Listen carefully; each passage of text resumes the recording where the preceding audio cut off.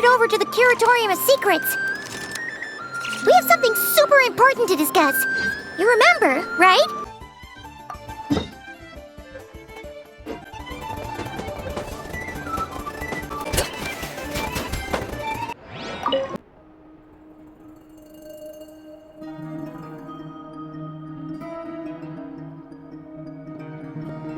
Looks like the gang's all here! Yep, all ready. How about you two? Green and good to go? Paimon's ready! Great, let's get rolling then. Great. Well, first things first. Wait. Someone's here. We heard your footsteps. Although... You've been here for a while now. I take it you followed the Traveler, but I don't sense any ill intent in you.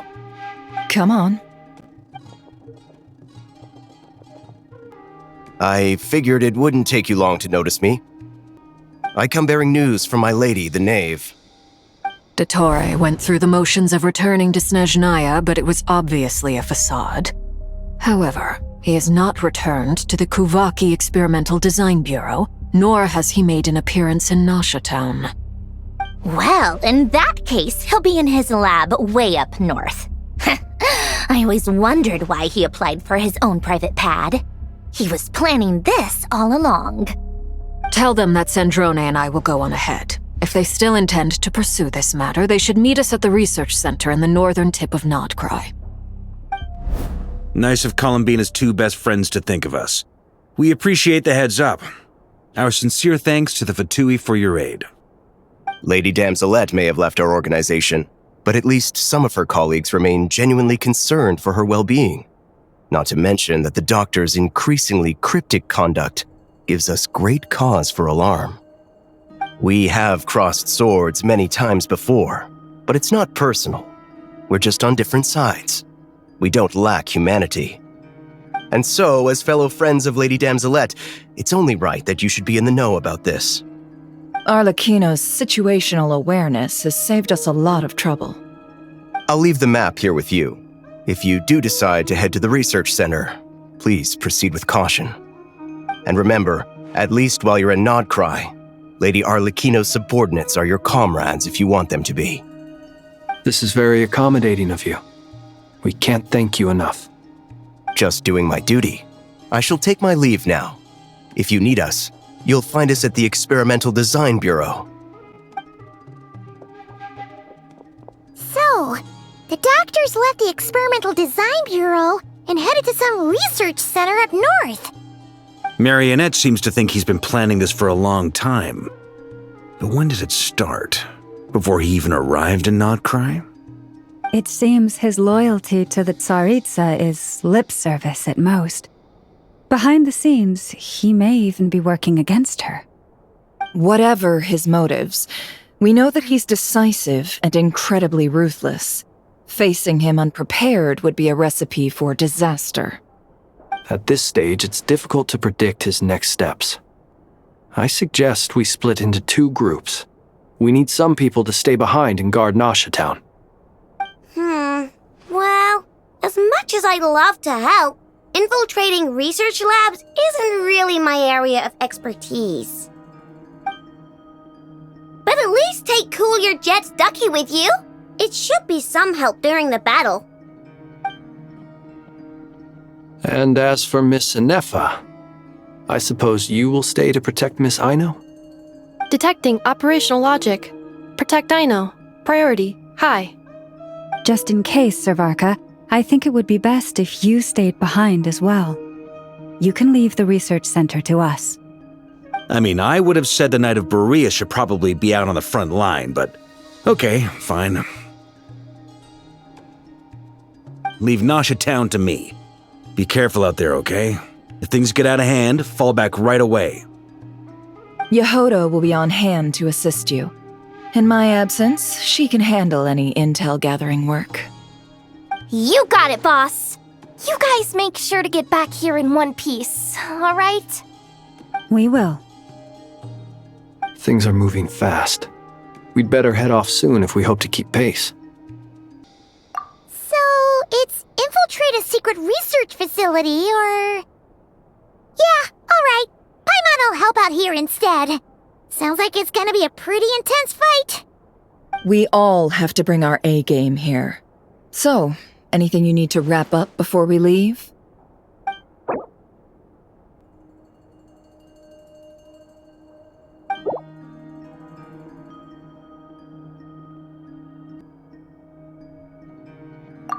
Then you'd better get going.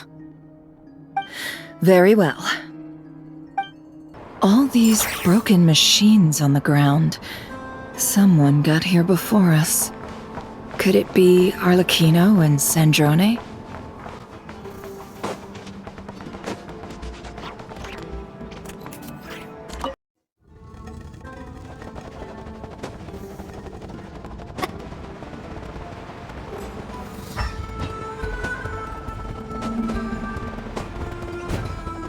That's quite a welcome party. Observe.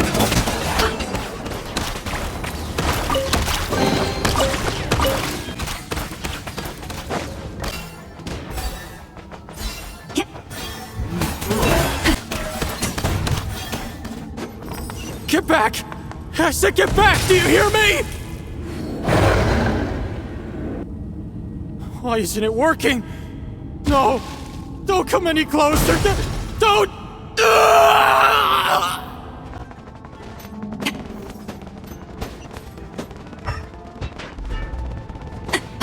No more lies! You poor souls. May your spirits find peace. Grab that key on the ground. We'll probably need it at some point.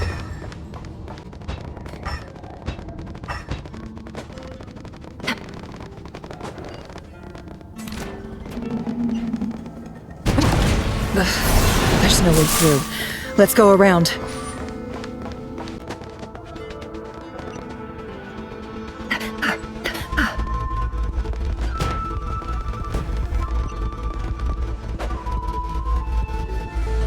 What the? Trespassers? Here? What's wrong with you people? We're looking for the doctor, and we understand he might be here. I see you're fleeing the facility. You looking to settle a score with the doctor? Good luck with that. I don't think you have many chances left. Perhaps. But you might have a chance to live if you start talking.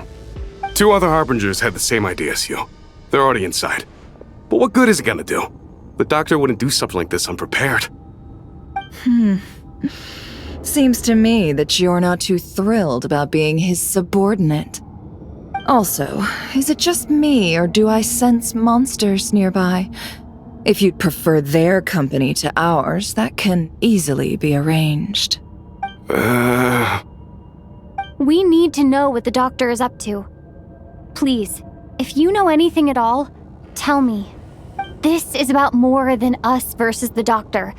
His actions could have consequences for all of Nodcry. And perhaps even your homeland, Snezhnaya.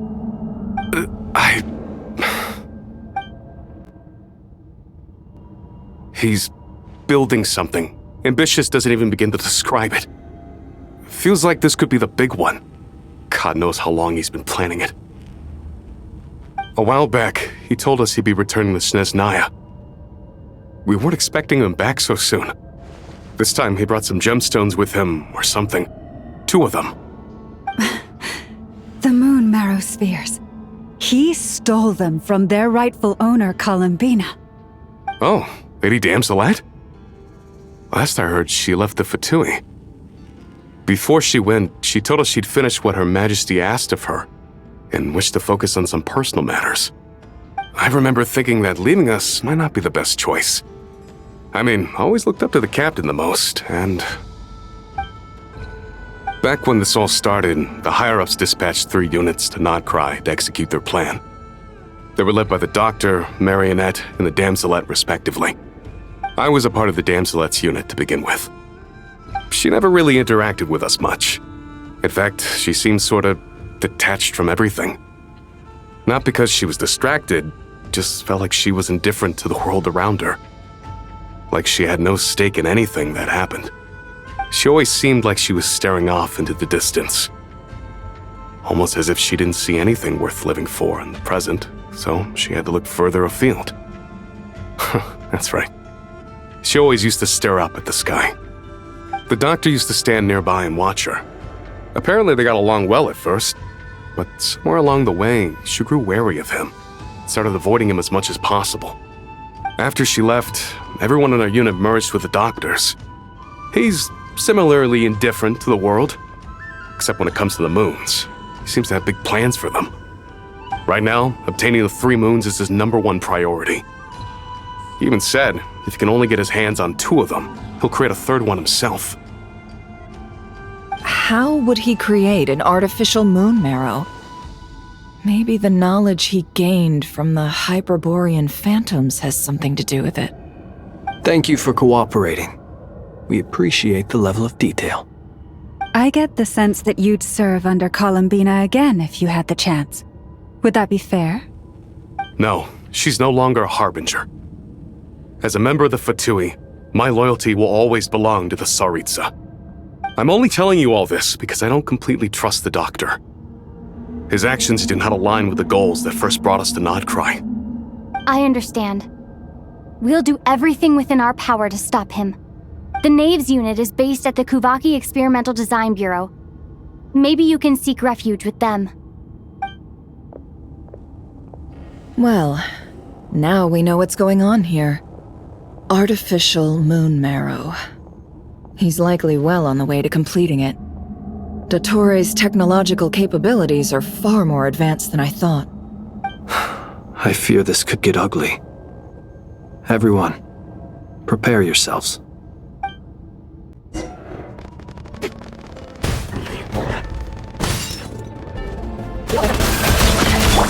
Leave this place. By the frost moon. Wipe out! Water jet! The night cometh. Observe. Close your eyes.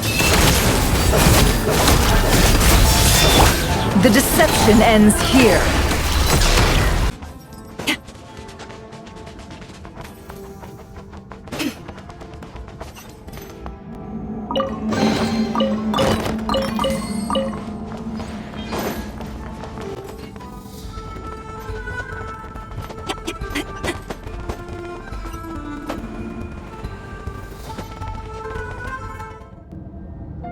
Welcome, one and all.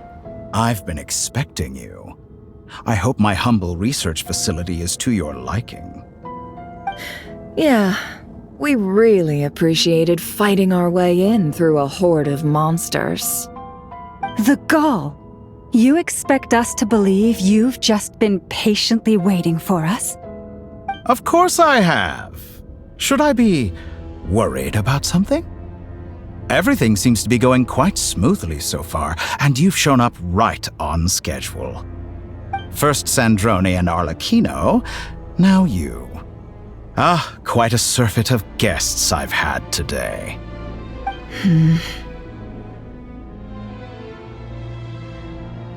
If you were looking for them, I should probably mention that Arlecchino disappeared as soon as she entered the facility. As for Sandrone, why, she stood right here only moments ago demanding answers from me at the top of her voice. Hardly out of character. She never was one for basic courtesy. But I have to admit, I was a little surprised to see her showing concern for someone besides herself. Does everyone you associate with undergo such a change in temperament? Speaking as a researcher, I have to say, it is not a change for the better.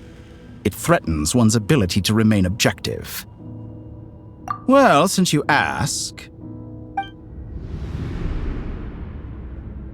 So you've got your hands on the moon marrow, and now you're claiming godhood. Don't you think that's a bit of a stretch, Dottore? I must protest what you are insinuating with that phrase, claiming godhood. I am not claiming anything. I am stating a fact. You're a researcher. I'm sure you appreciate the distinction between the two.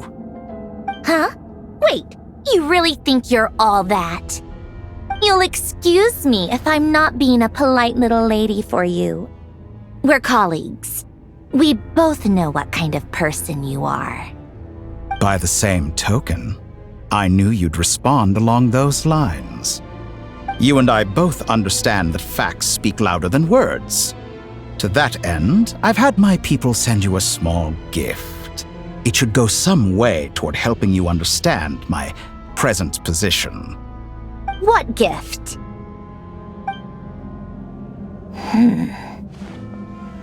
Where have all your troops gone? Who knows? Perhaps they are already marching toward a new world, following in the footsteps of an unknown god. As vulgar and arrogant as you may be, dear Sandrone, I have no intention of taking out my displeasure on your subordinates. They will enjoy equal rights to my own. You sent your people to the Experimental Design Bureau? That's the Tsaritsa's property. Yes, and I am very mindful of Her Majesty's instructions. But you know full well that they do not conflict with my present goals. In which case, all I'm doing is conducting another one of my experiments. Is there a problem with that? Now then, you have a judgment call to make. Am I simply lying to stall you?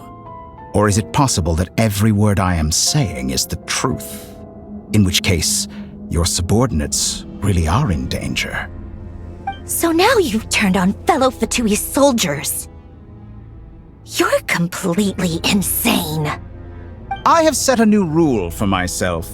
Each person gets one chance. Naturally, that includes you, Sandrone. If you wish to leave, I won't stop you. We are colleagues, after all. Scumbag! Still, I hadn't counted on Sandrone sparing any thought for the people of this world. Shame. I always found her self-centeredness to be one of her few better qualities. How can she ever hope to achieve greatness when she's so obsessed with protecting her little design bureau? It's more than a little disingenuous to speak of achieving greatness while taking hostages. Or does honor no longer mean anything to you? Honor?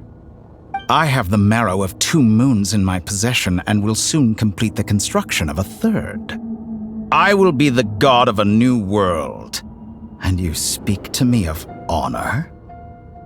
How charmingly naive.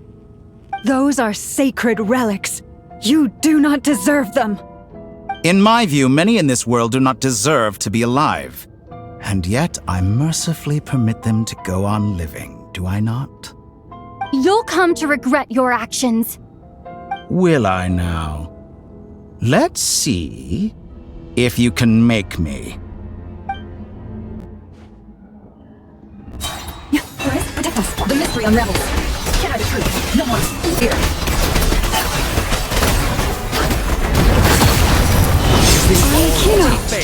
Thanks for the assistance. Arlecchino? They see you as an ally. What a farce. You're clearly here to destroy my research, not me. I'd say your research is more valuable than your life. Am I wrong? For the everlasting forest. No more lies. Betray your fear. Within. Can't hide the truth. It all falls into place. Oh, interesting. It all adds up.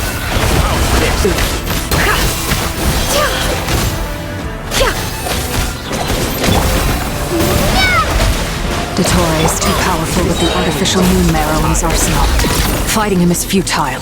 Quickly!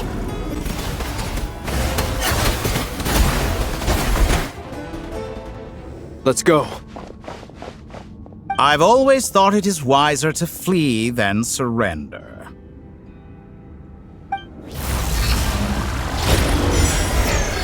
Watch out! What the? Forget about me! You should... Where's the Traveler?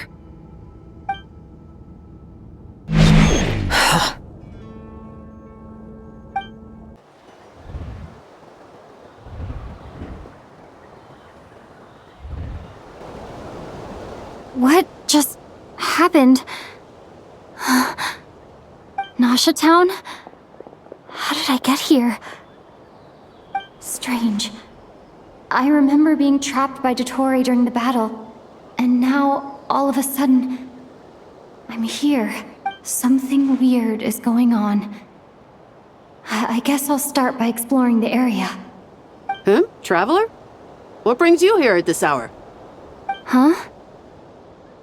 What are you in the mood for today? A hot dog? Or something else? We've got some special discounts at the moment. Want to see the menu?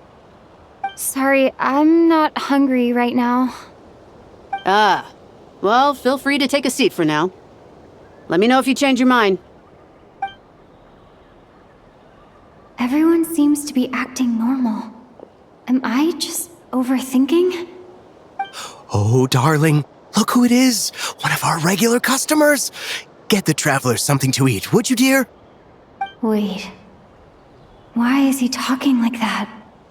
Well, I'd love to, but can't serve a customer unless they order something. Anyway, I take it your business is wrapped up? Yes, thankfully. It was a long trip, and it's left me feeling pretty exhausted. But the upshot is, I won't have to leave again for a good while. We can have some quality time to ourselves. Wait. These two are a couple? I see some kids around too. I didn't know they had a family. Hey there! I haven't seen you in ages! What's keeping you so busy? I've been looking forward to playing with you again. You forgot already? You're silly. Daddy brought you over to our house recently. We had some snacks together. What is she talking about?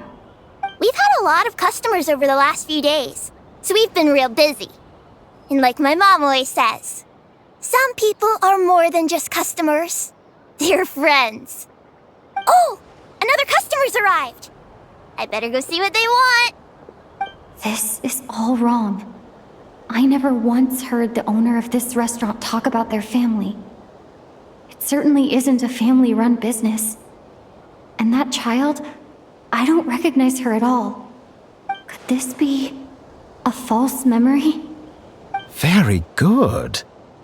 I knew you had it in you. Aren't you going to try the house special? When did he show up? No, none of this is real. You don't seem to like it here. That's fine. We can change venues.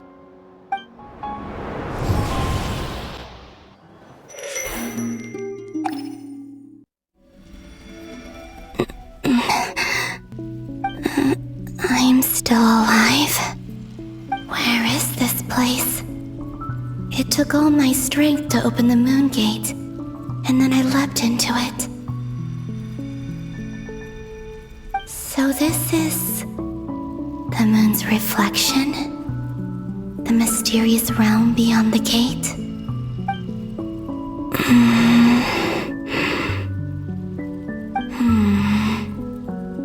I can't sense anything. I guess I could try opening the gate once more.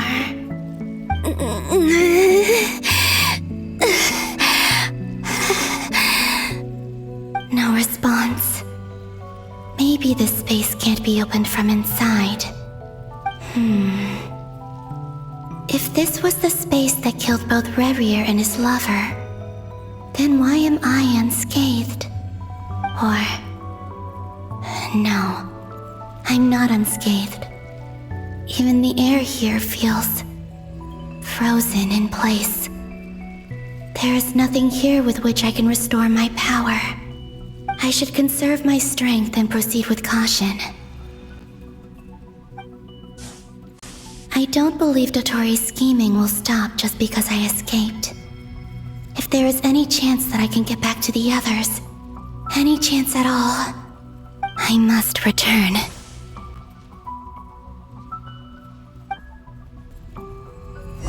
Emptiness. Silence. What is this place? Or maybe the real question is, what is it for? What's this? Looks like it responds to my power.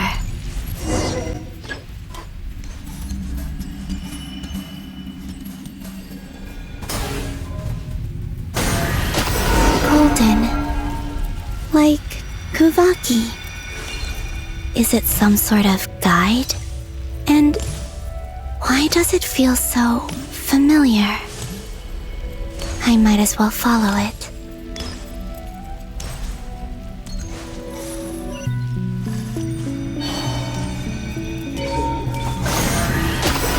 Where does this lead? Could it be the exit?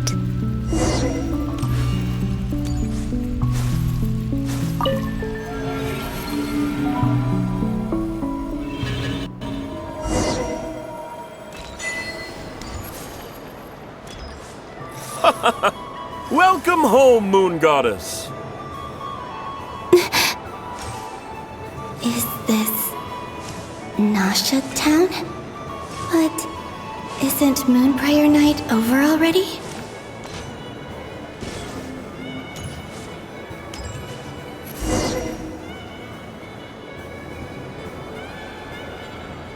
Goodbye for now, Columbina. I hope you have a wonderful night. I will. Everyone else, and me? Are these my memories?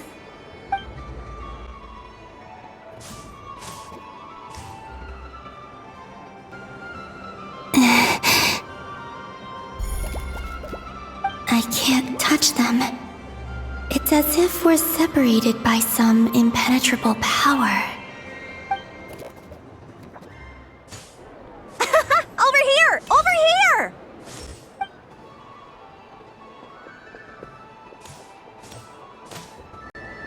But the people in these memories pass right through me. Just like when I disappeared. If only I had known what would come to pass after that. Even so, I should still take a look around. Just being back here. It gives me the strength to keep going.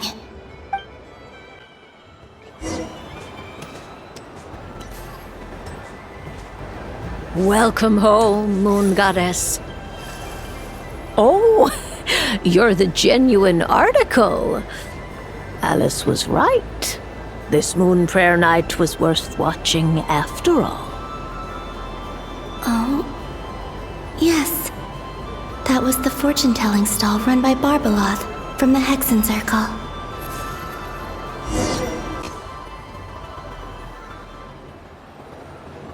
Please, draw the first lunar arcana. This represents destiny and is the foundation for the divination as a whole.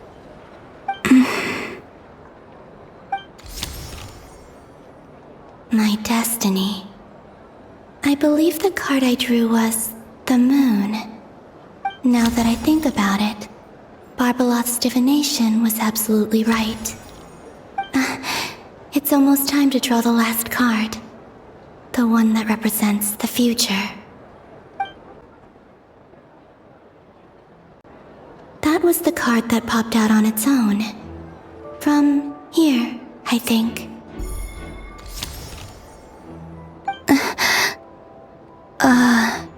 Kuvaki Pulse? What? Fascinating. I've never encountered this before in my role as a diviner. What's going on? Did that card leave the deck? Because of my influence? All I did was try to touch it, and then... Maybe this memory space is not untouchable after all. Are there weak points in the barrier? Or is it possible that there's more to this space than my memories alone? This card is death. I need to get to the bottom of this. I'll try touching something else.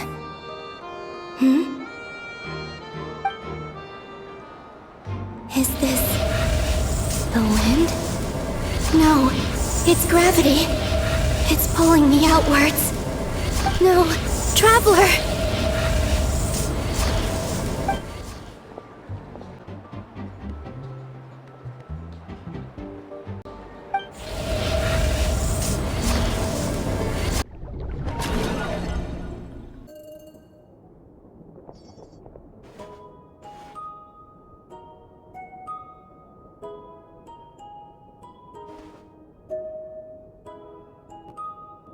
Paimon, listen to me.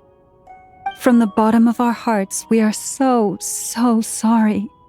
We completely understand how you must feel. The Traveler is trapped, and we all feel responsible for it. Don't say that!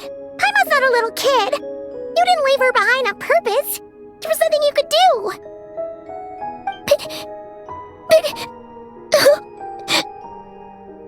She's all alone in there! What if something happens to her? What are we gonna do then? We've barely spent any time apart since we met. Is she gonna die? We must find a way to rescue her. We were all involved in the operation where she was captured, and we do not abandon our comrades. That being said, it won't be easy.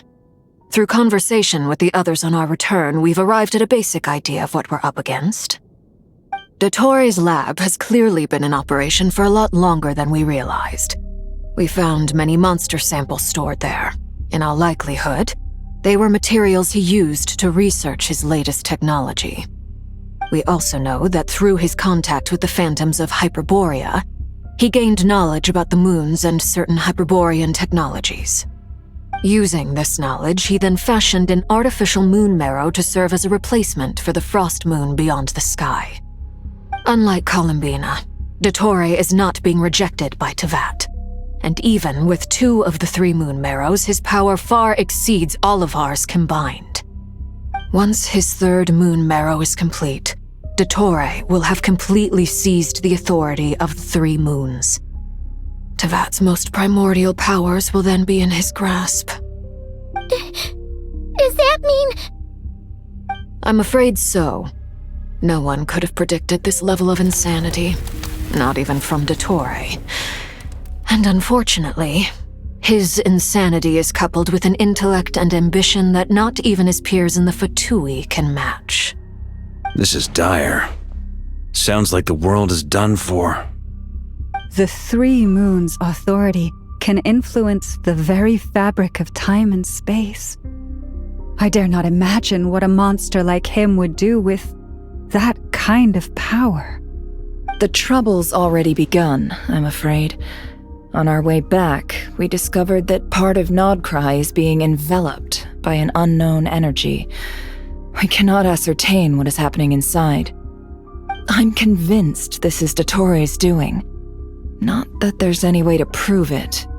The issue is, we have no idea what his intentions are.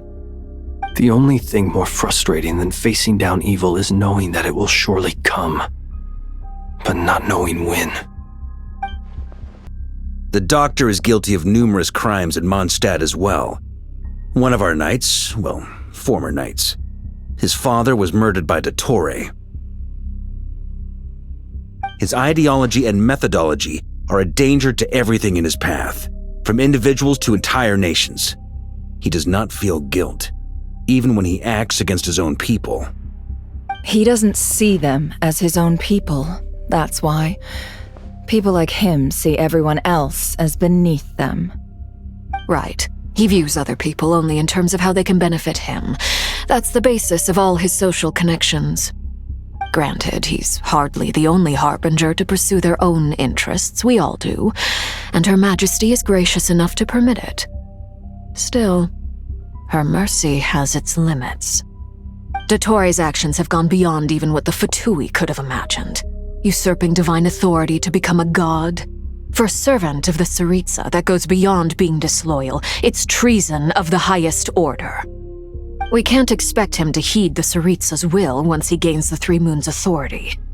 Even we harbingers consider him the most self-interested among us. Poor Traveler. Of all the people to get caught by... We have to go save her! Right now! Please! We gotta find a way! Paimon, I promise you, we are with you all the way. I get how you feel. I do. But it's gonna take more than strong emotions to take down an enemy like Dottore. What we need now is more information. Right. We can't even guarantee he's still at his research center. Before we can think about mounting a rescue operation, we need to confirm the Traveler's location. I'll find a way. Paimon knows knows, but she's so scared. If anything happens to the Traveler, she might be the strongest person Paimon knows, but she's still human. She feels pain and bleeds just like anyone else. Then think things through before you stick your neck out. Unless you want to lose your head. Sandrone. Miss Sandrone, you're okay? Put the stuff over there, and be gentle with it.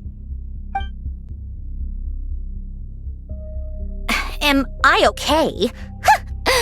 As you can see, I've had to move my whole livelihood out of the Experimental Design Bureau.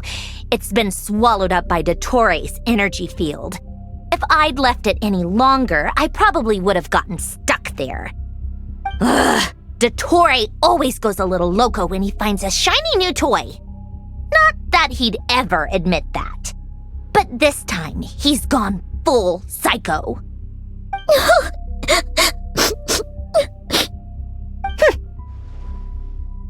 Just go ahead and cry already. Sorry. Paimon's not trying to make a scene. It's just, she can't. Oh, Paimon. Let it all out. There's no shame in it. When you're overwhelmed by fear and despair, crying can help get it out of your system. You'll feel better for it. Okay then, while the baby of the group is having a moment, how about the grown-ups get to work? Give me your hand. You've made a discovery? Polonia, scan.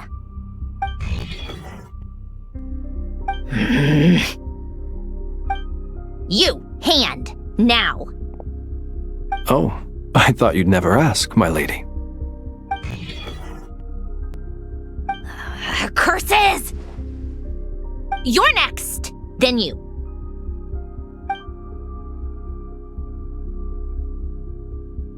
Dottore, you son of a... He's done something to us! Everyone who entered his research center has been implanted with some sort of curse. I don't feel anything unusual at the moment. Does that mean it hasn't activated yet? Is there a way to figure out its purpose and what might trigger it? My best guess is Dottore created it using the Moon Goddess's powers. 1 second, analyzing. Ugh! That friggin' maniac! So, what twisted game is he playing this time? The moment I analyzed the energy composition, some encrypted text appeared in my mind's eye. And when I deciphered it according to the Fatui standard encryption protocol, I got the following message. Feel free to run, or you will perish in nod cry. He's mocking us. Yep, he loves to toy with people. Only in this case, there might be more to it. But I didn't detect any murderous intent or malice either in the message or the curse's energy. As if this is him at his least malicious. Or perhaps all people are cowards in his eyes. Maybe he thinks the threat alone will be effective. What a despicable person. And he has the Traveler in his grasp. If I may, as unhinged as Dottore may be, he has always exercised great patience with the objects of his interest. I remember a comment he made when we first arrived in Nodcry. He said, "This world is, on the whole, an exceedingly dull place. But at least there are a few intriguing features, such as the gods or the Traveler. Presumably, they interest him because they're unknown quantities. He wants to understand as much as he can about them." Agreed. The Traveler is Tevat's 4th descender. All Harbingers are aware of this. Since Dottore took such pains to capture the Traveler, he is unlikely to kill her right away. Okay, but we still have to do that rescue operation. Of course. I also think we need to read between the lines with Dottore's message. If he's encouraging us to run, that means we mustn't leave Nodcry under any circumstances. My guess is, his curse will only trigger if we leave. We've discovered multiple energy fields. Albedo is still attempting to analyze their structure. He told me to report back first.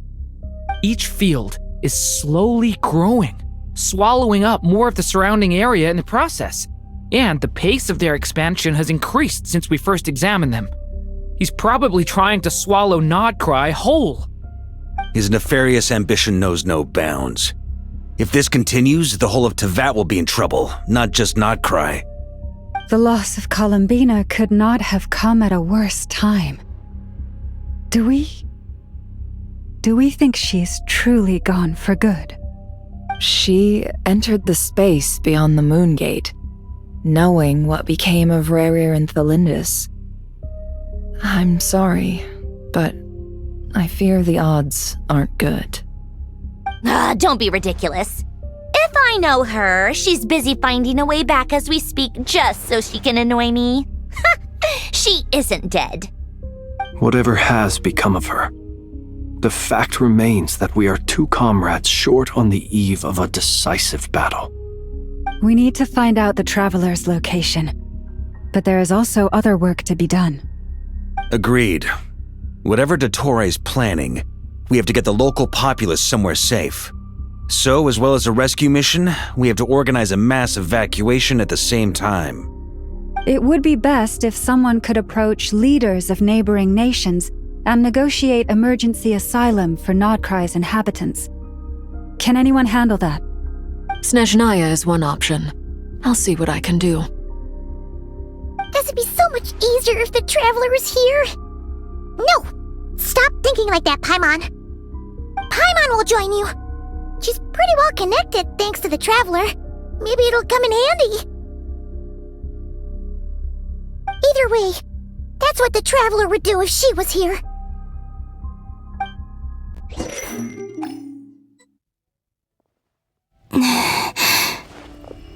Back here again. That gravitational force that pulled me back. Is this where it came from? When I saw that memory of Moonprayer Night, I think I influenced reality.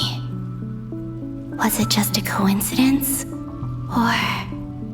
if only I could have sent the others some kind of warning on Moonprayer Night. Maybe we could have stopped Dottore. I feel... so heavy. Does entering that space consume a lot of energy? Well, even so, I have to keep moving forward. Back to emptiness and silence again. I should try and find my way back inside that memory.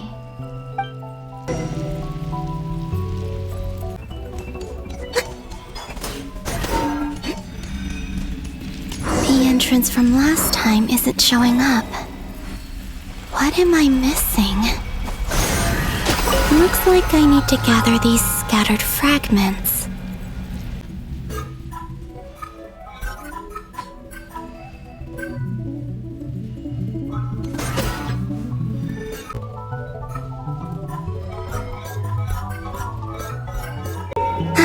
It worked!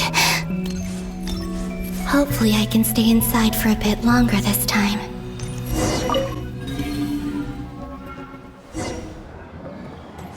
Ad Astra Abyssosque. Welcome to the Adventurers Guild. What? This doesn't look like Moonprayer Night. Extra, extra! Latest issue of the Nasha Express! I don't think I've ever been here. Maybe this space isn't comprised of my memories after all. There aren't any festive decorations around. Is this Nasha Town after Moonprayer Night ended? Did Dottore's plan not affect the town? Or is no one aware of what happened because he used the Three Moons' authority? Let me see if I can influence anyone else.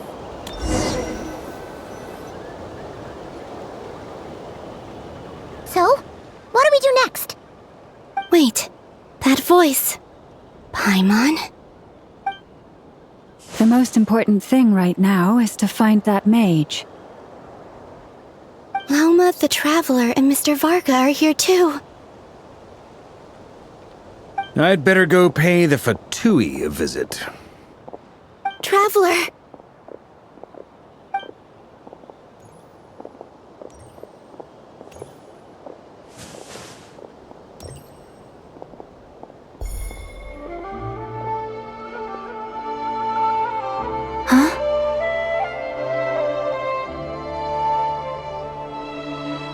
Columbina? I made contact. It's me, Columbina. Huh?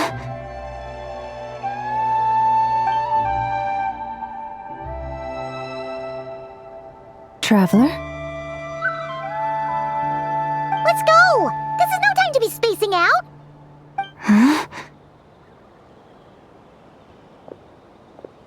Huh? Wait a moment. This has happened before. Huh? This is what happened when I disappeared. I stood right over there, thinking that no one would ever find me again. It was only when she called my name that I decided to follow them. But did she turn around because she sensed my touch just now? Is it really possible that from in here, I can change the past? If I keep following them, maybe... Huh? It's that gravity again.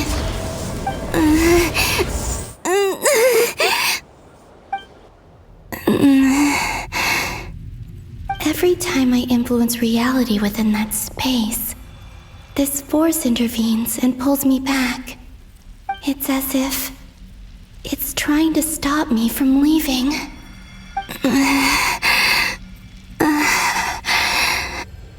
I'm getting weaker and weaker. I'll just have to try another approach next time. Come on, Columbina. Keep going. You have to tell everyone what happened.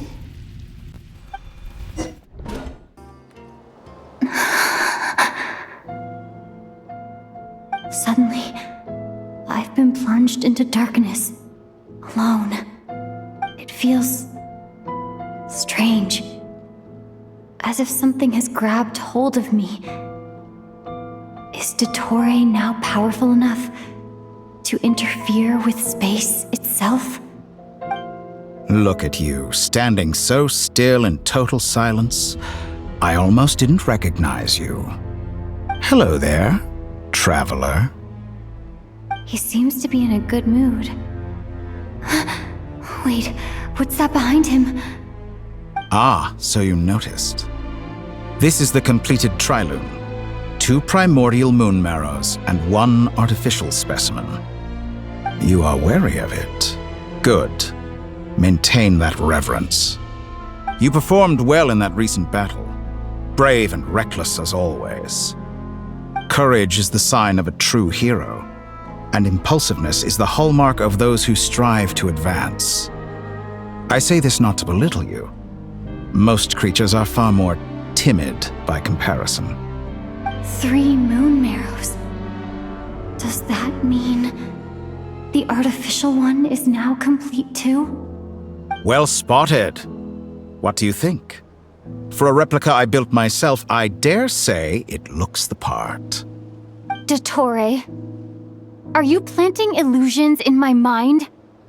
I have no interest in fooling your eyes. On the contrary, I hope to show you the true essence of all that you see before you. Is this not a beautiful city? People live in peace and find joy in their work. The streets are safe.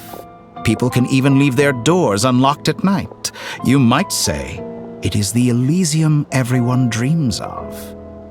All available data indicates your values and worldview conform with the mainstream.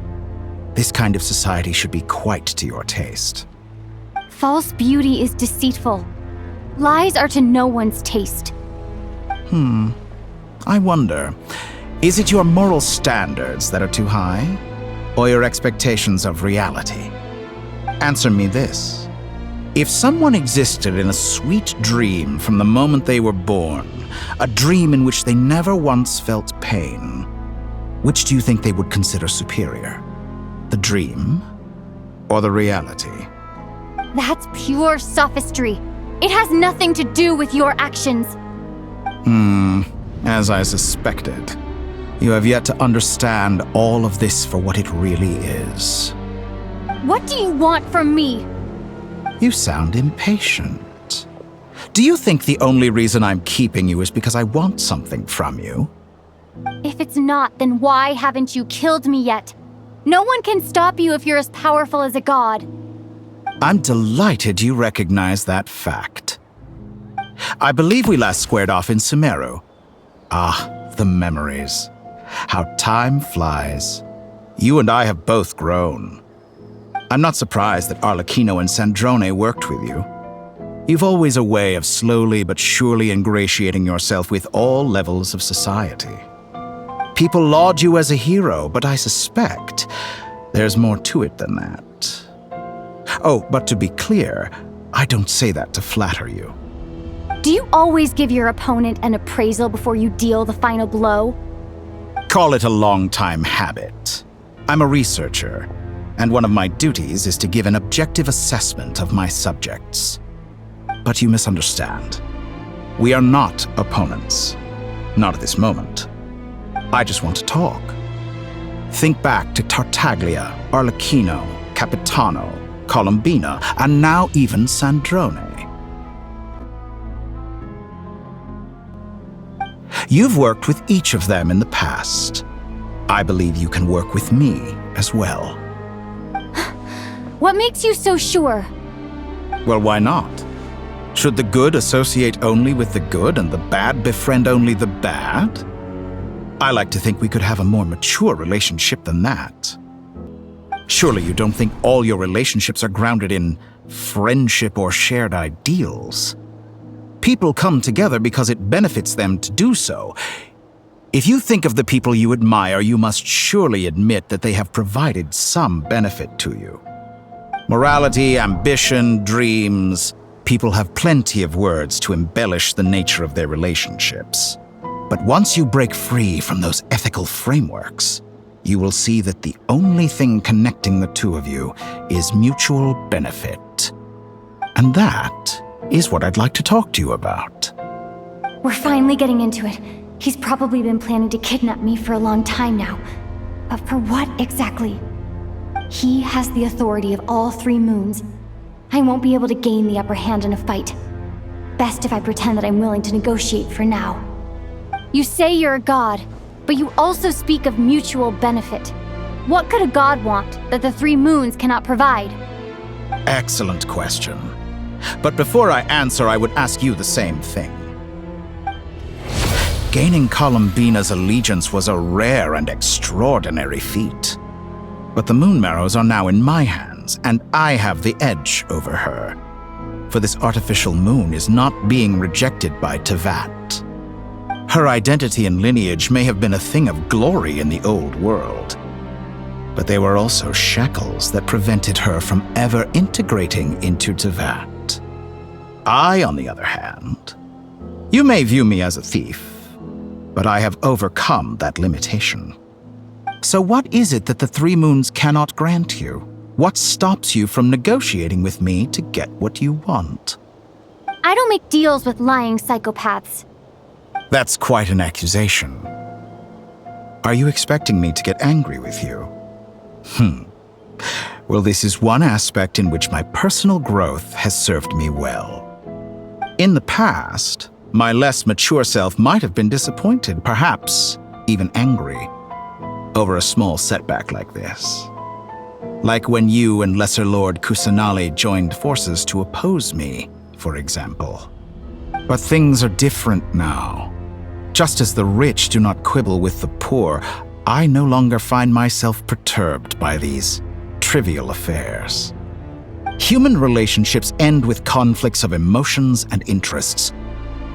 But relations between humans and gods are different. And ours is even more unique. I have ascended to the highest heights and laid claim to unprecedented horizons. And you were no ordinary person to begin with.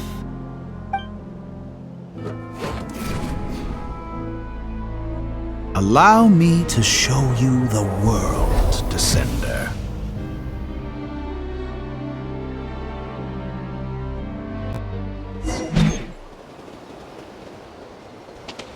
To stand, walk, jump, sit, and lie down. These are the most common of behaviors.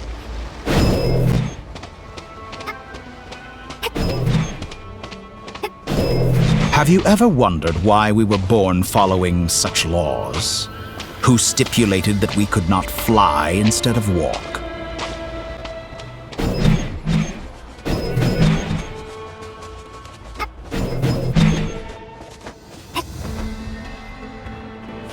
Someone of your talent and experience must surely know of the 4 great rulers who serve the heavenly principles. They govern life, death, time, and space. One wounded by a blade will die from blood loss or infection, and one who falls into a lake will drown in agony. The elderly wallow in solitude, and the solitary age faster. Eventually, new life is born, only to embark on the same path of suffering. These 4 divisions anchor the world and shackle those who live in it. But they themselves transcend its boundaries, squandering the power bestowed by the heavens. All who live yearn for equality, but unless the gods prostrate themselves and profess that they are mere servants of the living, equality can never exist. Who makes the rules we must live by? Who has the right to restrict us? The limits of the body can be rejected.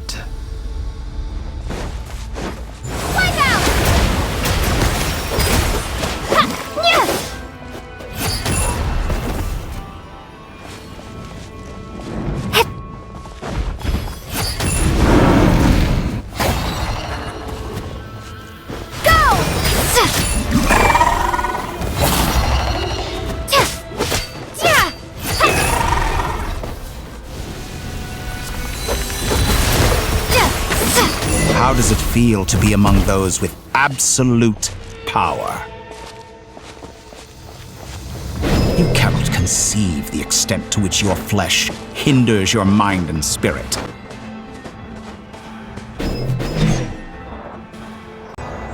Only by discarding our useless, primitive eyes can we perceive a new world.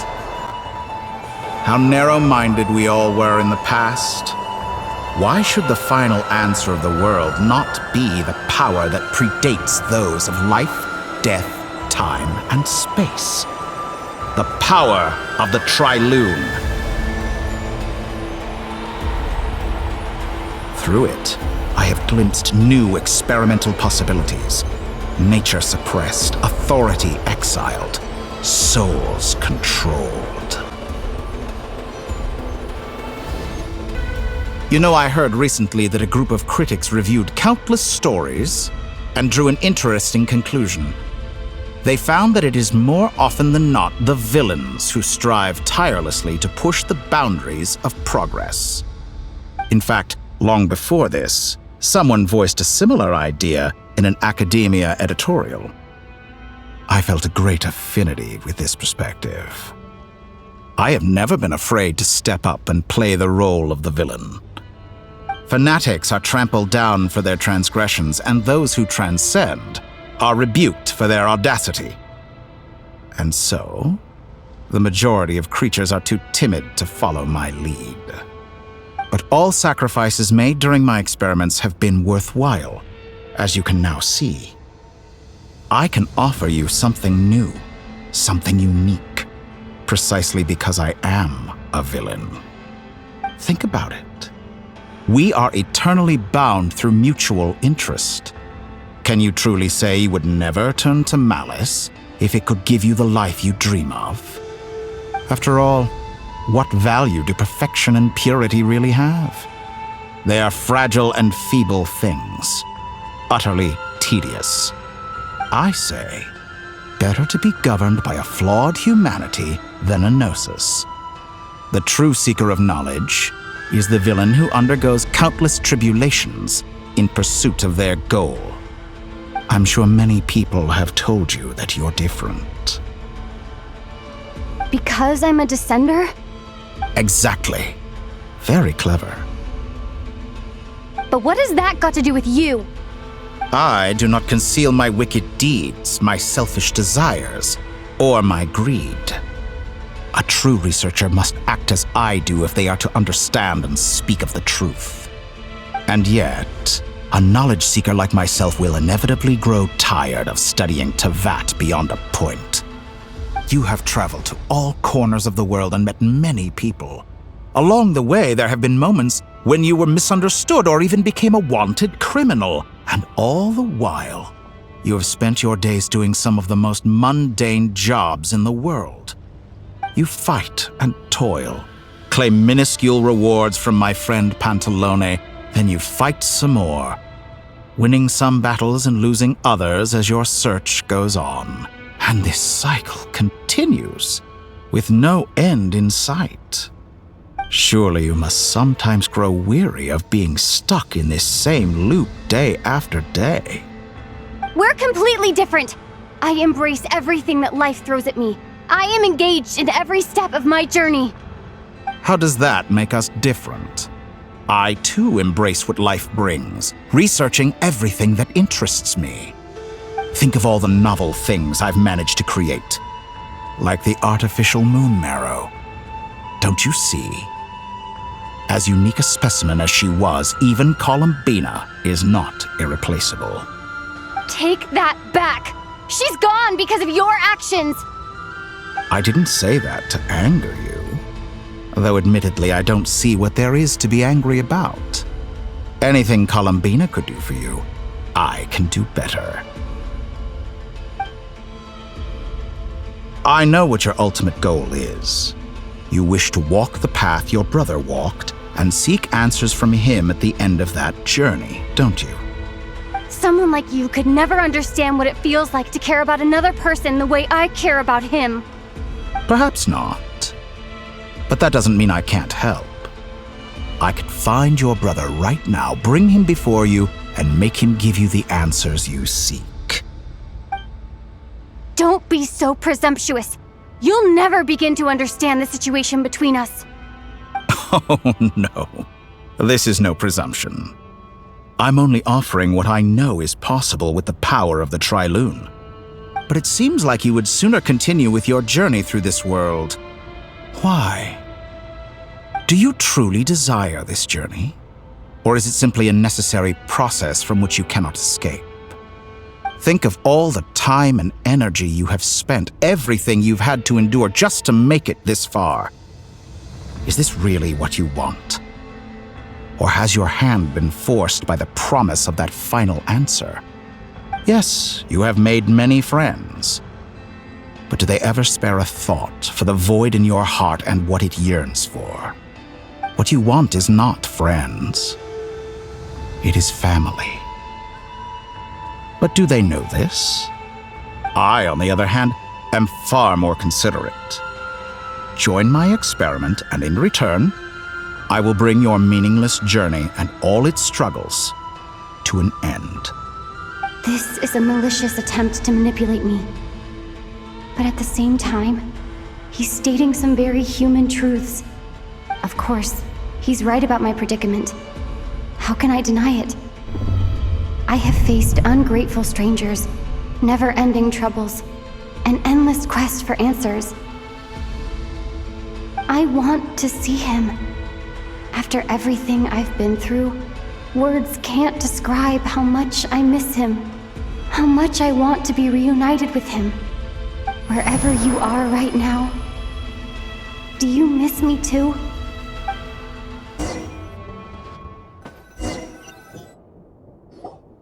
All right, everyone.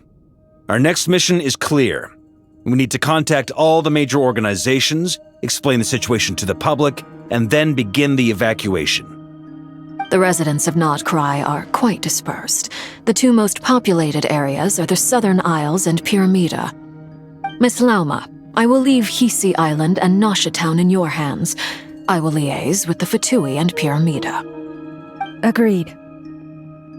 We will reach out to Natlan and Snezhnaya. Anyone found north of the Experimental Design Bureau should follow the Fatui to Snezhnaya. As for those dwelling south of that line, I will ask the Voynich Guild to help persuade them to leave. Then I, Mr. Varka, and the Frostmoon Scions will escort them to Natlan. The Voynich Guild has dealings with the Curatorium of Secrets. I will send them a letter vouching for your credibility. Yehoda, you should help Lauma. This is too big of a task for one person. My wish has come true. You're willingly lending me your most capable employee for the day. Well, good for you if all this only takes a day. Of course, if it takes any longer, I'll be charging a fee. Boss, wait! Don't I get a say in this? Oh, I'm sorry. Something to add, Yehoda? Well, no one's more important to me than you, boss. And remember how Lauma healed your eyes after that big battle? I think that's worth at least 2 or 3 days' work for the Frostmoon Scions. Are you completely incapable of acting in your own self-interest? Or do you simply devalue your own labor? Are you sure you don't want to come with us? Who will see to our other work if we're all busy evacuating residents? Sandrone insists that Columbina is still alive, and we have a traveler to rescue. There's much to be done. But boss, I'm just worried that... Well, Nefer, I'll link up with you once my tasks are complete. What makes you think I'd need you to do that? I'll need it. And considering the way you approach certain matters, I think you'll be better off with me present. That's quite enough. Just focus on your work first. I bet we're in for an uphill battle here. But we can help out too. Inefa and I are gonna help Nasha Town's residents carry their stuff. Loading schedule. Store essential local research data and technology samples, then escort the people to Natlan. Understood. I will execute this to the best of my abilities. Great stuff. Thank you, ladies. I've contacted the Lightkeepers. A colleague of mine will join us shortly. I will persuade them to conduct a thorough search of the region to ensure that no civilians get left behind. As for me, I guess I'll be making an early return to Sumeru. I think it's important that someone informs the Dendro Archon of what's going on in Nodcry. Roger that. Someone should inform Mondstadt, too. Mr. Duran, can I trust you to handle that? I think you fly faster than any of us can run. As an added incentive, get there fast enough and I'll see about getting your gliding exam waived. Really? Ha! Mission accepted, sir! I intend to stay behind and help Miss Sandrone with her research. She has some alchemy-related questions that she'd like me to explore. She recognizes your expertise, then. I wish you a fruitful collaboration. Thank you. In truth, I was surprised to hear her express an interest in subject matter outside of machines. I believe she has been investigating some Fontanian technology recently. She made a point of bringing the relevant materials with her when she left the Experimental Design Bureau. She's sorting through everything in her room as we speak. I should mention that we have one other friend who isn't present. He hasn't made his position in all of this clear. But if we know anything about him, he's likely investigating on his own. Paimon's been very quiet today. But I know how close she and the Traveler are with the Natlanese. She should come with us to the border. Okay. Paimon will do her best. Make sure to heed Sandrone's warning. Many of us have been cursed by Dottore. As such, under no circumstances should anyone cross national borders. Remain within Nodcry. That aside, personally I have faith in Columbina. Things look grim, sure, but who knows how it'll play out. Same goes for rescuing the Traveler. Both of them are important allies and friends. We'll be counting on you to gather intel on them, Miss Nefer. Oh, wonderful. You're all here. That voice again! Nicole? Whoa, that was loud! And it came out of nowhere. So mysterious. Sorry, this is the only way I can speak to you all right now. Please accept my apology. Anyway, time is short. I'll cut to the chase. We're still facing quite a catastrophe here at the world's borders. Alice has roped in every Hexen Circle member she can get a hold of. Except for me. She told me I had to come and help you all out as a matter of urgency. I quote, "You love talking, don't you? Well, now it's finally your time to shine. Take these. Make sure the whole party gets one each. You'll be in charge of making sure everyone stays connected." Huh? Is this a Dodo communication device? Scanning. Unknown device. Analyzing. Unknown device. Conclusion. Cute. Affirmative. It is cute and good. I believe that I quite like it. This is no ordinary Dodo communication device. It's my very own special modified version, specifically... sorry. I almost went off on another tangent there. Anyway, help yourselves. It will allow us to communicate over long distances within Nodcry. No more worrying about shuttling messages back and forth. What astounding technology. Am I right in assuming that it relies on your personal abilities to function, Miss Nicole? Yes, exactly. Right on cue, Albedo. I'd love to brag to you all about how it all works. But no, next time. Anyway, I'll be right with you all, serving as a communication hub. That's all from me. Head off as soon as you're ready. I'll be staying here to keep watch, and I'll be sending you my blessings.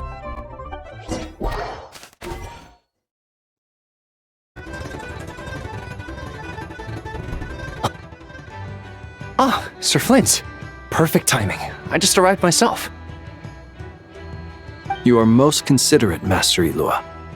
But in fact, I know you have been sitting here for quite some time. If you saw me, why didn't you say something? I was curious to see how long you could sit still for. Also, shouldn't you have managed to sense me approaching? That would be a first. You always seem to appear out of thin air without making a peep. Also, how many times do I have to tell you not to address me as master? I don't qualify. I beg to differ. Why should a young man so well-versed in social graces as yourself not be worthy of that title? Please, Lord Flint's... Sir Flint's. I'm begging you, don't flatter me into complacency like you do with everyone else. You understand me better than most. My newest acquaintances tell me I love complimenting others. What do you think? I think they don't understand why you do it. You just love puffing people up till they're a big, happy ball of hot air that floats away into the sky. In all sincerity, I can only hope that they bring good tidings when they come back down to Earth. Is the situation that bad? We just held a strategy meeting. Let me fill you in. In short, we need everyone gone from Pyramida. We also need a team of Lightkeepers to scour the more remote regions of Nodcry for civilians to evacuate. I only hope we have enough personnel. We do. Old Man Nikita will definitely help, and we can recall anyone out on patrol to focus on this instead. Good. I'm sure you and the others will make short work of this. Now, don't forget, once you've completed this task, make sure you and the rest of the team evacuate to either Snezhnaya or Natlan as well. Flint's? If you've got something to say, Master Ilua, why not guess what I'm thinking right now? You mentioned that you have something else to deal with later. How difficult is it going to be? I doubt it will be easy. I know you're a Lightkeeper, and it's your duty to protect others in times of crisis. But I have a feeling that you'll be walking into grave danger. However bad things have gotten in the past, Nodcry has never faced a mass evacuation before. But from the sounds of it, you don't intend to come with us. I don't mean to pry, and it's probably none of my business. But whatever it is you're intending, you don't have to go through with it, you know. I've been afflicted with some sort of curse, and I'm told it may well trigger if I set foot outside of Nodcry. As such, I cannot leave. I have to act, if for no other reason than to fight this curse. What? No. Why? Why would anyone want to curse you? There are plenty of people out there willing to trample over others in pursuit of their own goals. Frankly, Sir Flint, I am furious. You're making light of what is an incredibly serious situation. Indeed I am. And? And what? I told you, I'm furious about this. Nothing I can do about it, I'm afraid. Things happen, and we just have to deal with them. If you find yourself feeling angry, perhaps start by drinking a big glass of water. Hey, you mean you're completely unmoved by my anger? I'm devastated. Then allow me to express my sincerest regret. Come by the lighthouse sometime. We'll catch ourselves a few fish, have a little barbecue, play some cards, and bask in the sun. Maybe I need to spell this out. Lean in a little, Flint. Oh my, this doesn't bode well. Word is that you were caught up in a real horror show recently. People were amazed that you returned safe and sound. They've been debating whether you're even human. I've returned safe and sound from plenty of crises.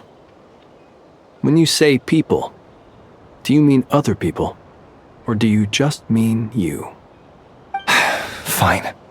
I'll be frank. You're not human, are you? Heavens. Now that's a horrifying thought. You know what? Forget it. We'll revisit this once it's all over. A sound plan. Albeit a little ominous sounding. Just promise me you'll come back in one piece. All right? For you, Master Ilua. How could I refuse? Also, please pass my regards on to our colleagues. Tell them, thank you all for your assistance. Please put safety first as you proceed with the operation.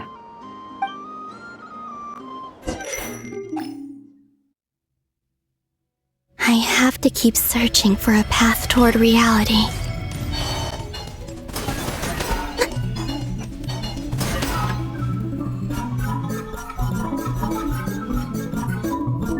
This should do it. The last 2 times I tried to influence reality in this space, it consumed a lot of Kuvaki. I'll try and be more careful this time. I need to leave key clues behind using less power. I hope everyone still remembers what I said on Moon Prayer Night.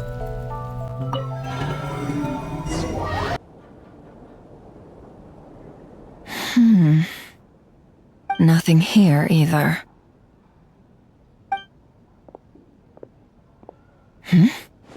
Flint's?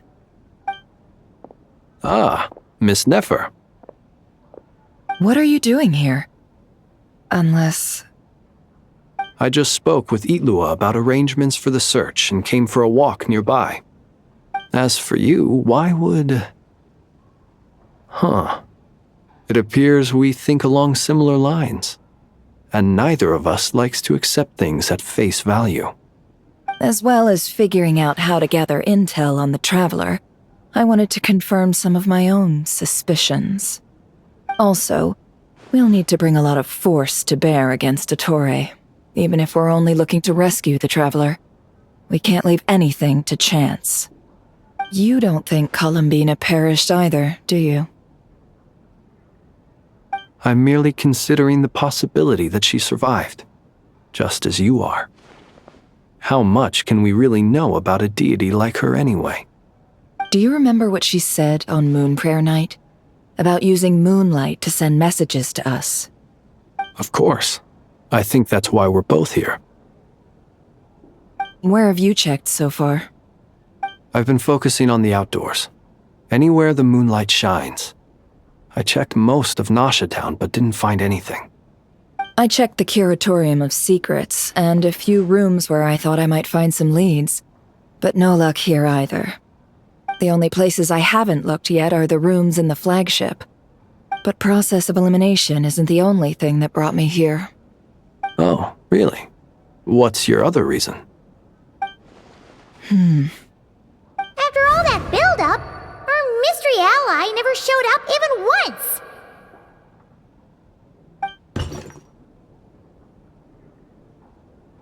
Huh? Am I imagining things?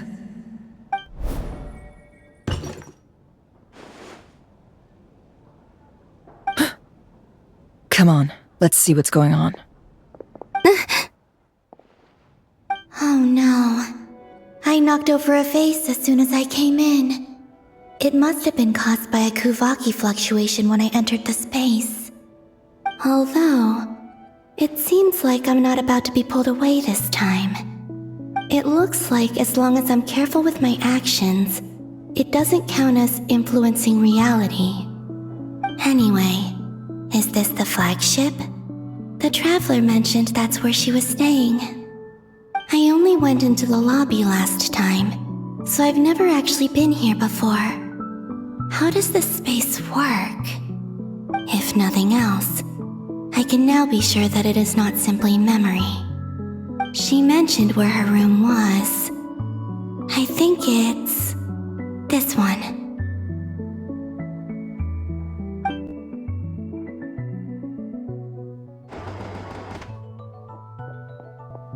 The door is closed, but if this is anything like when I disappeared, then maybe...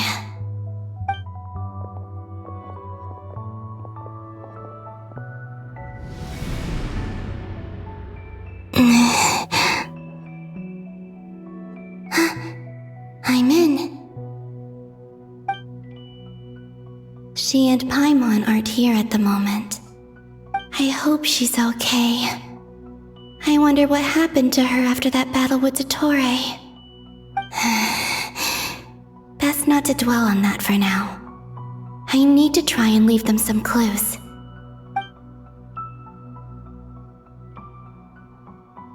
Please, Traveler. I really hope you find this.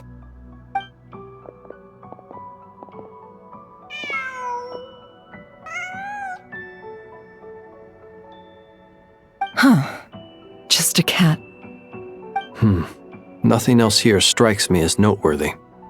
Didn't you stay here for a couple of nights once? Before Rerir showed himself, yes. It's also where the Traveler and I first met. Did you notice anything unusual during your stay? I remember thinking how much noisier the flagship is at night compared to the graveyard. Other than that, no.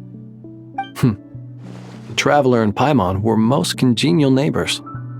This is where they've been staying, yes? Over here? That's right. I wouldn't usually condone breaking and entering, but we can make it up to them later. Focus now. I have to write a message on the wall using Kuvaki, just like I said on Moon Prayer Night.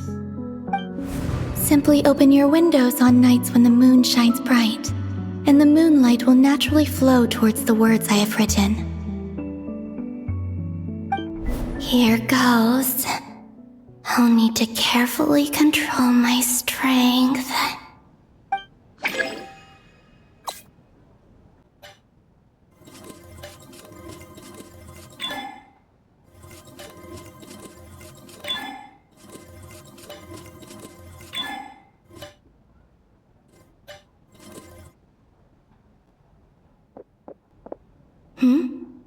a noise outside the door. Is she back?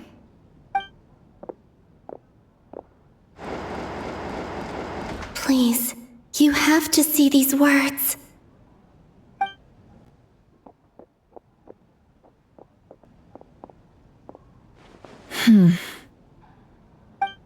Well, do you sense anything? Unfortunately, no. And this place was our last chance. Not necessarily. We've only looked in Nasha Town so far. Miss Columbina said she would leave messages at her friends' dwellings. It's still worth checking where Miss Lauma lives and where I live. Let's try and make some time to look into those then. Wait. What are you waiting for? Paimon might have overeaten slightly. What's that look for? This is a victory feast. It's normal to eat a little more than usual. The Traveler in Paimon. It's really you. But why are they talking about a victory feast? Huh. You worried Paimon sick while you were out there fighting Rerir. So this is your chance to make it up to her, alright? Wait. So this is the night after the battle against Rerir? How did I end up here? That's quite a long time ago now. Wait. Time. That's it. Every time I've entered reality within this space, it's been at an earlier point in time. Every one of those points has been before I fell into the moon's reflection. And everything I've done to affect reality really did happen in the past. Does this mean that, within the moon's reflection, time flows backwards? Starting from the moment I fell in? Not long till Moon Prayer Night now. It's gonna be even livelier than tonight. Although, it's gonna be sad saying goodbye to the damselette. She seems like a really nice person. Paimon. No, I can't. Even if I make contact, they probably won't understand what's going on. And in any case, I'll likely get pulled away again if I do. Instead, I have to find a way to get them to notice what I've written using the moonlight. Wait, even I hadn't thought of doing that before Moon Prayer Night. They'd never conceive of that possibility. Is there truly no other way? Don't lose heart. We'll find a way somehow. Huh? Oh, you say that, but the Frost Moon is beyond the fall sky. If we wanted to go visit her, how would we make it through to the other side? We might not have all the answers now, but I'm sure we'll find a way one day. Huh. Guess someone's gotta be the optimist. The present. The future. That's right. There are still things I can do. What's your plan? Flint's, when you were staying next door, did you ever open the window? No.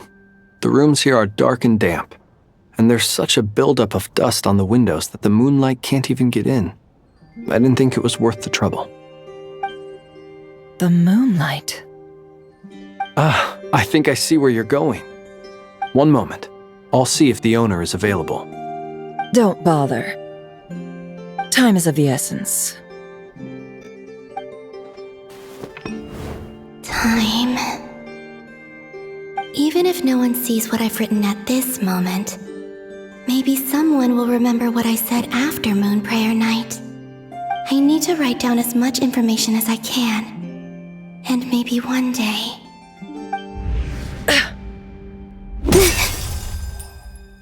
Huh? What's up with you? You can't even hold your cup steady. Are you getting tired? A little.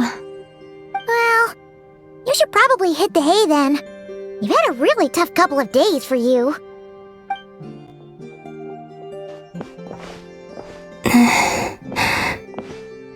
You truly have. You helped defeat Rerir, helped me reclaim my name, and you helped the others organize Moon Prayer Night. Wherever you are right now, I'm sure you're still fighting against the injustices of fate. This is all I can leave for them. How I wish I could stay here. But it's time for me to go. I hope to see you again in the next time. And if the opportunity presents itself. I will surely return to your side. Huh. Columbina. She's alive. Not only that, but she's left us an entire wall's worth of clues. She even wrote down what would happen on Moon Prayer Night. It's just a shame we found it too late. I am here. Time in this place flows backwards. I am constantly moving forward. It sounds like she's found a way to influence the past using Kuvaki. But her future is our past. So, these words have been here ever since we defeated the Reikir of Solnari. We just never discovered them. Which came first, the chicken or the egg? Do you ever mull over questions like that? Only when I'm in a good mood and at leisure. Well, I never do.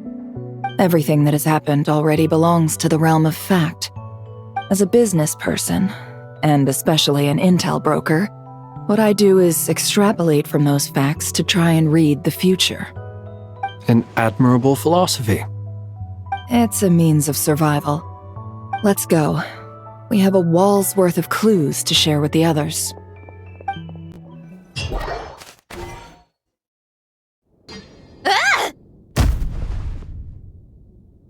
It appears that the doctor's energy signature has changed to something similar to Kuvaki, but not like the Kuvaki we're used to.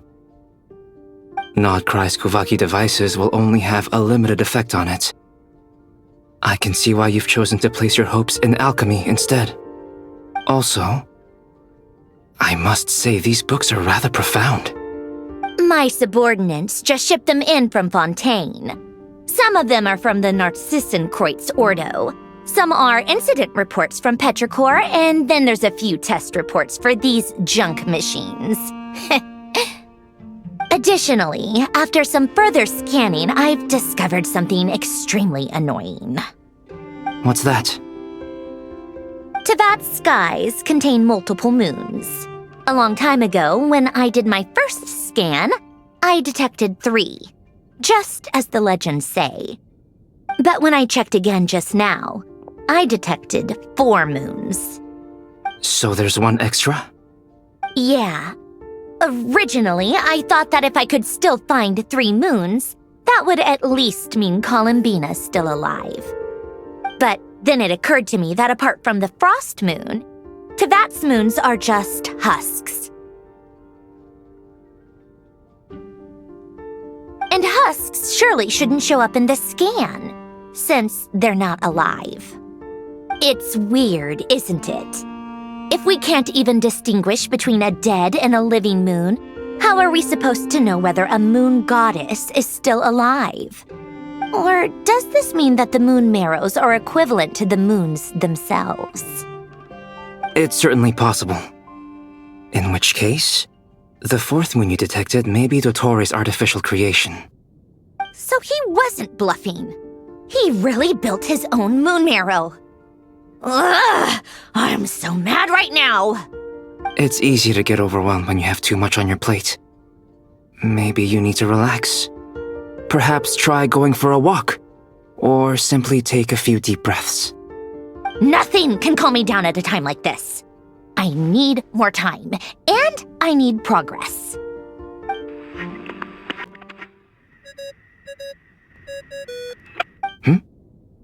It's Mr. Flynn's. I really hate that ringing tone. Ugh. First the 4 orthants of the Narcissenkreuz, then moon marrows. Now what? Oh, sorry if we're disturbing you. Might I ask what's troubling you? What do you want? We're busy. Are you still at the Curatorium of Secrets? Yeah. Look, everyone else is still out, so there's no hurry. Plus, I'm busy, so I would appreciate if you gave me some space. Even though we have crucial intel to share? Fine. I'm listening. Do you intend to share it via the Dodo communication device? Ordinarily, I would, but this is a unique situation. I think it's best that we discuss it in person. See you at the Curatorium. All right then. So, what's the situation? The rest of the team is still out working on their missions and evacuations, but we've decided to fill you in on the most crucial information first. Sandrone, you were right. Columbina is most likely still alive.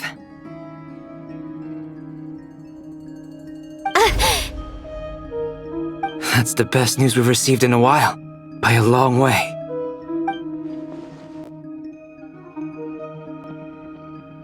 Random locations. Appearing in reverse order? Are you serious? So not dying isn't enough for the moon goddess, huh? She has to show off too. Anyway, does this mean we can deduce her condition from the moon marrows? Miss Sandrone, there's nothing wrong with simply admitting that you're happy to hear the good news. I'm not. And she's the least of our problems. We're facing a huge crisis. If she can't control the flow of time in there, she's just gonna keep moving backwards. Different points in time won't intersect, and she'll never find a way out. Let's say life begins with a drop of water. When did time begin? The moment this planet came into being? No, that's not right. Her final destination would be the moment at which the space she is in was created. But it doesn't seem like we can influence that space from the outside world. So how can we help her? Also, if she's alive, Rerir and Thalindus might be too. But as far as we know, neither of them have come back out. That space may not have an exit at all. I'm afraid I must concur with Miss Nefer in this. Can't exactly argue with that. Let's leave it there for now.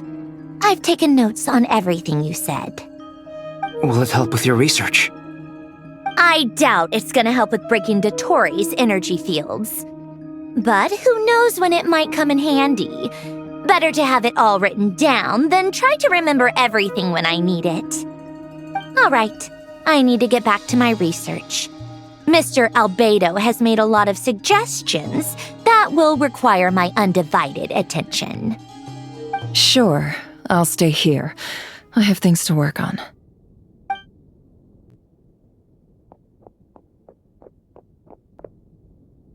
Paimon, are you there? Oh, right. She went with Varka to Natlan, didn't she? Good thing we've moved her and the Traveler's luggage in here. Speaking of the Traveler, where could they be? There's a note from Paimon. Paimon here.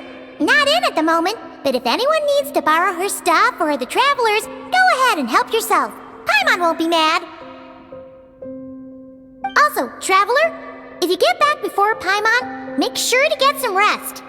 Paimon misses you a lot, but put your health first, alright?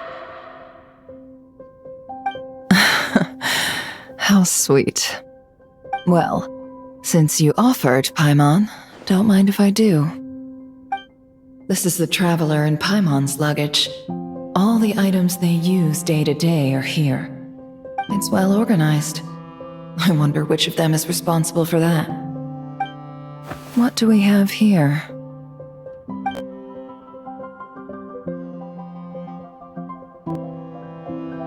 The camera captured a special moment that can only occur between people who are close to one another. You can really sense how the photographer feels about their subject. I wonder why this picture was placed outside. Is it because Paimon recently looked at it?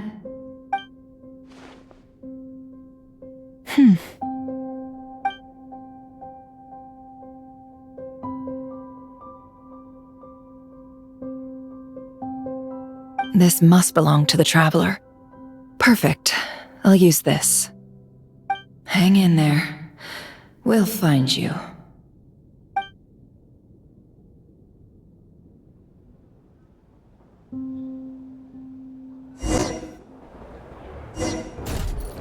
Polonia. Search keyword world formula and bring me all relevant books.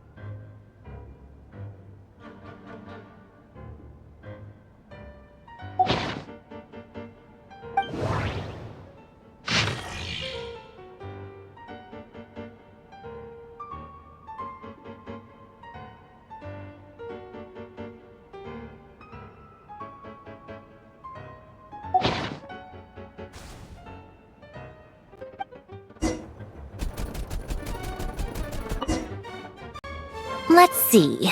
This one is on Tonki's sermon dictation concerning the apocalypse. I believe that the correct term for this is Fortuna. This was an ancient Romorian technology, a wisdom unparalleled. I never imagined that Romorian ideas would be so similar to the diagram I have named, the world formula. This is strong evidence that human civilization should gradually shed possibilities as it continues to explore and evolve. The end of humankind may well be upon us right now. The sparks of civilization shall run out unless we consider introducing variables from outside the system. Variables. Surely that can only mean one thing. Descenders? Dottore likely captured the Traveler because of her descender status. But the Three Moons' authority comes from the world itself. Why would Dottore need anything beyond that? Where does this variable factor in? The world formula calculates the fate of an entire world. Introducing a variable would therefore give us...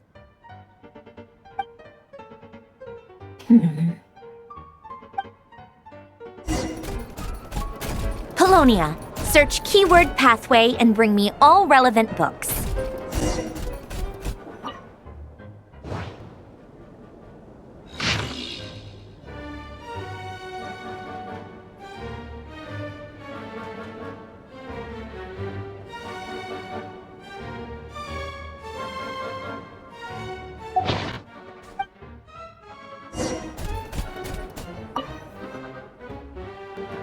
Otonki Sermon Dictation. Explications on the Chemical Marriage. These titles are pretty esoteric. Observe and compute the pathway displayed in the guidance diagram. Deconstructing and reversing its effects could generate potential ideas. So, it's one of Renee's draft lectures. Deconstructing the pathway. I suppose that could lead to a breakthrough.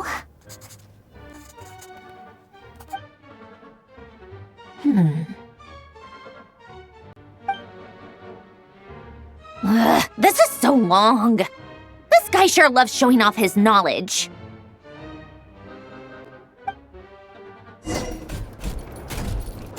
Polonia. Search keyword tree model and bring me all relevant books.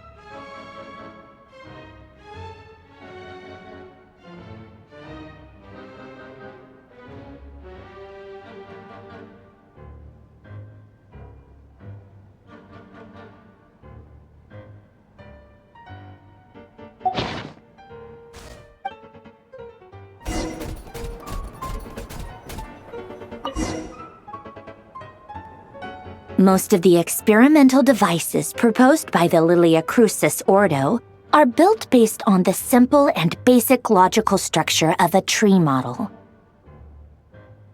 Lilia Crucis. Guess they were trying to cover up the name of the Nautitzenkreuz Ordo? When Duke St. Germanus departed, he said, "It seems that there's no going back." Alas, he is only a genius when it comes to machines. In all other things, he is but ordinary. Excuse me? I'm sorry. That's just ridiculous. What kind of book is this? Great Detective Herlock, The Alchemist and the Clockwork Saint? Isn't this a novel? Come on. Still, the author swears that they knew Renee well. Whatever. I guess it's not beyond the realms of possibility that Renee would say nonsense like that on occasion. Memory, wishes, souls, and persona. Frankly, this sounds more like occultism, but if Albedo vouches for it, I suppose there must be some alchemical basis to these techniques. The way Alain Guillotin saw it, the world was comprised of machines. The universe needed machines, and thus his technologies were created. René, his full name was René de Petrichor, if I recall correctly. Sounds like he and the town must be intricately connected. That place was also the source of most of our information regarding Remurian civilization.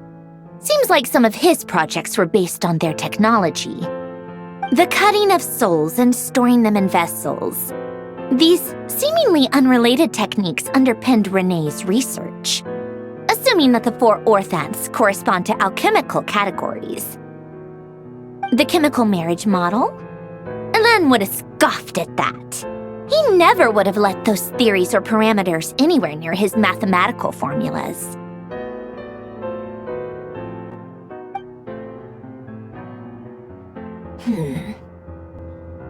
What was Alain's view on Renee?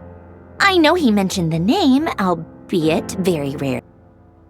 Oh, now I remember. Alain's old notes are here too. They mentioned Renee once. Renee seemed most out of sorts when he spoke to me. A lack of sweet foods has dulled his mind, I should think. Either way, his words are not to be believed. Yep, that sounds like Alain. My subordinates actually did a half-decent job digging out all these materials. Makes a change. Good for them. Some of Alain's old files are completely consistent with these records. He must have gotten them from the Tower of Gestalt. I never knew he got his hands on Renée's records that early. He may have kept them, but he never even attempted to use them. Didn't believe a word they said. Come to think of it, Renée's world formula was filled with calculations of constants. That shows he believed that the fate of the world to be predetermined. As for Elan... it's been too long. I forget what he said. What would he have said? A guy like him, fervent believer in machines, but not headstrong enough. The world can be changed. It is worth persevering. Yes, that's how he used to think at least. He created that procedure to save this world. Yet the scale of the world's fate proved too enormous. The result was beyond his ability to calculate. He died having never seen the outcome. And there I was, left behind in the ashes of his dreams. Did you really never take a close look at Renee's research? Or did you read it but deem his philosophy incompatible with your model? The very thought of trying to incorporate his ideas probably made you feel sick to the stomach. Well, don't worry, because there's a whole new category of lunatic in town. Next to Dottore, every other madman looks sane. You once asked me what I wished for. Should have asked him instead. He's the one pining for things you'd sooner die than witness.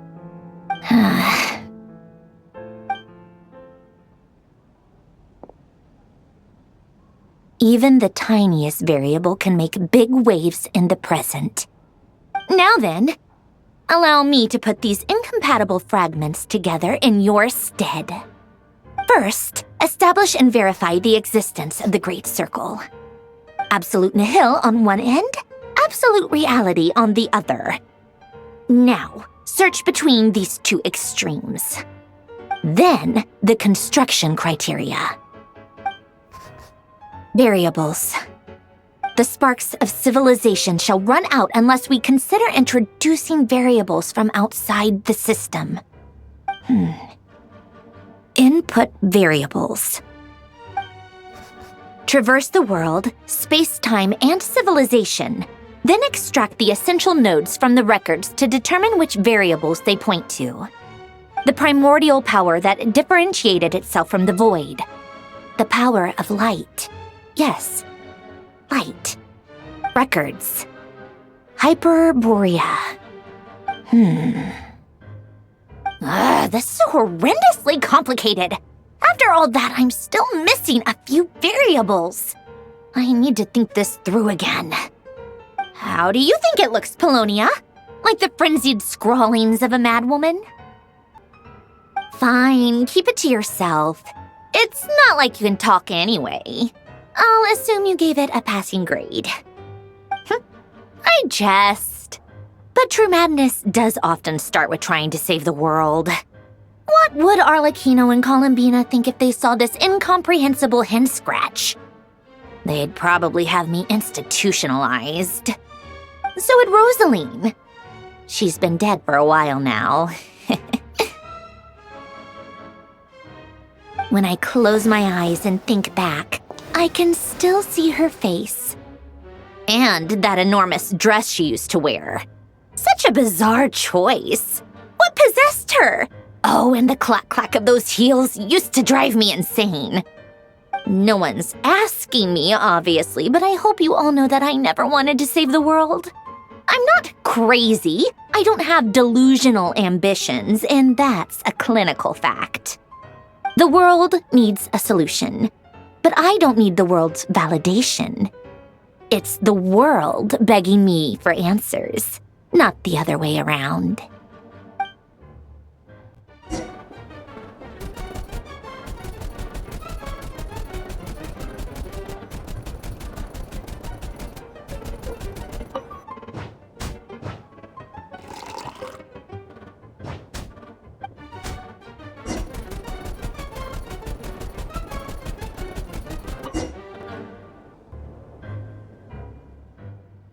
Oh, cookies to go with the tea.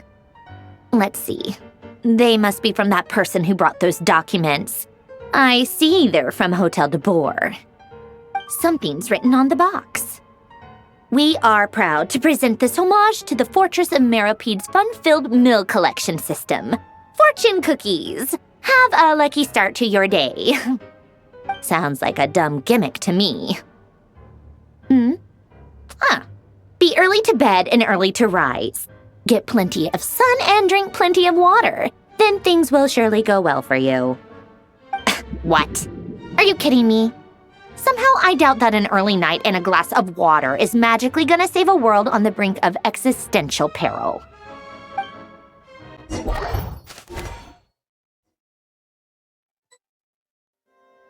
Lady Arlecchino, word has reached us that Lady Marionette's troops are all in position.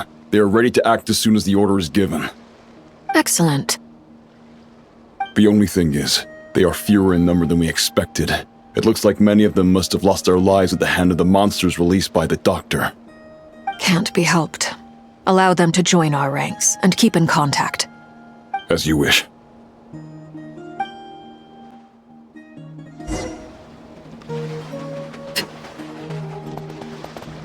It's been a while, Arlecchino. You look well. Did Dottore really have to build his lab right on the sole path between Snezhnaya and Nodcry? Had to go on a huge detour to stay out of its line of sight. Sounds like an arduous journey. I assume you've brought word from Her Majesty? Of course, all part of the job. Firstly, the Tsaritsa has authorized Fatui Internal Affairs to review Dottore's case. They will reach a formal verdict on whether he has turned traitor and whether he poses a threat to Snezhnaya. While they're working on that, I've been ordered to come and receive the refugees from Nodcry. They are nearby. My team will escort you to them shortly. Great. Aside from that, Her Majesty has a message for you and Sandrone personally. Huh? Where is Sandrone? She stayed behind to work since I was making the trip anyway. It seemed sensible to have one person on standby at base while the other came out to meet you. All right, guess that's just how she rolls. In that case, tell her that the Tsaritsa's decree this time is pretty awesome sounding. I think she'll like this one. Still, I wonder what... Wait, what's that? Did one of our troops turn into a monster? Take him out.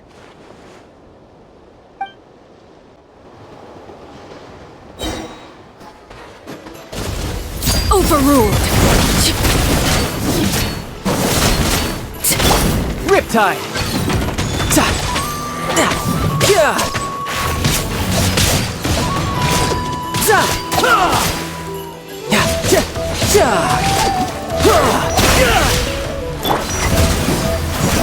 You've gotten stronger, Arlecchino. Nice! Stop that right now. I appreciate the praise, but I am not fighting you today.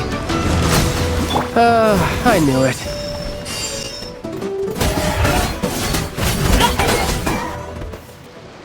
I can't believe it. He was a living, breathing human one moment, and the next... Another fine piece of work by our dear colleague, I'm afraid. What in the world has been going on in Nodcry? A lot. But long story short, Dottore stole 2 moon marrows that should have belonged to Columbina, then built a 3rd moon marrow of his own to concentrate the Trilunar Authority in his hands. What? What do you mean he built a moon marrow? People build roads and houses, not moon marrows. What's his next DIY project? He's gonna build a god? You could stand to be less surprised. We are harbingers. The work we are engaged in makes the creation of gods seem mundane by comparison. I tell everyone who asks that you once crossed swords with Rex Lapis while serving as a key supporter for Rosaline's plan. But right now, you're acting like a common adventurer. Thanks for speaking up for me. Those 2 really took me for a ride back then. Then again, surely no common adventurer would manage to get tangled up with them the way I did. That's gotta count in my favor, right? It almost sounds like you wish to repeat the experience. I might have to lower my opinion of you. No. I'll stop talking. Please, go on. Dottore is currently still experimenting with his newfound power in ways that continue to corrode the outside world. As for the human mutation, I believe this is simply a consequence of his experiments, and not a strategic move. That radiant beast was once a subordinate of Sandrone's. I suspect he was only allowed to live so that he could become an experimental subject. Also, those of us who fought Dottore have been afflicted with a curse. As such, I cannot leave Nodcry. This is so much worse than I thought. No wonder Her Majesty's decree is so extreme. While these exceptional circumstances persist, the Harbingers are hereby authorized to use unilateral executive powers. Should Dottore pose a threat, Arlecchino and Sandrone are permitted to eliminate him. My thanks to Her Majesty. I will pass these good tidings on to Sandrone. Her Majesty has also declared that she will refrain from launching an attack on the now evacuated Nodcry due to the presence of unretrieved research material. A wise decision. By the way, how's my old partner doing? I'm assuming they're with you? Partner? You mean the Traveler? I'm afraid I have bad news. She was captured after our failed assault on Dottore's lab. Her whereabouts are currently unknown. What? Why? Since when does Dottore have a bone to pick with her? That is indeed the question. I'm not sure he does. He must have some other goal in mind. This won't do. I have to rescue her. You can't. We have no idea where the Traveler is. What am I supposed to do then? Stand here twiddling my thumbs? Sandrone is working on it. The best thing you can do right now is complete your mission. Fine. I guess I'll leave this to you then. One last thing. Tell the Rooster to get the message out to the gods and citizens of every nation in Tevat. Beware. An uncontrollable pollution is spreading forth from Nodcry. The source of that pollution is a madman drunk on the success of his experiments. The Fatui and our allies will endeavor to contain the threat. However, if Nodcry falls, things are likely to escalate. Considering Dottore is one of our own, all Fatui stationed in Nodcry consider it our duty to stay and fight him to the bitter end. Whatever the cost. Hey, don't be too pessimistic. If it comes to it, I'm sure Her Majesty won't stand by and do nothing. I hope you're right.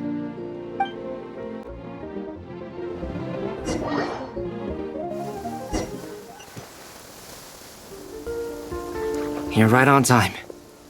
Thanks. Hey, do you think I'll get that gliding exam exemption? I made sure I was on my best behavior in Mondstadt. I landed well outside the city and walked in through the gates. I'll help you apply, don't worry. For now, let's see what we have here. What are the doctor's energy fields even made from? The usual attract and repel principles that govern Kuvaki don't seem to apply to them. They are very mysterious, but ultimately, they appear to be comprised of energies from the three realms. Thanks to research by Master and the Hexen Circle, we know that Tevat's 7 elements are derived from the more primordial power of the Light Realm, which is antagonistic with the power of the Void Realm. Since you have the power of the Dragon Durin within you, I'm sure you can already tell that this energy field contains no abyssal energy. That's true. It's not abyssal energy, it's something pure, wild, and untamed. I've been thinking about something. Do you still remember the device that Dory supplied from the Academia when you and Miss Columbina fought Rarier? That was one of the most marvelous feats of ingenuity I've ever seen. The design, the craftsmanship, the material selection. I couldn't fault any of it. Not to mention the operating principles. Surely the most ingenious feature of all. Dory didn't go into detail on how it functions, but I have a working theory. The clue was that Miss Columbina was somehow able to use the pyro energy that you provided, despite the fact that, as a moon goddess, she should only be able to use Light Realm energy in principle. Now, all elemental energy is, of course, derived from Light Realm energy to begin with. Hence, I suspect that the device works by restoring elemental energy to its original state, This presumes a theoretical model of the 7 elements akin to that of light refracted through a prism. Perhaps it is no mere analogy. Maybe there is indeed a prism in this model. I almost wonder if the idea for the device was conceived based on direct observations of said prism. It would explain how such an ironclad design concept was achieved. It is at once a masterwork of engineering and a groundbreaking application of the Academia's latest elemental theories. I suspect only Lesser Lord Kusanali herself could have devised such an ambitious technology. But back to the energy field before us. If this is pure light realm energy, its relation to elemental energy is one of integration versus division.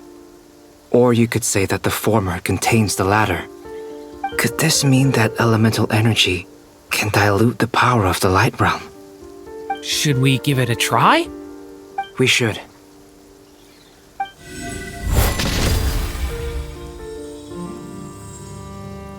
Ha! It works! Clear signs of disruption were detected at the periphery of the energy field. This indicates that elemental energy can disturb or even negate the field. Now you try. All right, here goes. It's working! Switch to abyssal energy and attack again.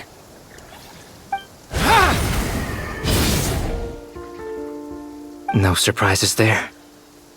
Abyssal power drains the energy field to a significantly greater extent. I now feel confident in asserting that the energy field is indeed pure light realm energy, and that elemental energy can dilute it.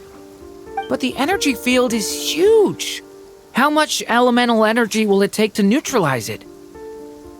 We don't have to neutralize it completely. We can try other approaches. That's all for theory. Would you like to continue watching? So you knew I was here. Huh? When did you get here? A while ago. But Albedo sounded like he was working on his thesis defense back there. Back in Sumeru. You can end a person's whole career by interrupting them mid-speech. Very thoughtful of you. I'm truly touched. Could I ask you to lend me a hand? With what? A little test. Try using Animo to unleash a concentrated assault with circular blades, with the goal of breaking through at a singular point. Nice! This time it tore through the field. Tremendous. This is a major breakthrough. Should we go through? We probably shouldn't risk having mutually antagonistic energies in such close proximity. Durin, you stay here and watch the entrance. Hat Guy and I will go in to investigate. Sounds sensible to me. Keep your eyes peeled, Durin. Don't worry, I got this. You two be careful in there. Just give me the signal if you need help and I'll dive right in. What do you mean, signal? It's based on a new alchemical concoction I developed last month. When 2 bottles of it are smashed on the ground together, they emit a blinding burst of light. If it comes to that, remember to shield your eyes with your hat. Glad I asked. Thanks for the heads up.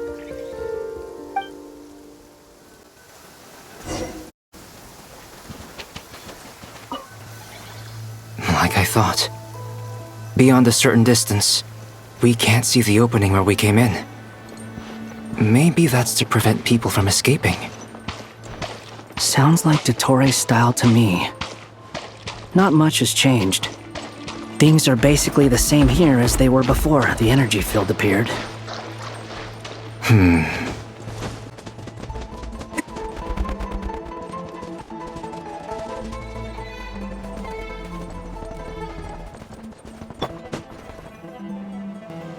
They have no heartbeat and they're not breathing. We can only assume they're dead. But there are no visible wounds. Also, there's an animal squatting next to each body. It's watching us. That's not an animal's gaze. What are you trying to tell us? Doesn't seem eager to talk. I guess maybe it's just an animal after all. Let's keep looking around.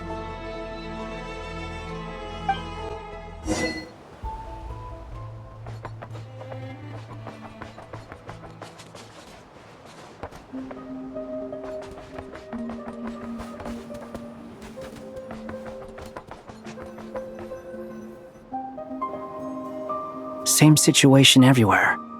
Not a living soul in sight. Just countless bodies with animals standing watch over them. Well, I think we can safely rule out the possibility that they're all pets. Is skirting around the topic your way of showing consideration for other people's feelings? Just being cautious. I don't doubt that you can handle the truth.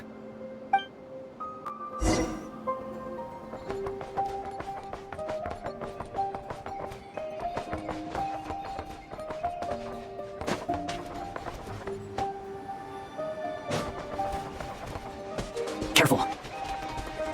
Please. Help us. Please. Over there. I hear a voice.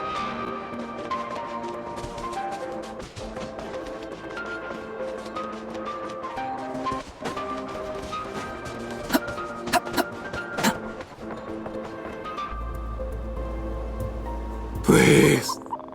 Help us. Please. What happened here? I don't know.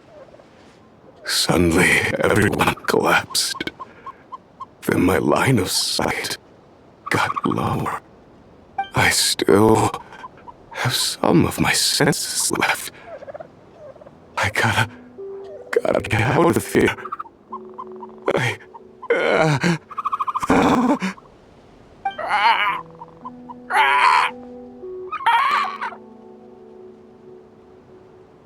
It looks like there's a huge experiment going on inside this energy field. Maybe each energy field is its own giant experiment. Vile. He's swapping human minds with those of animals. Even without the other circumstances, this would be an extremely radical experiment. Those people may have lost their sense of selves, but they are not fully animals either. If they were, they would have left. But instead, their instincts are driving them to remain by their dead bodies. We should go. No sense in sticking around here longer than we need to. Agreed.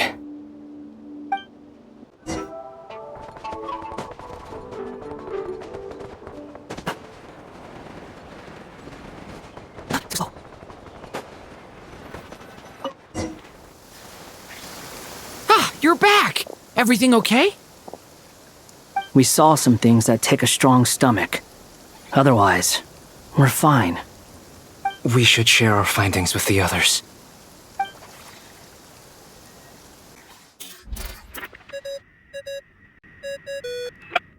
Yes?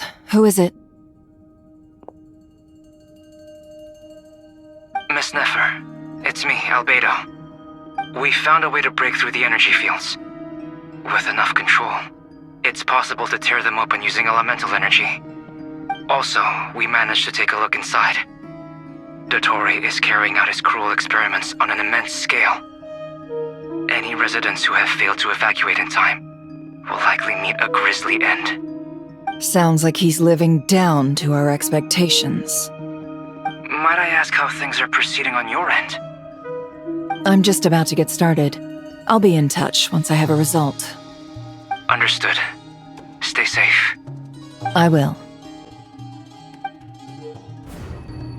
Well, Nefer, I'll link up with you once my tasks are complete. What makes you think I'd need you to do that? I'll need it. And considering the way you approach certain matters, I think you'll be better off with me present.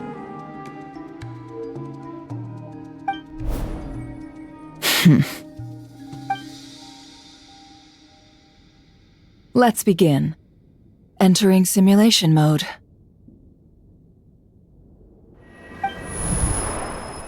A vast wasteland. Is this the traveler's inner world? I was expecting something more vibrant, to be honest. Wait, someone's there. What are you looking at? In that case, I'll look at it with you. I want to know all about everything you've seen and experienced. Is there somewhere I should return to? Or should I stay here and be the hero everyone says I am? I don't dislike my current life. Roaming the land, fighting battles, accomplishing missions, earning a living, looking after Paimon. It's not so bad. I guess the only thing that's missing is that you're not here with me. This is the conscious layer, which contains a person's true feelings. It is filled with both longing and kindness. I suppose anyone who lives long enough ends up wishing for someone who can't be there. Maybe it's the only way we can feel truly alive. Time to delve a little deeper. Nasha Town is hardly the optimal choice for a place to live, but it has character and a reasonable population density. What are you trying to say?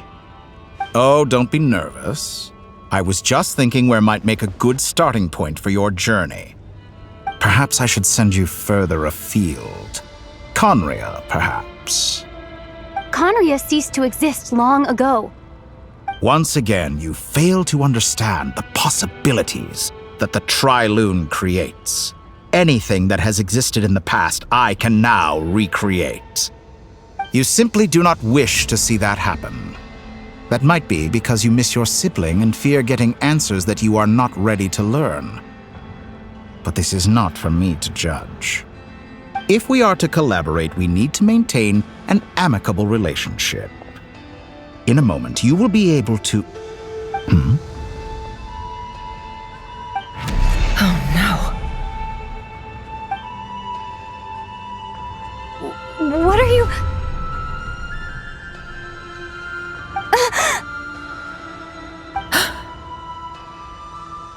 What are you gonna do? Don't move.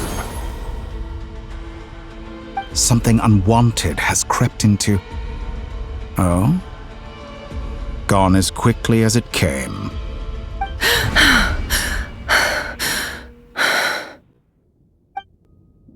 Did you save me? If I hadn't cut the connection, Dottore might have caught you from the other side and destroyed you. This was a good idea, but once is plenty. You were exceptionally brave. Excellent work. Thanks, but now's not the time for that.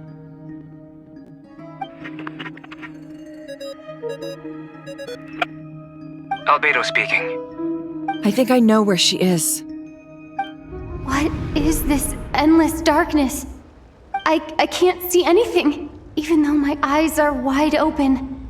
But why? What happened? Ah, sorry about that. I take it you didn't notice. Just now, a friend of yours took a little peek into your mind. Could it be Nefer? How did she do it? Did she use something as a medium to connect to me? Do you think she's aware of your current circumstances? Oh dear, have I stunned you into silence? I only wanted to slow down your time a little so I could stop your intruder in her tracks. It would have been nice to capture the spy. I must say, I'm finding the ability to adjust the flow of time rather intriguing.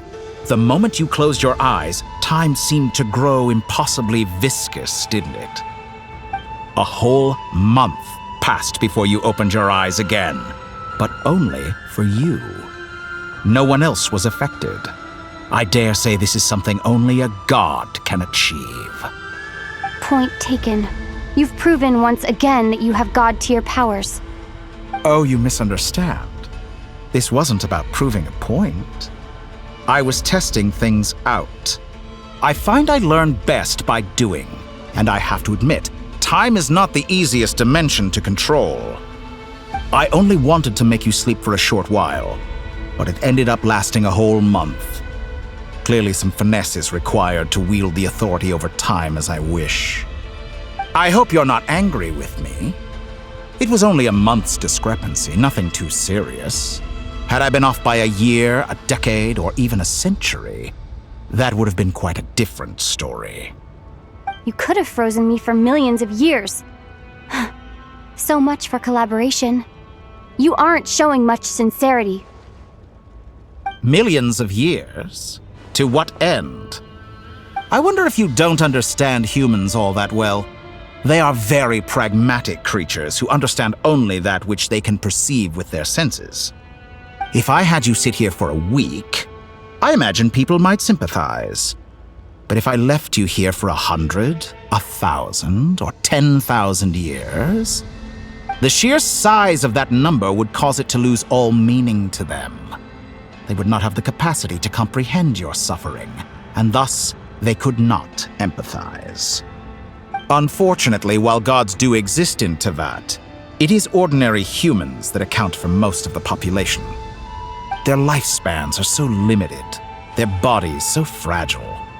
Did you ever really hope that they could begin to understand someone like you? Your long life and unique origins make you fundamentally different from them. How long will it be before they start to treat you like the alien you are? Before you are ostracized, outcast?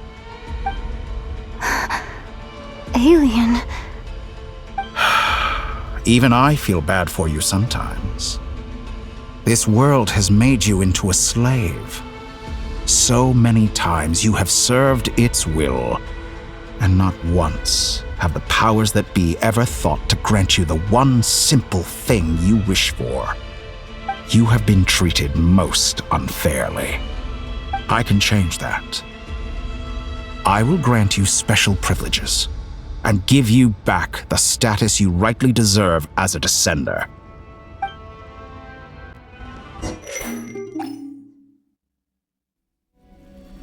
I've entered the past 3 times at this point, but I still have so many questions. For instance, beyond each point being further back in time than the last, what determines the specific locations at which I can make entry? So far, the common thread linking all 3 scenarios is that the Traveler has been present. But it's more than that.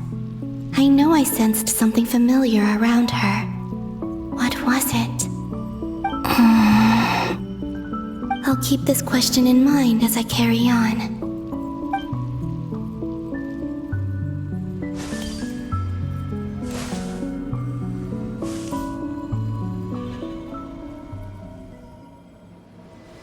Humans, you never change. Always trying to use powers you neither comprehend nor control. This looks like Star Sand Shoal. Was this before Rerir regained his physical form?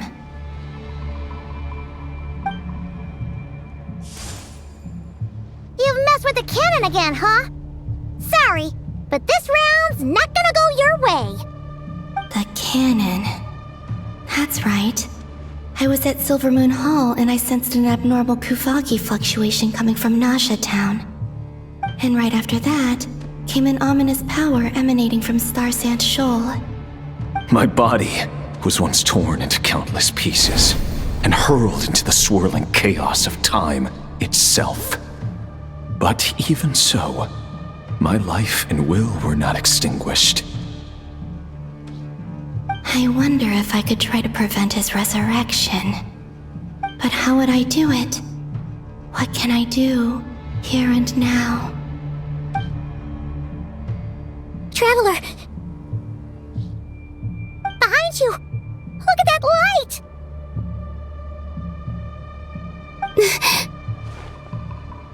No, I won't make it in time. She's using the Kuvaki shield like I taught her. Is she gonna use it to block the cannon's beam? She's strong. I'm sure she can manage. But the force released when the beam impacts the shield might lead to collateral damage. EC Island. The Frost Moon Scions will be exposed to lethal levels of Kuvaki. A question, if I may. Kind Miss Columbina. When the cannon's Kuvaki beam was deflected earlier, I saw several bolts of energy streak toward Hisi Island, only to be blocked. Did you also have a hand in that? Maybe that really was me after all. Well, future me. But I don't know if I have enough power left. Siki sato pasa sax, nitivi potofutos. There's no time. Osestikos paratin piranto risuiku, to pirto aithion feraton. I have to make it. Oh, Frost Moon. Oh, great land. Oh, slumbering moonlight of Nodcry. If you can hear me, if you can sense my call, then please, heed me once more!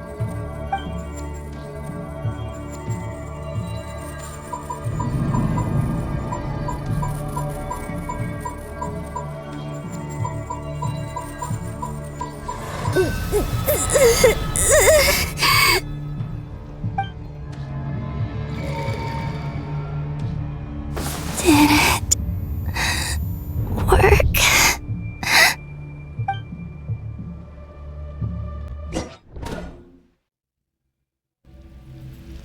Hey, wake up.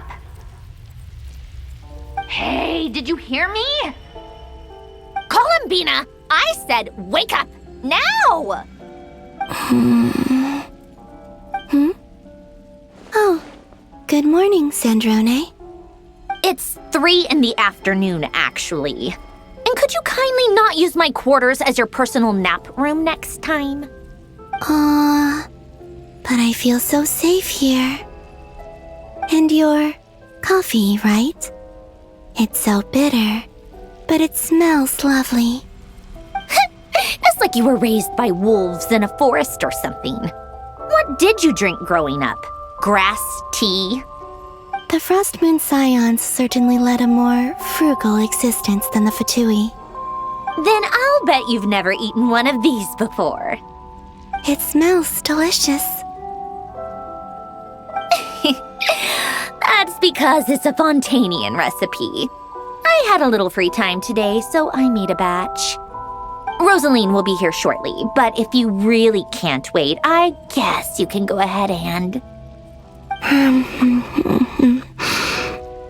Hey, at least let me finish before you start eating! Did the Frost Moon Scions not teach you basic table manners? Or did the rules not apply to you because you're the high and mighty moon goddess? These are so tasty. Of course they are. I made them. I was worried they might contain traces of machine oil. What?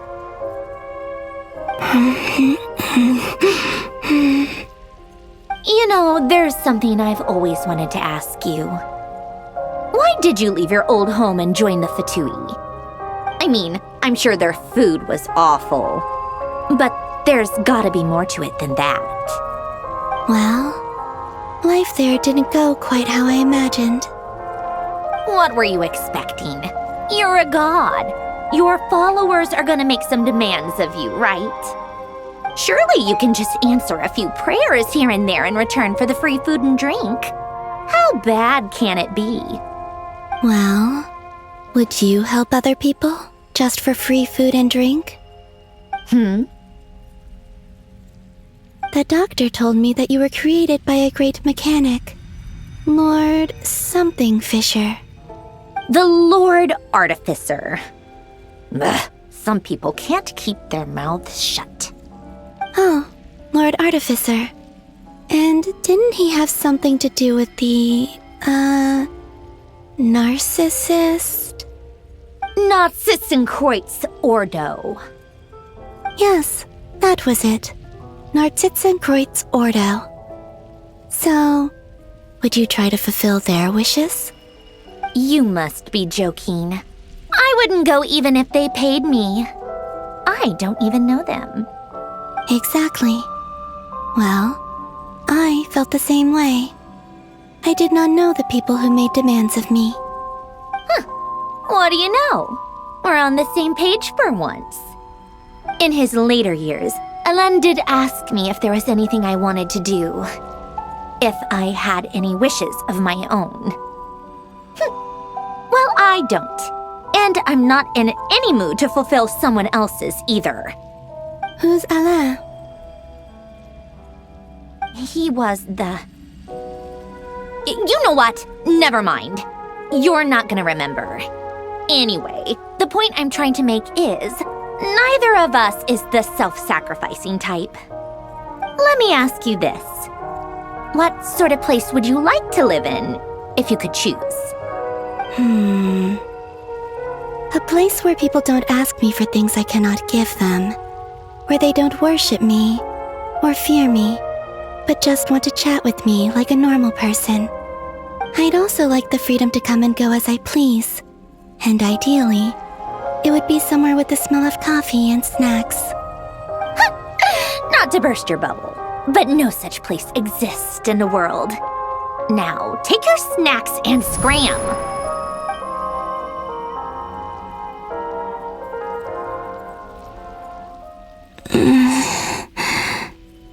Did I pass out?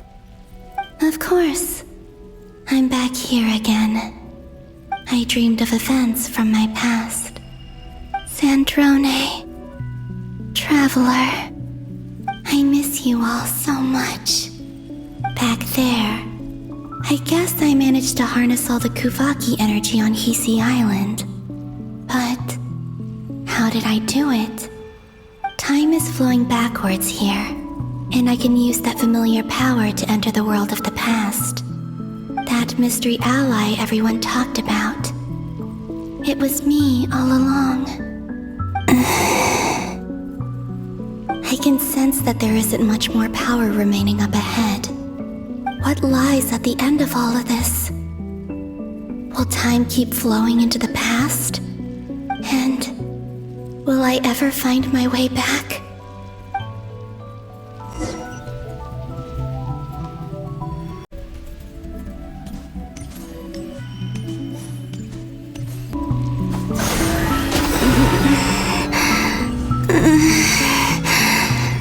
It's getting harder and harder to use my power. I'm no match for the abyss in this state. I need to avoid the contaminated fragments.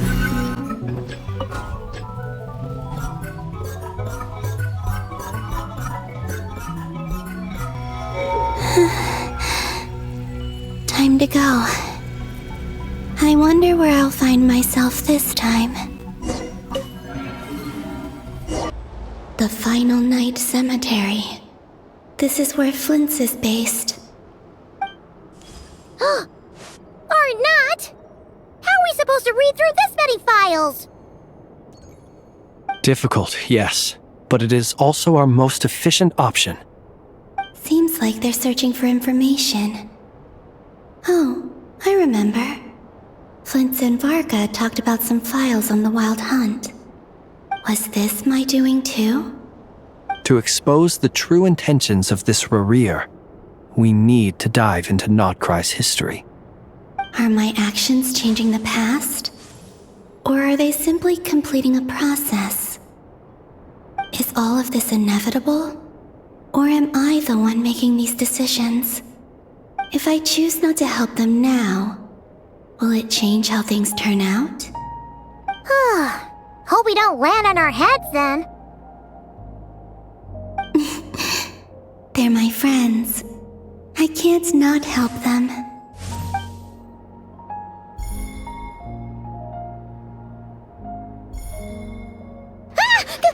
Ghost! And the other one was... here. Hey! Another file's moving!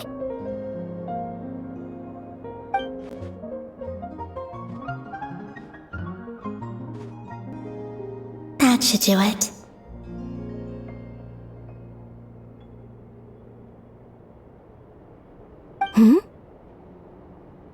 Luanatar? You can sense my presence? Wait! Luanatar. So she's that familiar presence I've been sensing all along. She's always been by the Traveler's side. That explains why the Traveler has been there each time I've entered the past. But why Luanatar? Is it because she has a connection to me as the Moon Goddess's familiar? If so, why not any other Kuhenki? That's...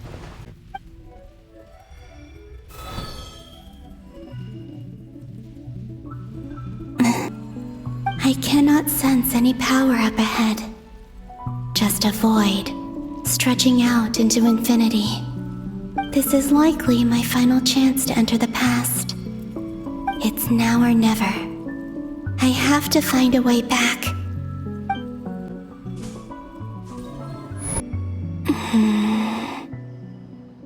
Hisi Island? How far back in time is this? Where's Luanatar? I can't sense her presence this time. Oh, seeing Enefa and Aino reunited like that sure was heartwarming. Traveler, Paimon! No, stay calm. I don't have much power left to change things. I don't even have that much time left here. Think, Columbina. How do I find a way back? A way back... to where? Do I go back to Moonprayer Night? Or to the future that followed? And if I return in my current state, what will become of me then? Dottoro's actions that day proved that he'd been planning that for a long time. He had already seized the power of 2 moon marrows before capturing me. Even if I managed to get back, how can I fight against him when he wields the Tri-Lune Authority? I can't. If I go back like this, I'll be playing right into his hands. I have to find some way of rivaling the power he has usurped. Wait. Time flowing backwards. The Tri-Lune Authority. Does that mean... I think I know what the final destination of this lunar reflection might be. I know what I must do. Speaking of homes, we must already be close to where the Frost Moon Scions live. The vibe here feels different, just like the scenery. But how do I communicate my plan to my friends? Should I write it down here? No, someone else will see it. I need something with a close connection to me. Something I can use as a medium to tell them what's happened to me in here.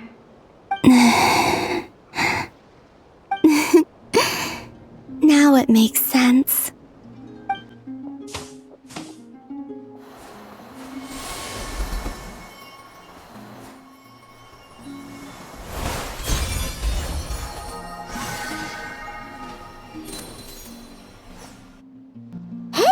What was that? I feel like some sort of breeze blew by, and then the petals suddenly turned into... Huh? It was I who brought Luanatar into being. I gave up a piece of my own soul to create her. That's why I could sense a familiar power from the moment I entered this space. It also explains why she's been present in every past location that I've entered. Because we have a deep connection. Hey there! What's your name? And the reason why there are no more gates to the past after this point is that Luanatar hadn't been born then. No wonder I sensed the trace of a blessing when we first met. But I still didn't recognize the soul hidden within you. Back then, I was just a little lost dove. I had yet to become Columbina Hyposelenia. Go on now. We've got stuff to do. Best you find someone else to hang out with. Hey, you scared it off.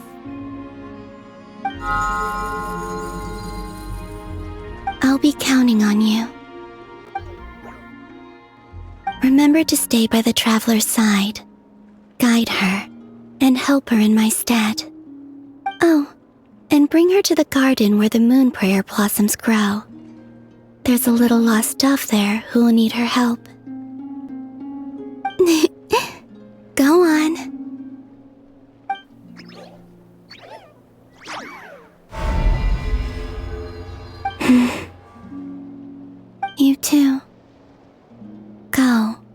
and live your story. As for mine must go in a different direction.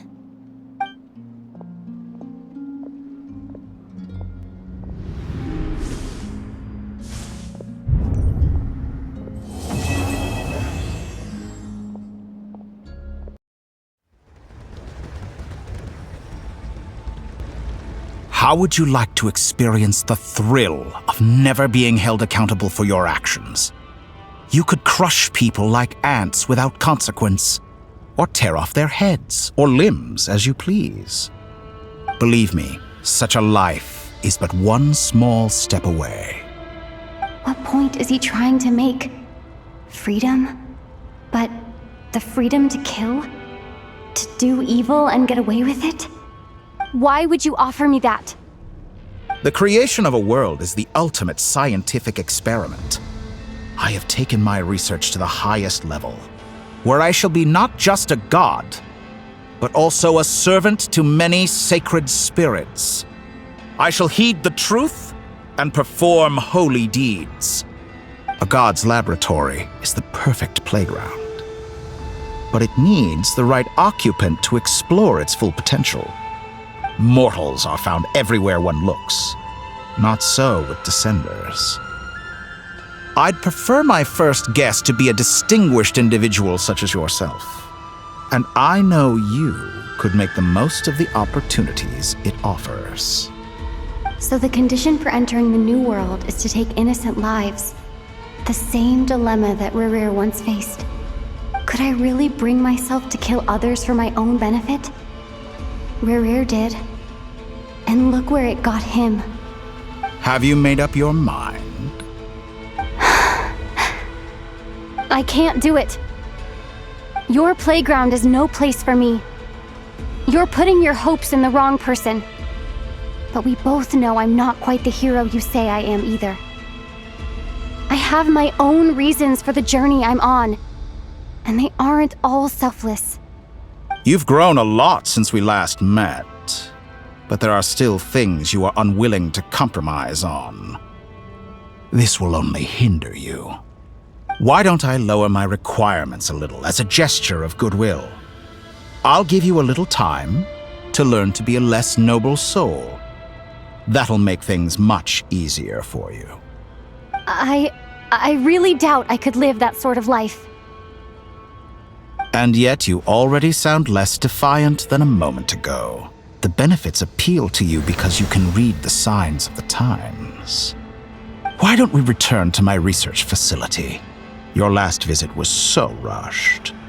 There is much that I have yet to show you.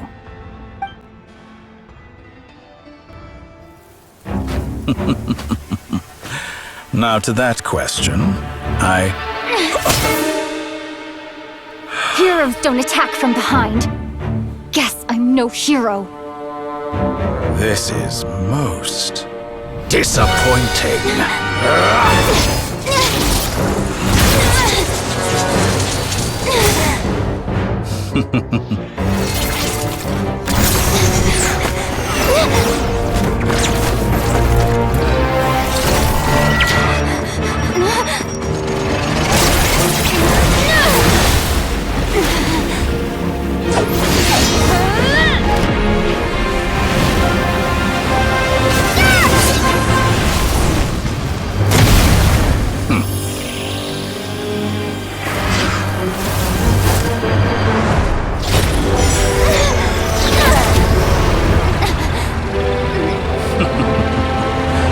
Now then.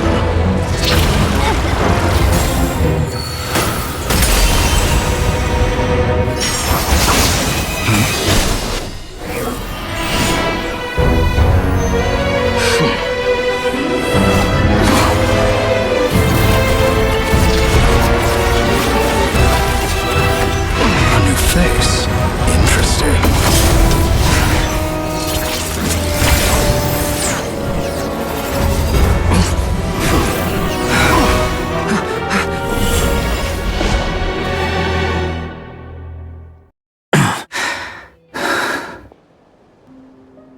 You're still gonna call me Hack Guy after that, huh? I didn't see anyone else in there who needed saving.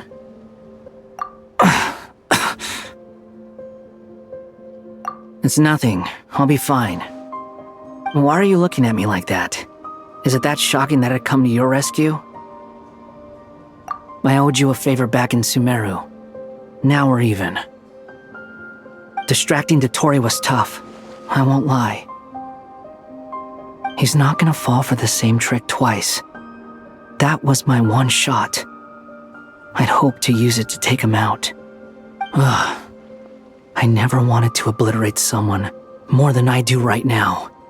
Dottore doesn't recognize me, but his segments were originally made based on an analysis of my operational principles. I expect it's only a matter of time before he figures out what I am. So Dottore doesn't recognize Wanderer because he deleted himself from Irminsul. Did he really miss his only chance for revenge by saving me? Why the long face? Hey, I'm not blaming you, okay? And I'm not complaining either. Rescuing you and killing Dottore are equally important goals. Everyone would be pretty stuck without you. It's best you live to fight another day. How are you holding up? Are you alright? Hat Guy said to put safety first, so we agreed to run as far away as we could after leaving the energy field and only meet up once it was safe. You don't look injured. It seems that Dottore didn't do anything to you. Alright. Rescue operation complete. Let's head back. There's a lot more work to be done before this is over.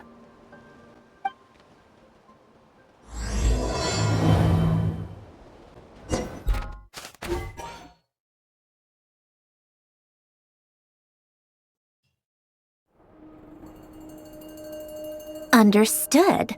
I will bear the Tsaritsa's decree in mind. I don't see what's so awesome about it, though. Does he really think everyone else is as immature as him? I'm not stooping to Tartaglia's level. I thought you might say that. How's your progress? Quite promising, actually. That alchemist Albedo gave me a few ideas. Remember how I asked you to look up some files for me? That stuff on the Nazi-Kreuz Institute.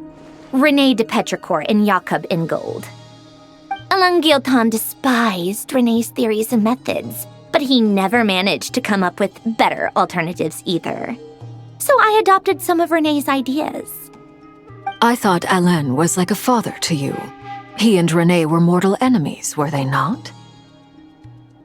And what would you say if Lenny and his friends one day learned something useful from someone you utterly detested? I would applaud them for it. That would mean that they have surpassed me. For all we know, Alain Guillotin might have thought the same thing. Not that it matters, though. He's dead, and I'm alive. So it's my call to make. Once you die, it doesn't matter how great you were in life. Only the living get to decide what happens next. Hey, come on out. They're back. Huh? You're back? And your head's still screwed on? And you still have all your limbs? What does it look like? Way to keep your composure, madam. Excuse you. I am perfectly composed. Glad you're okay. Yes, it's a huge relief. Worry? Oh, yeah, right. You think we, the Fatui, were worried about you? We were worried sick. Hey! The Traveler and I were already friends. You are free to join this mission in whatever capacity you please, much like your tea parties. It's a laugh a minute with you guys.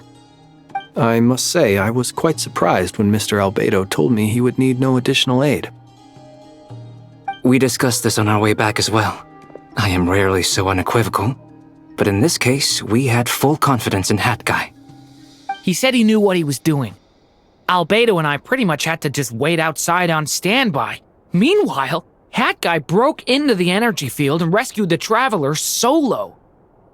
You didn't have to mention that. Well, I'm thoroughly impressed. You are a force to be reckoned with, Hat Guy. Is she back? Is she really back? Traveler! It's really you! Oh, thank goodness!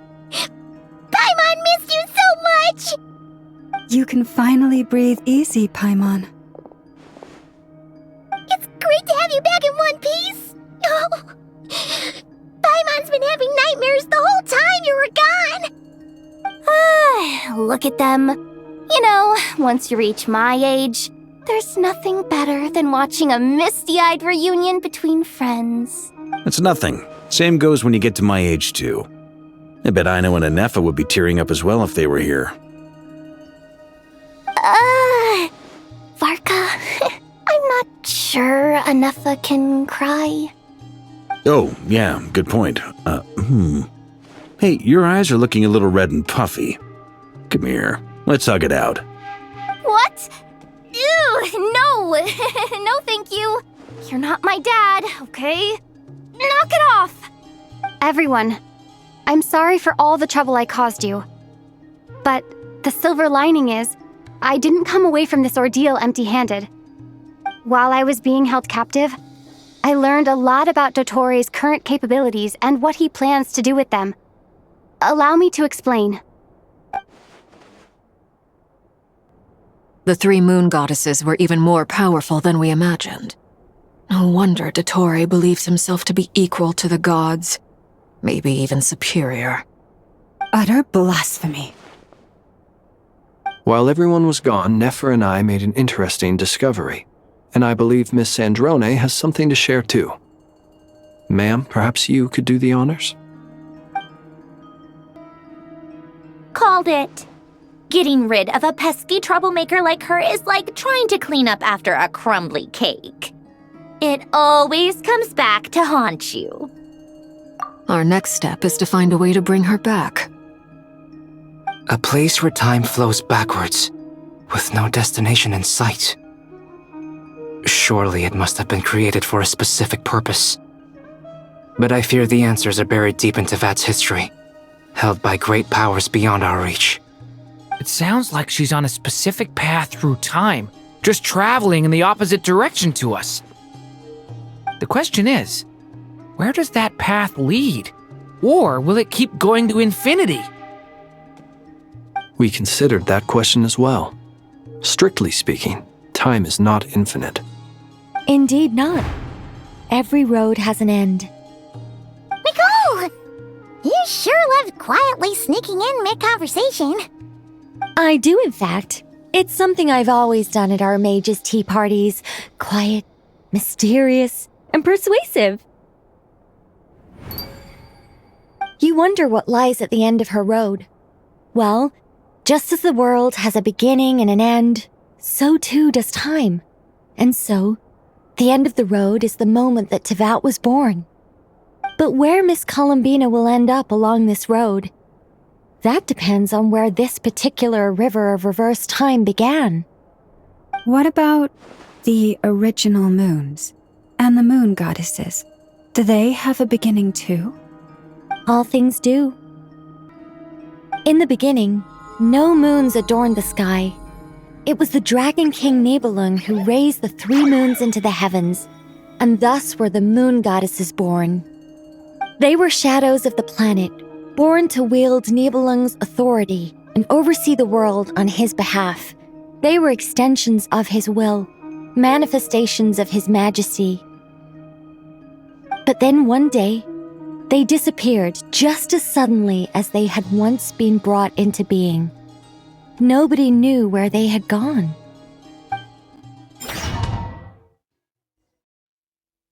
Like I thought, no more paths back to reality have emerged since. But how can I be sure that I'm going the right way without scenes from reality to keep me on track? I can't even be sure of how long I've been walking for. The further I travel, the less stable this space becomes. There are even moments where I can sense something that feels like abyssal energy. They can just materialize out of thin air. I have to keep my wits about me.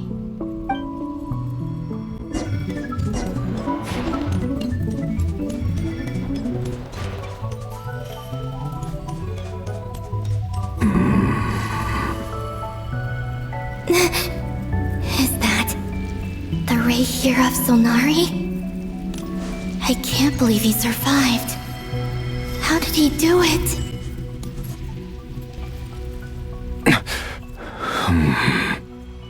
You are the moon goddess. But how? Please, there's no need. I'm not interested in fighting anymore. I find that a little difficult to believe. Yeah. Honestly, so do I. The way you used my own power against me was a brilliant strategy. And then, in the final moment before I was thrown into this space, I got to see an old friend. Mr. Dainsleif. Right. It was so long ago now. But we were friends once. And when I first got here, I was filled with hatred, remorse, and rage. How I cursed and devoured. I tore everything here apart. I was consumed by the desire to leave this place and have my vengeance. But to no avail. This is a place with no exit. This is the second time I've entered this space. Though I have no memory of the first. I was torn to shreds the moment I entered. But this time I survived. It must be partly because of this new body, and partly because of all the Kuvaki I absorbed in Nodcry. Are you the source of the abyssal power in here?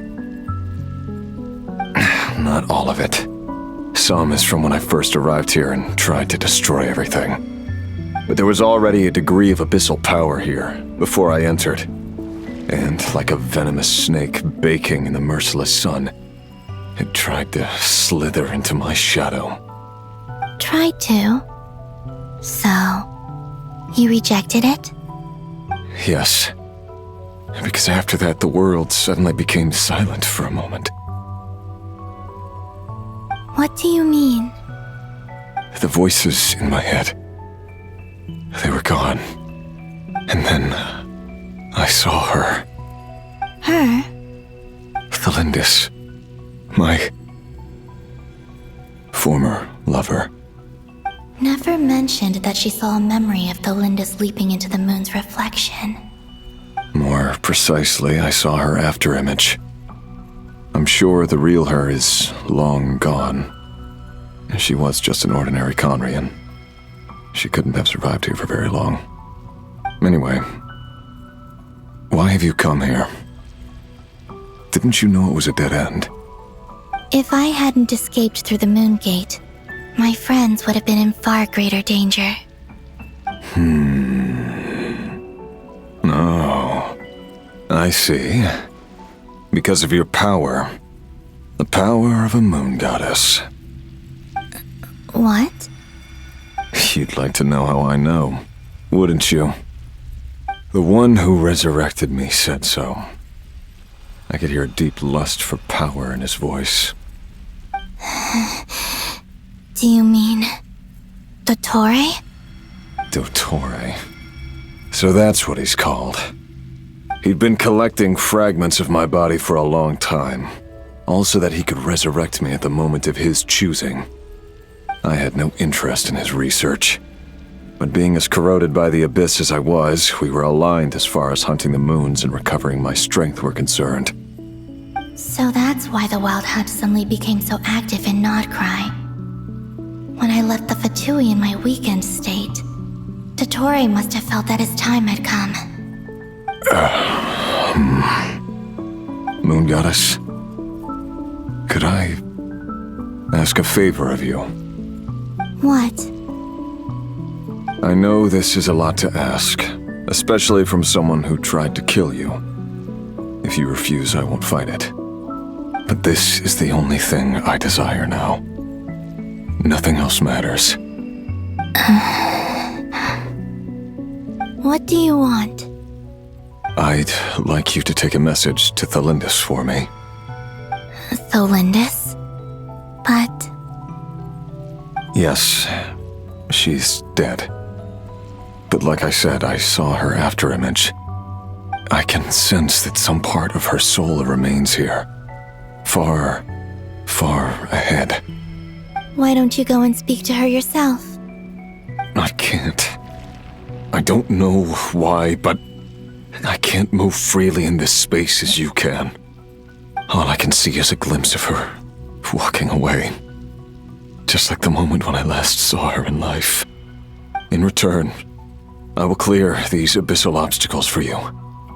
No, not in return. I'll clear them for you, whether you want to help me or not. It feels like something I ought to do. Why? Yeah. Why, indeed. I've been asking myself that question a lot recently. Why did I do the things I did? I'm tired of it all. Tired of the person I became. People used me. And then I turned around and started using others. I hurt a lot of people. I think I grew tired of it long ago. But I wouldn't admit it to myself. And ultimately, that's how I ended up here.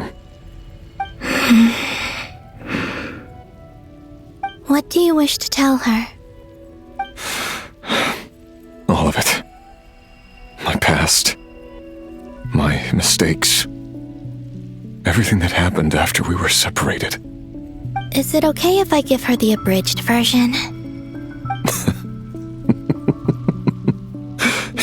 Yeah, I'm sure there's plenty you can skip over.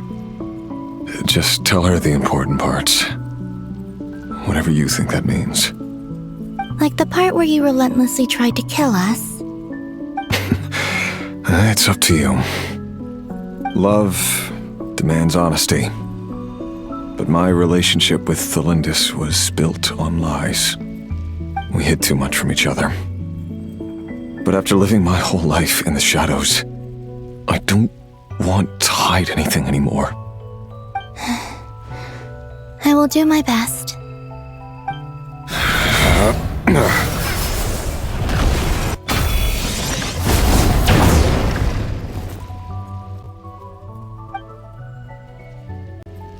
There. The abyss will no longer stand in your way. Even though Mr. Dainsliff felt he had to fight you, I think he still regarded you as a friend. Dane? He said that you betrayed him, but he also felt great remorse at never having understood what you were truly going through.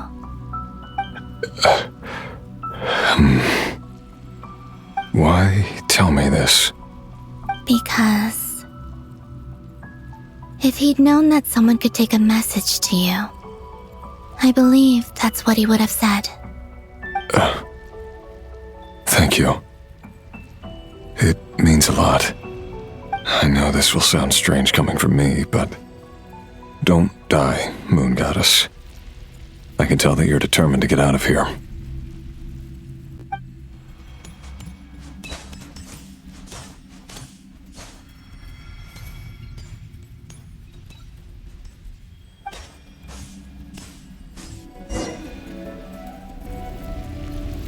He kept his word. The abyss is no longer obstructing my path.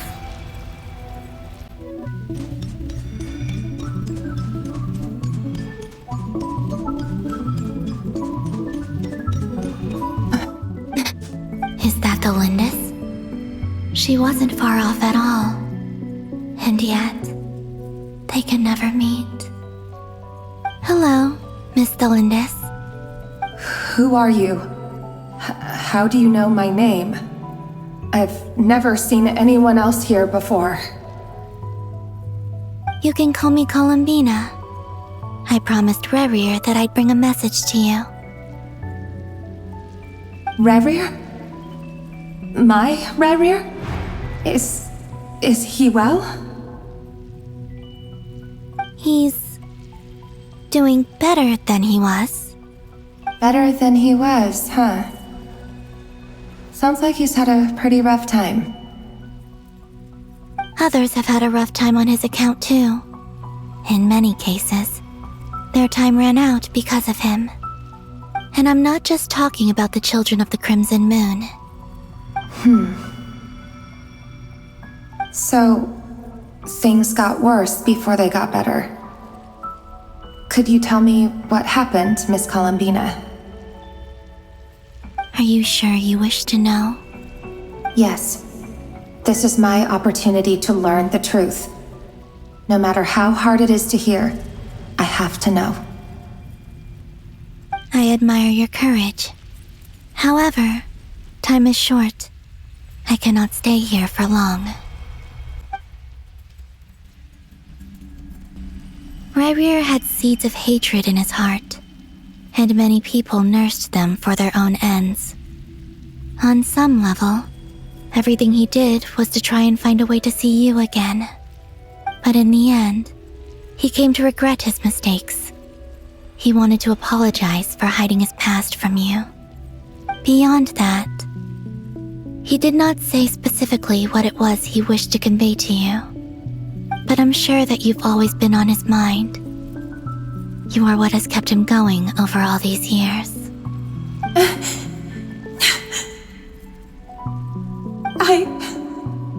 I'm sorry, Miss Columbina. This is so upsetting. I'm not sure how to put my feelings into words. It's all right. I understand. Well, that's everything from me. So, I guess I'll be... Wait. One moment. Time flows backwards here. The road ahead only leads further and further into the past. I know. I intend to reach the end of that road. Without a moon marrow, without the 3 moons' power, you won't make it far. Wait, unless...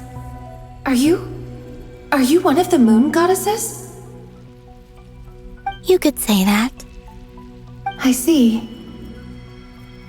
I often think to myself, if life is like a train ride, why haven't I reached the terminus? Where am I even going? And it's not just me, it's this whole place. Wherever it is, it seems like it's existed forever. It's such a mystery. Where is it going? I must seem so ridiculous. I can't answer these basic questions, and yet I jumped right in here without hesitating, only to be torn apart the moment I entered by powerful energy currents.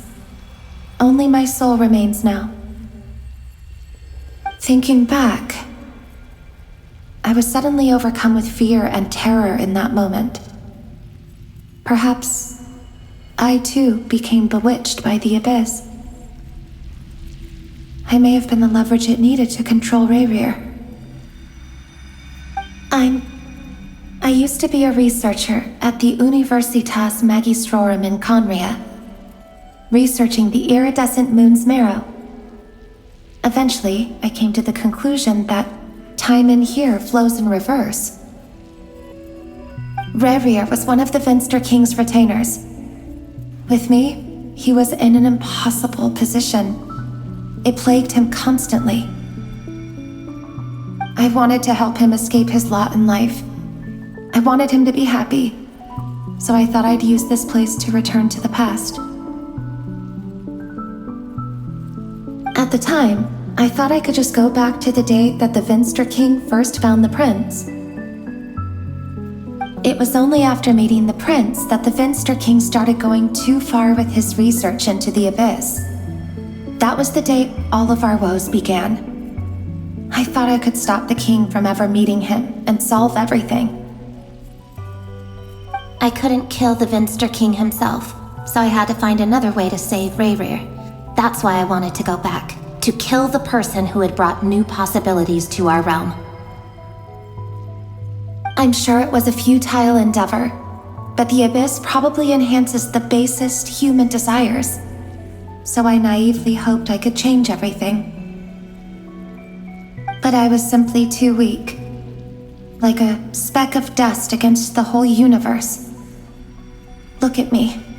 I didn't even survive the journey here. Not physically, at least. I know I'm never getting out of here. But you're different. You can make it, and I want to help you. I owe you that much. How do you plan to help me? Have you noticed the golden energy that exists here? Based on my past research and my observations since coming here, I believe they carry you forward faster. I can share what I've learned and help you understand the pattern in which this energy appears.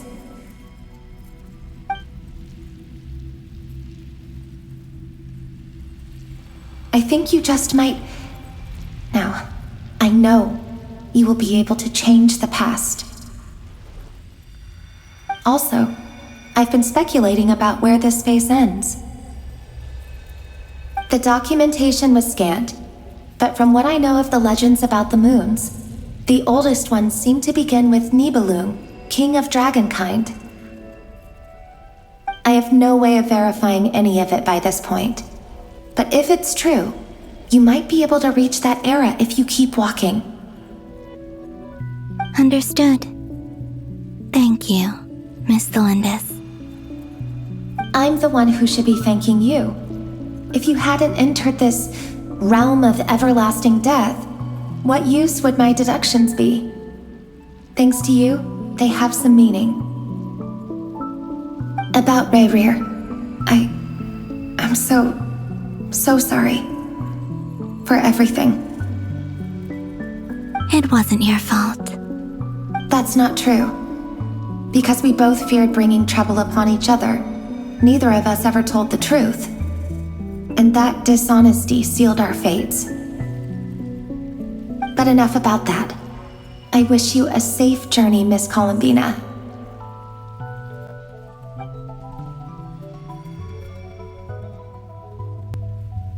And may the outside world never have to experience pain like this again. Rayrir, you're there, aren't you? I cannot see you, because you exist in the future. I expect we'll be trapped in this prison of space-time for all eternity. But please, gaze upon the past, and then sit for a while. Let's find a place to sit down together, just like we did when we first met.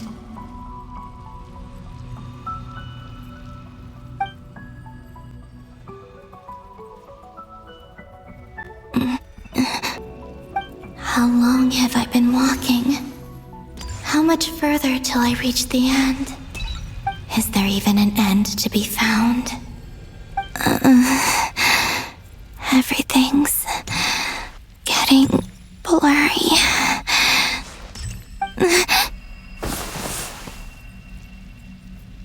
Huh?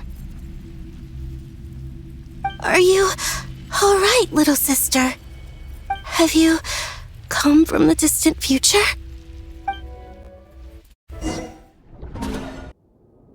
So, how exactly did the moons just disappear? Shouldn't it be a little harder to get rid of major creations like moons? The world is a vast and ancient place. On a certain scale, all life lasts for but a fleeting moment. Miss Nicole explained that the moon goddesses likely perished in the War of Funerary Flame. The moons themselves were also destroyed at that time, save for the frost moon, from which a new moon goddess was later born.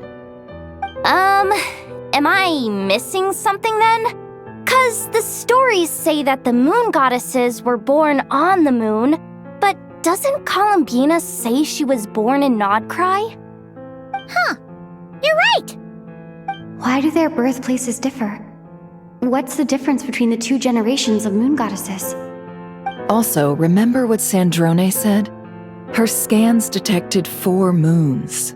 In other words, 4 moon marrows. Technically, the result of the scan means that 4 moon marrows were detected and positively identified as moons in that moment. In other words, this piece of information alone isn't enough for us to know how Miss Columbina is doing right now. Yep, we have no way of staying up to date on whether she's dead or alive. She's on her own for now. But at least she's trying her best to get back to us. Yeah, she's a tough cookie. And a sore loser, too. We have to trust that she'll find a way. Because we really need her power. As much as it pains me to say it, we've got no chance of beating Dottore in a straight-up fight. He's much too powerful. It wouldn't even be close. That maniac is going to devour everything in his path until he reaches us. We need to find someone or something that can stop him before he does anything worse. I'll be frank. Our only hope of defeating this false god is with a real moon goddess on our side. I'm not just saying this because Columbina's a friend and I want her back safe and sound. It's just the truth. And I know that even she was no match for him when he attacked, but I don't have a better solution. We're not giving up on saving her, whether she can defeat Dottore or not. Right. Don't worry, Miss Sandrone. We're all aligned on saving Columbina. No one's trying to argue that we can only justify saving our friend because it will help save the world. This is about multitasking. We want to save both. So, she's more than just a moon goddess to you guys? Absolutely. Duh! She's part of the gang! And you are too, you know. Yes, I know. You don't need to labor the point. I knew that the moment I came running over with my documents that I was part of the in-group. I mean, if Arlecchino can fit in, I certainly can. Anyway, as for how we get Columbina back, I've been working on it constantly.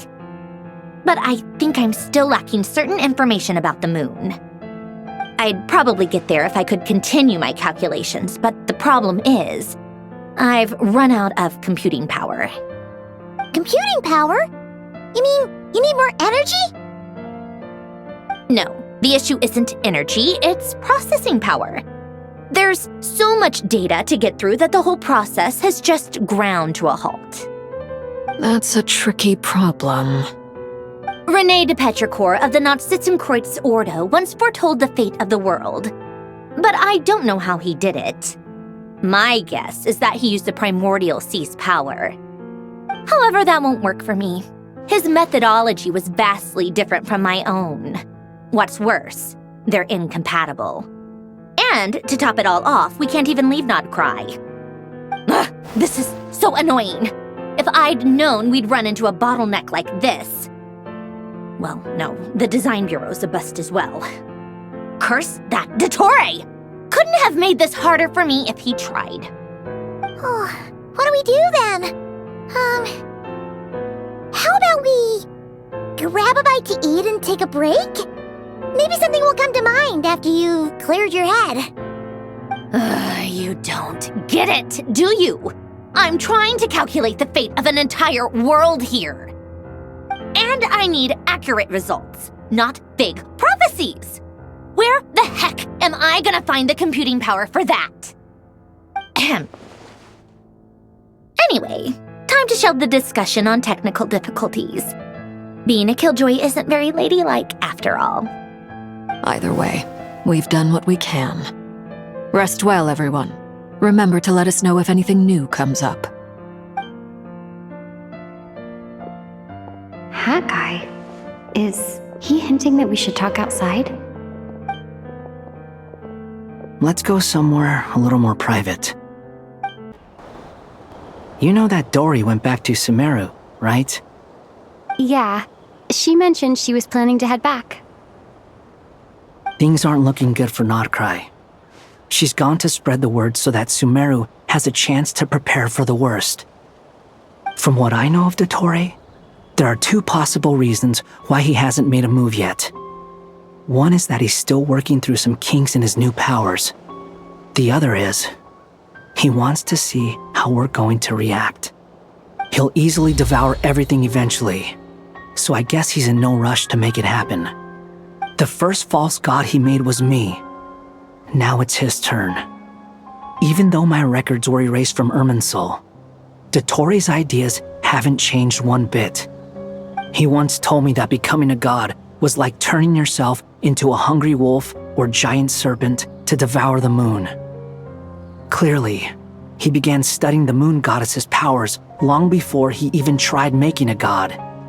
He's always wanted to get his greedy hands on divine authority one way or another. And in the end, he devoured the moon where I failed. In the desert of Sumeru, there is a chessboard built by King Deshret, also known as Al-Ahmar. I don't know if it was a real game, or if he was just trying to challenge his servants and citizens in some way. But creating games and setting rules, gods do that as a matter of course. That's the kind of power Dottore craves. Now he has the Trilunar Authority. His power is leagues beyond the common people. I don't think there's any point in other nations rushing to the front line.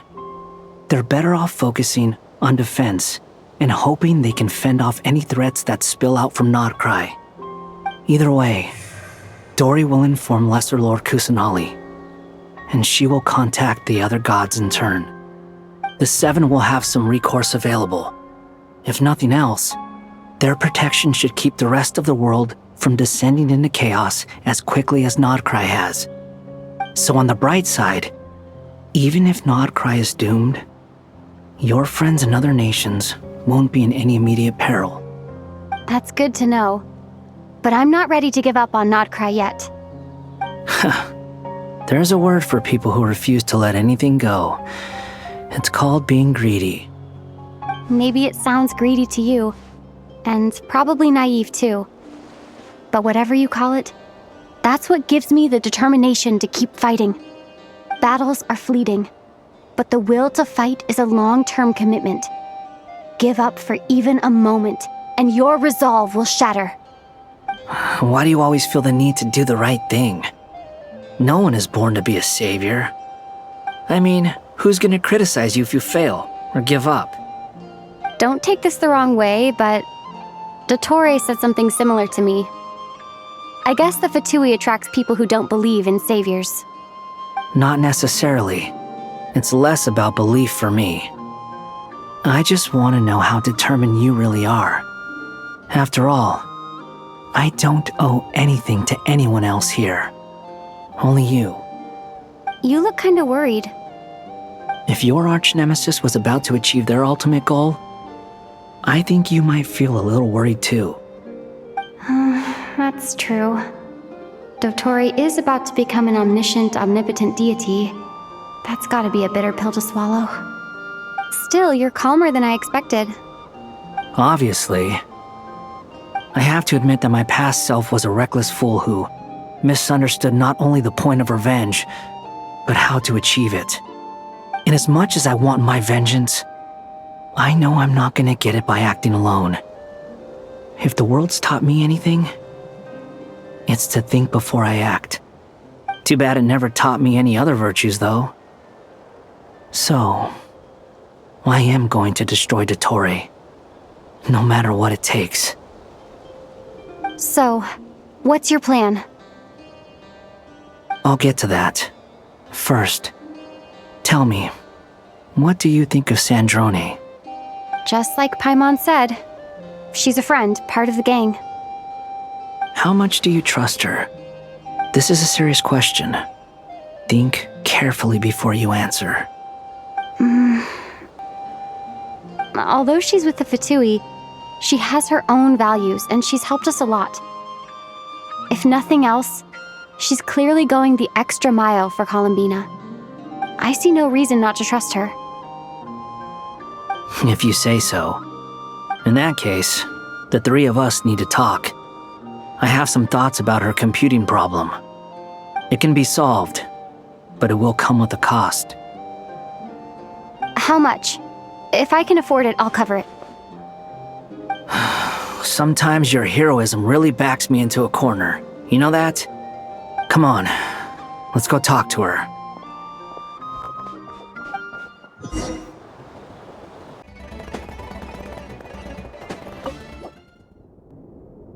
Miss Androne, Traveler. Hey there. Paimon's here too! She was just helping them sort through their things. How did your chat go? That was fast. The call only just ended. Well, you said it was urgent, so we got here as quickly as we could. Albedo, I have some alchemy questions for you. I see. Looks like my knowledge proved useful after all. If I might ask, what is the end goal for the modified formula you'll be using? I needed to predict the future of the entire world. But I've run into some teething issues since trying to implement Renee's theory of the 4 Orthants. I see. I'll have a look at it. Still, computing power is the real issue here. How do you plan to solve it? About that, it's been sorted. Oh, with the Traveler's help? Actually, you're not wrong. She found the person with the solution. Was it Hat Guy? Yeah, it was him. Wow! Go Hat Guy! Seems like all that time studying at the academia is paying off big time. But where is he? Wasn't he the one who asked Albedo and I to come here? Come with me.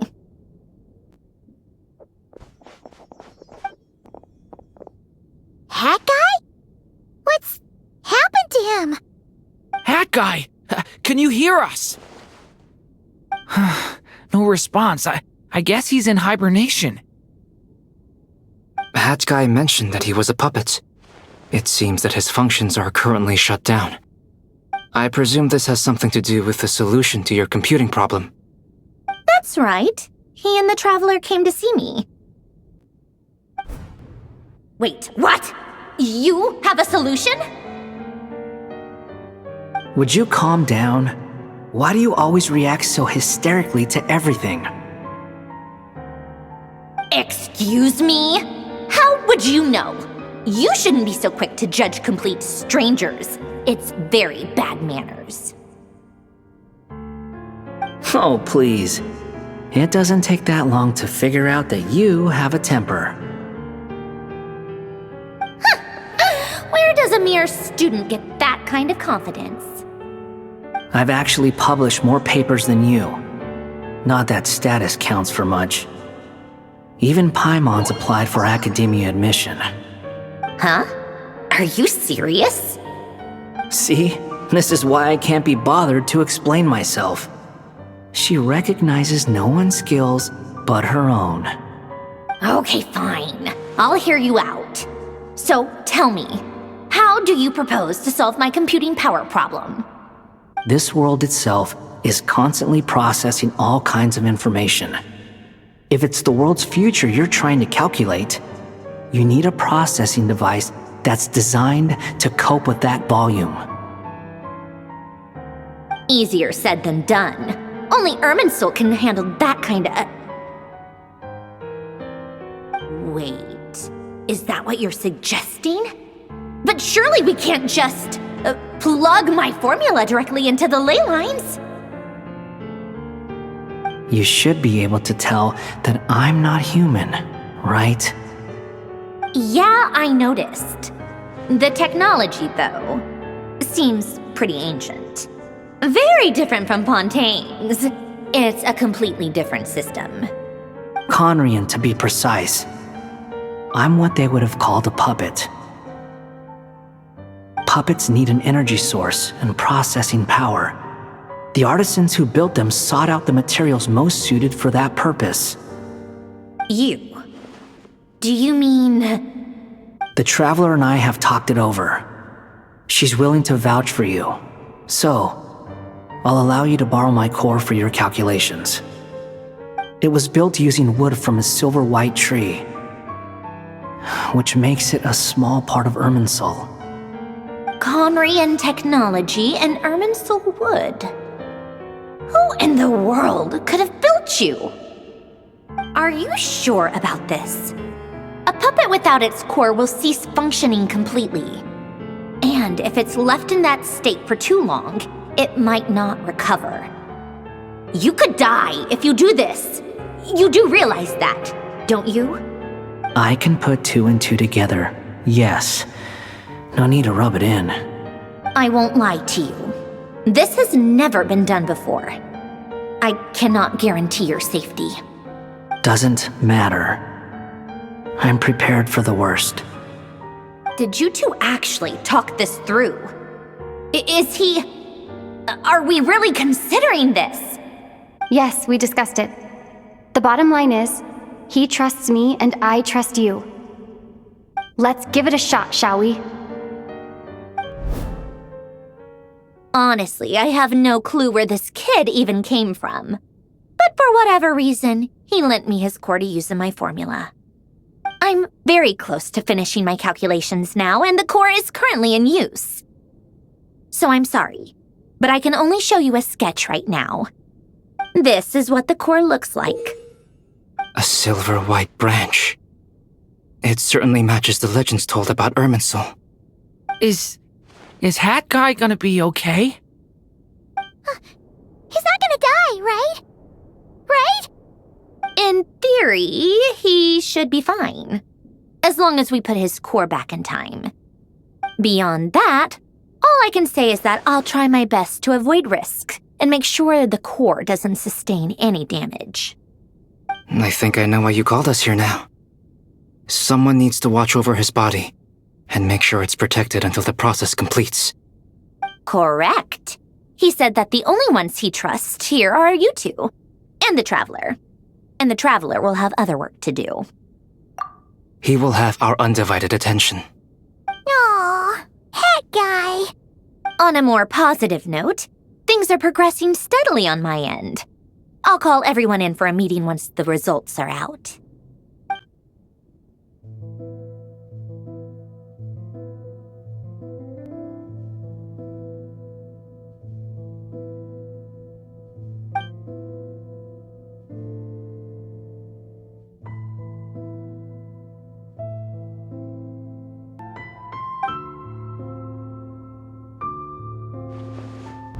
The worst case scenario with the core removal is either a system reset or a total loss of function.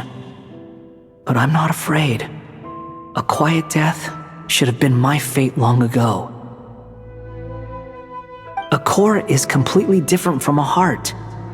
It's like another vital organ entirely. I never believed it could be a true replacement for what I sought. But in the end, it turns out the core was more useful to me. Pretty funny when you think about it. It's like the punchline of my entire life. Do you think there's any difference between a puppet and a human? If not, then this would just be another samsara. I have already experienced both a past life and a next life. Part of me wonders whether I'm only capable of making this decision because I've become a real human. What's with that expression? Isn't this a good thing? Sandrone will succeed, won't she? She has to. She will. We all have to persevere until this is over. That's right. And I'll protect you all until the moment of victory arrives.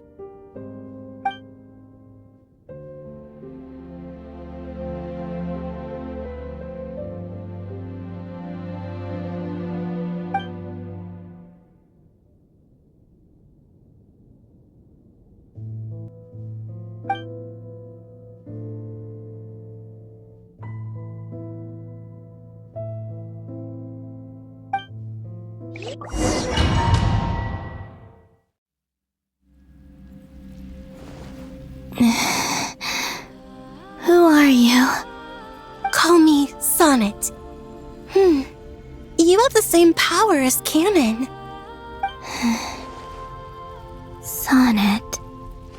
So, you're the goddess of the iridescent moon? Oh, goodness! You recognize me? Well then, what's your name? Columbina. Columbina Hyposelenia. Hyposelenia? What a lovely name. Did you choose it yourself? It was a joint effort between me and my friends. Friends? You mean your friends in the heavens? Huh? Oh, sorry. You must be exhausted. I apologize. Hang in there. Let me introduce you to my older sisters. Do you mean the other two moon goddesses? Arya and Canon? Wow, you sure know a lot. Hey, does that mean that our story goes on into the future? Oh, I guess that wasn't the best question to ask. It's alright. We were prepared for that possibility. You could say we were too prepared. I can't even remember how long my sisters and I have been here by this point. When did you get here? How long has it been? I can't say for sure, but it feels like it's been forever. I see. Are you feeling alright? You look a little unwell. I can hold out a while longer. We don't have far to go. The place where my sisters and I are based is just up ahead. Don't worry, they're both really nice. I'll introduce you.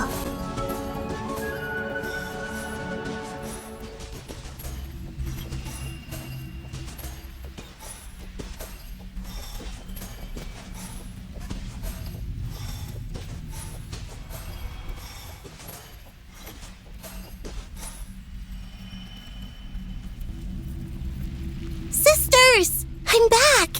And look who I've brought with me!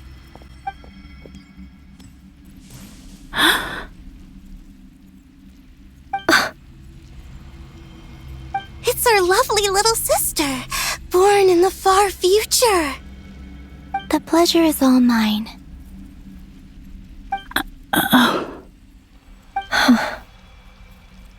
Allow me to introduce you to Columbina Hyposelenia. This is Arya, the goddess of the eternal moon. And this is Canon, goddess of the frost moon. Canon, don't you think Hyposelenia's power is similar to yours? Hello, Columbina. I apologize for our startled reaction just now. And please, forgive our little sister if she's been annoying you. She tends to talk a lot. It's fine. You seem shy. Don't worry, Columbina Hyposelenia. No one can hurt you here. Could you tell me where here is? Please. I must know. My dear sister, this is where Tevat's original ruler, the Dragon King Nibelung, imprisoned the moon goddesses. What? You're scaring her, Canon. No, I'm fine. Please, continue. Nibelung, our original master, created us in the distant past to maintain Tevat. But he left this world and traveled into the dark universe beyond, to explore worlds vaster still. Day and night, we fulfilled our duty in the heavens, until the day that the first Descender arrived. The great ruler of the firmament. The heavenly principles. Is that what later generations call them? I see. But we did not reject them at first, nor did they seem to harbor ill intent towards this world. We coexisted in peace. They were like a guest in our home. Slowly, however, we came to realize that our guest had a growing desire to change and dominate the world. And you didn't stop it? No. There was an order to the rules they set up that Nibelung never taught us. We wanted to know if this order would bode good or ill for Tivat. All right. Canon and I wanted to know. Sonnet was against it from the outset. Later, we discovered that this great ruler of the firmament bore an almost paranoid hostility toward the desire of certain life forms to seek power. Or perhaps they feared them. They would even cast down celestial nails as manifestations of their power, to punish the civilizations of the world below. Only this was far beyond mere punishment. Right. Their rules brought order, but the price people paid for merely testing the limits of those rules was far too great. I did everything in my power to help the punished escape catastrophe, but still, too many lives were lost. The ancestors of the Frostmoon Scions were some of the ones you helped. But just when we had decided to take countermeasures, the Dragon King, Nibelung, returned. And so began the War of Funerary Flame. So, that's the name the world gave that war in the future. Well, who won in the end? As far as I know, the Heavenly Principles won, although it came at a great cost. They remained in Tivat, where they continue to rule to this day. And the world's original master, the Dragon King Nibelung, was destroyed. And what of the moons? Are there still 3 moons in Tivat's skies? You can tell us the truth, Columbina. We know we are but remnants of a bygone age. We are prepared for the answer. Only the Frost Moon remains. But it has been cast beyond the false firmament by the Heavenly Principles. The eternal and iridescent moons were both shattered during the war. So death finally came for us in the end. Sonnet. But you're still here, aren't you? A moon goddess cannot live without her moon, Columbina. She's right. That's why I began to disappear. Because the Frost Moon is cut off by the false sky. How much worse it would have been if it were outright destroyed. Our souls may endure within this lunar palace, but if our moons are destroyed, then we shall disappear the moment we depart from it. I'm sorry. There's no need to apologize to us, dear sister. If anything, we owe the world an apology. If only we'd decided to act sooner, rather than arguing amongst ourselves. all the more reason not to spend this time in regret and repentance. Instead, we should focus our efforts on how we might help our future sister. Sorry? Don't you see, Columbina, your story is not yet over. Is that not why you are here?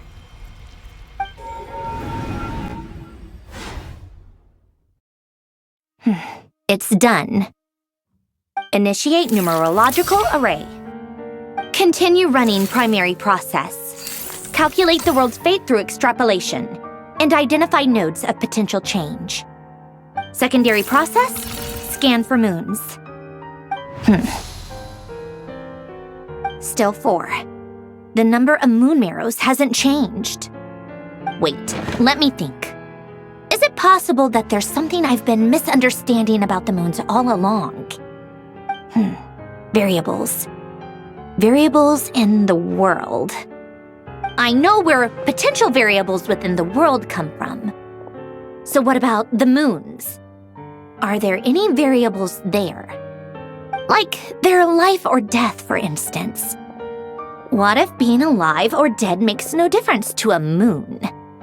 But that's so strange. Even immortal gods can die. Why would the moons alone be?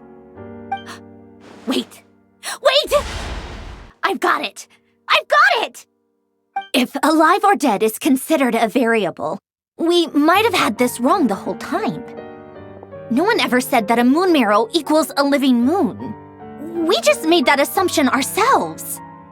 Initiate secondary process. Scan again. This time filtering out interfering perimeter, moon marrow. I don't care if they're natural or artificial. Get them out of my search results! Why? It says 3 moons still exist in Teyvat, even after excluding the moon marrows. But we know for a fact that 2 of them are dead. Redo the scan. Narrow the results to living moons and real moons. No, scrap that. Narrow it down to moons that have lunar authority and remain alive. Why? Why is it still 3? What is this, Columbina? Has the world lied to us? Or are you the one pulling the wool over our eyes?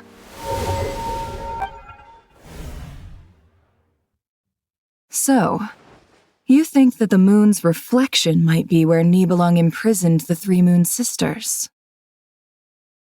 Yes, it would explain a lot, such as why that space would respond to a moon goddess's power, opening the moon gate at her command. It would also explain why Miss Columbina has been unable to leave, and why time flows in reverse there. In the messages she sent, Columbina promised us she'd find a way to return, but we have no way of knowing how, when, or where this might happen. The fact that she still has yet to reappear in this world indicates that returning from that place is no easy feat. We cannot afford to simply wait for her. So you're saying, if she could return by her own power alone, she would have done so long ago? Yes, she certainly wouldn't leave it to this late stage when it's so touch and go. I've been giving this some thought, and I've come to believe that Luana's Har might be an anchor that she left behind, as a sort of future waypoint. This could also explain why Luana's Har is always by the traveler's side. Sounds like a plausible theory. If that's the case, there must be some criteria we need to fulfill to allow Columbina to return to the present. The question is, what could they be? Hello? Listen up! This is extremely important!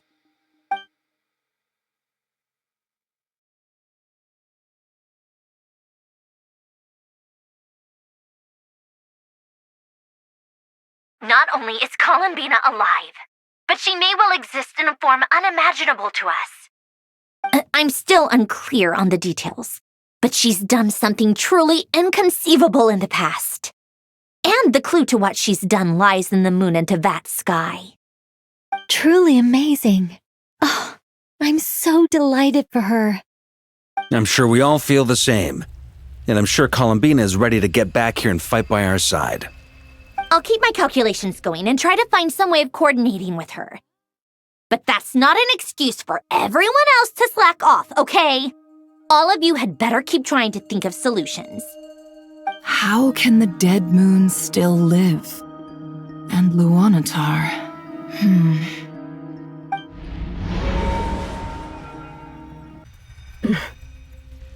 It's hard to believe that's what will happen in the distant future.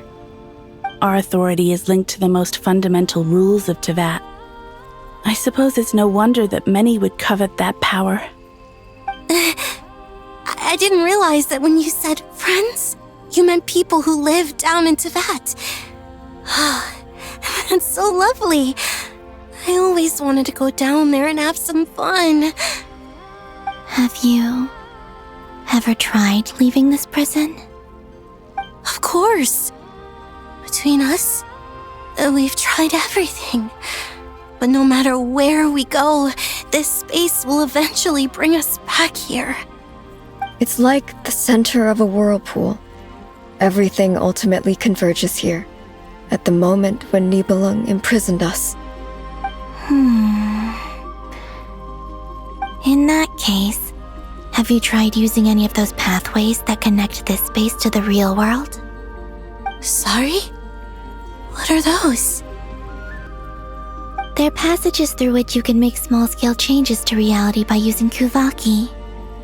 Or am I the only one who can use those passages? Because part of my soul remains in reality. Kuvaki. What is that? You don't know? It's a unique kind of elemental energy found only in Nodcry, the land from which the moons arose. Oh. Well, it's true that the moons first rose up from the part of Tibet you say is called Nodcry. But there is no difference in the elemental energy between there and anywhere else. What? Could you show us some of this Kuvaki hyposelenia? Maybe if we see it, it'll make more sense. Okay.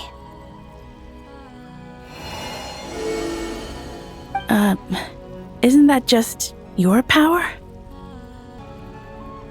What? But it's everywhere in Nodcry.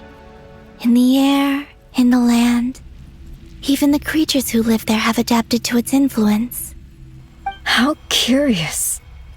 This Kuvaki certainly did not exist anywhere in the world before we were imprisoned. Let alone influence living creatures. So, how exactly does it affect them anyway? Can they float in the air like us? This is so strange. Why would their reality differ so much from mine? Columbina, you're looking for more than just a way out of here, aren't you? Yes. If I am to help my friends, I will need tri-lunar authority on par with that of our foe. You mean you'll need our power? This sounds extremely risky. The Three Moons' powers are not mutually compatible. Concentrating them into one goddess will be a very painful process. And if anything goes wrong, it could tear you to pieces. I know. But I'm willing to take that risk. Even so, let's say we successfully transfer our authority to you. How will you take it outside this prison? Nibelung constructed this realm specifically to prevent us from using our powers to interfere in his war. No moon goddess can leave this place alive. What if I don't leave alive? Where do we even start? How are we supposed to figure out what we're meant to do to help Columbina?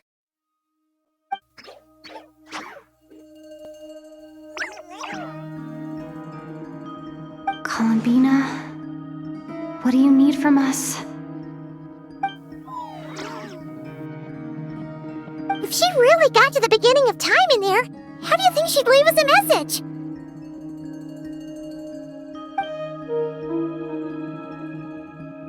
You don't think she'd write it down on a stone tablet somewhere in the hopes that we'd find it, do you? Seems unlikely. Columbina may not talk a lot, but she thinks deeply about issues like this. Let's review what we know. This is the Columbina who fought alongside us against the Reykir of Solnari, and with whom we celebrated Moon Prayer Night. She knows our personalities, our ways of doing things, even our unique strengths and abilities. So, if she wanted to tell us something from a long, long time ago, what would she do? Oh.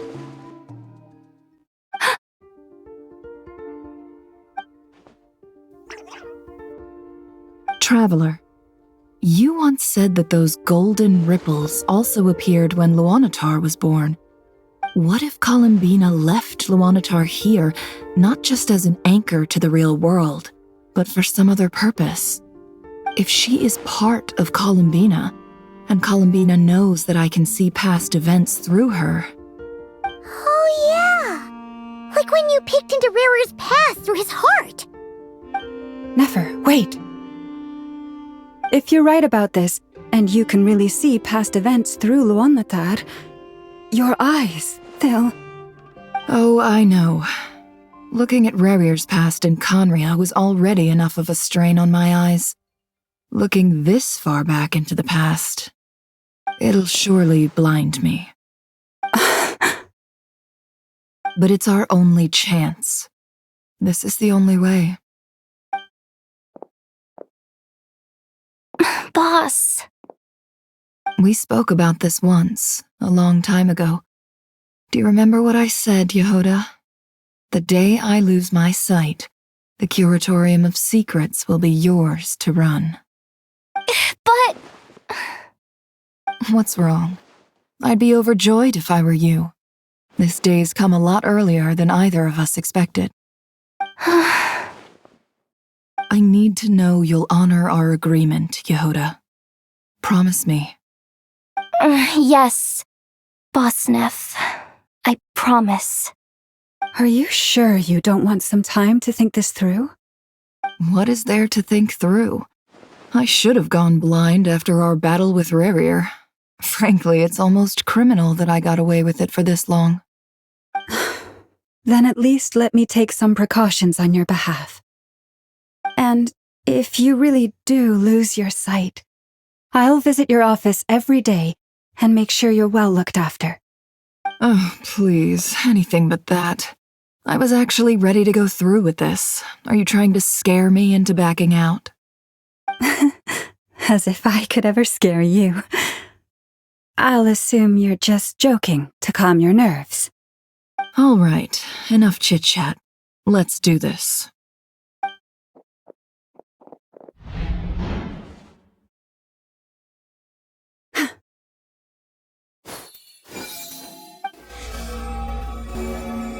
All done.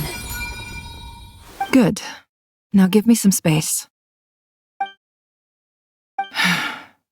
Come on then, little one. Show me what happened in the past.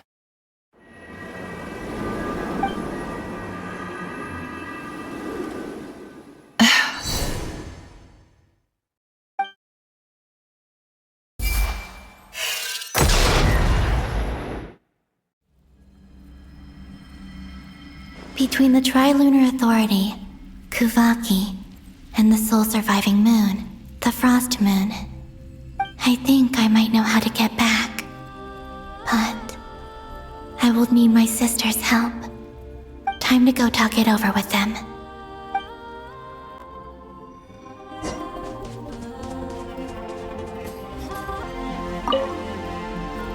It seems you have reached a decision. I'm all ears. What do you propose?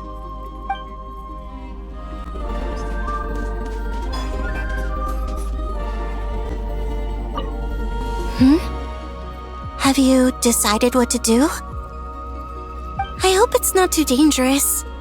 You really scared me when you said that thing about not leaving here alive. Come on, let's go find the other two.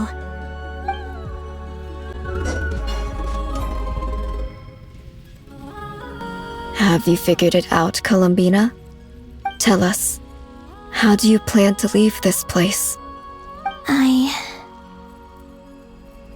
I intend to die here, in this moment, and then be reborn in the future with the help of my friends. What? What are you saying?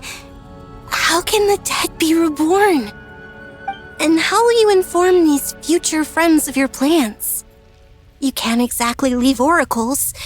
Nothing can escape this place. Not a single ray of moonlight. And even if you found a way, what if they never find the message you left for them? You'll... No, that won't happen. Come again? They will find my message. I'm sure of it. I'm not following. How exactly will you achieve this? It's quite simple, really. First, I will leave my soul here.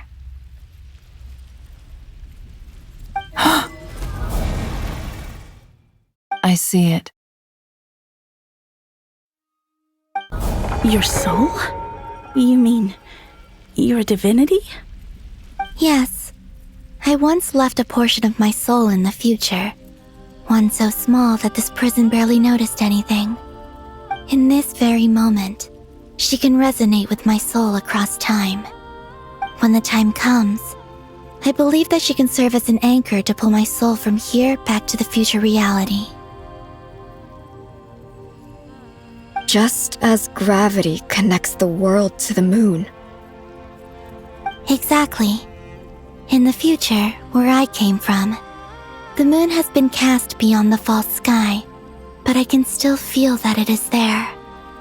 In a similar way, I can feel a connection to the soul fragment I left behind even now. My friends can use it to detect my presence. But how do you just leave your soul here? Is that even possible? On my way here, I met an ordinary mortal who entered this place long before I did. Her body is long gone, but her soul remains. And before that, I encountered an old enemy whose entire soul survives here intact, while the power that once corrupted his body has faded away. So, perhaps this space is specifically designed to imprison divinity and authority, but not the physical body. Still, even if your body can escape, would it not just be a lifeless husk without the soul inside? Wait, is that what you meant when you said you wouldn't leave alive?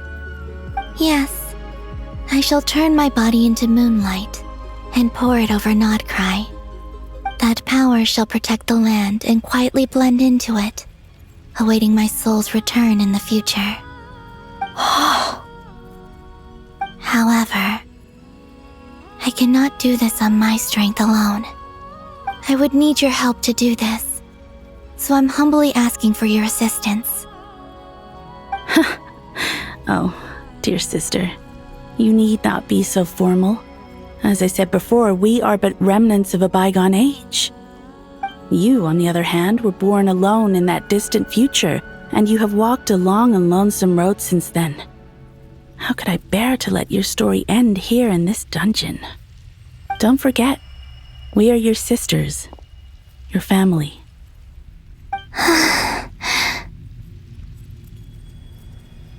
Arya's right. Actually, I've always wanted a little sister. Can you imagine how it's been for me? Getting nagged by two older sisters all the time. Now, I finally get to be the big sis. And not just that, but I get to help you return to your world, too. How could I say no to that? Sonnet. Canon?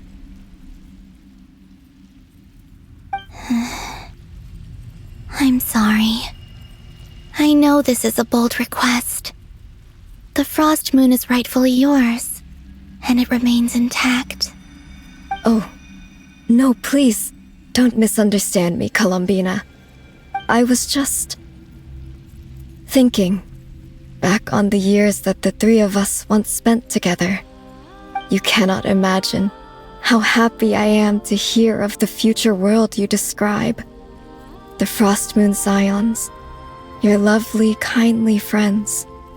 For the three of us, whose purpose in life was to maintain the peace in Teyvat, it is a great relief to know that the people of this world live in such an abundant future.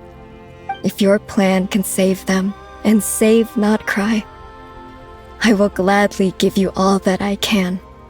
Besides, the three of us have been together since the day we were born. I could never abandon them to live on alone without them. canon. Still, I do have one question I would like to ask you before we proceed. Certainly. What is it? Why do you cover your eyes?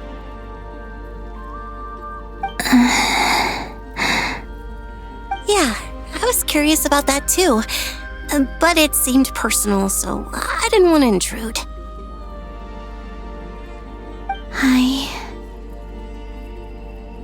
There was a time when I refused to look upon the world. I believed it was full of nothing but lies and falsehoods. I wished to hide my feelings, seal my heart, until I could return to my true home. I see. Perhaps that decision saved you from ever having to see the false sky again. But at the same time, you likely missed out on many true and precious things, like the smiles on your friends' faces. Promise me this, Columbina. When you return to the future, open your eyes, take a look at the world around you, and see your friends. I'm sure that you know this already, given that you long to return. But that is your true home. Give me your hand, Columbina. Arya, Sonnet, you too. Okay. All right.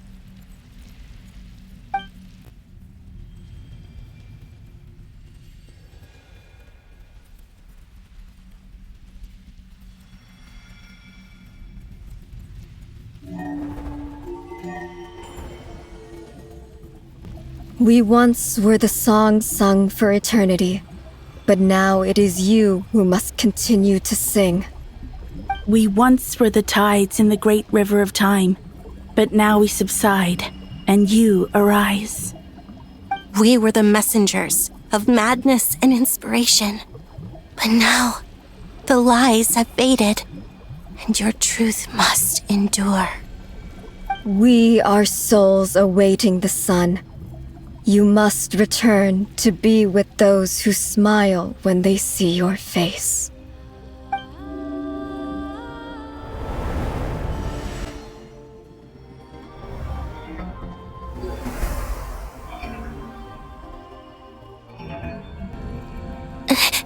Is it done? Yes. We have transferred the authority over all 3 moons to Columbina Hyposelenia. From this moment on, she is the Tri-Lune Goddess, the one and only moon goddess of this world.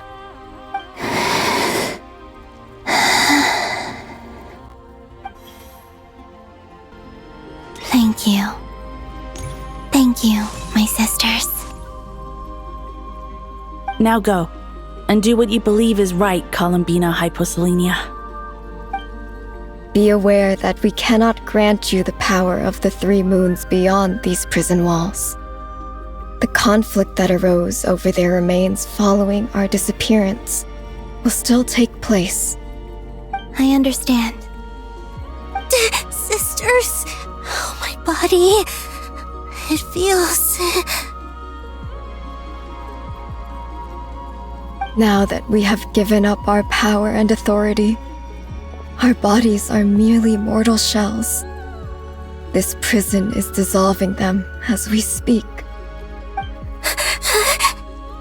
It's okay, Sonnet. The end must come for every god, just as it does for every human. That's all this is. The final destination of our lives. Canon and I will be by your side the whole way. We have one final request, Columbina.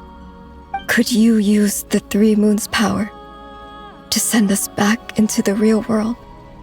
Now that we have lost our powers, I doubt this space will seek to hold us further.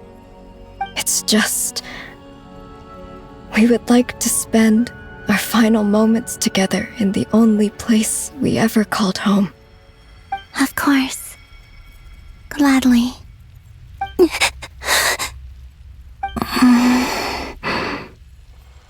want it. Yes. Don't... I wish I could tell her not to give in to the abyss. Not to be afraid. But is this really what I should say at this moment? Don't forget. I'm so glad to have a big sister like you. No, Hypo. Thank you. I'm okay. I'm not afraid. As long as my sisters are with me, I won't be afraid.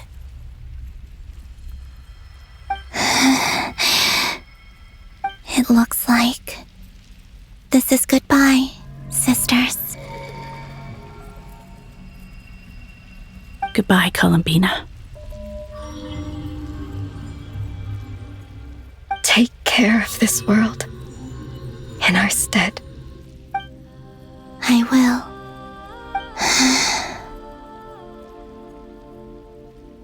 And now, it's time for me to bid farewell to my body too.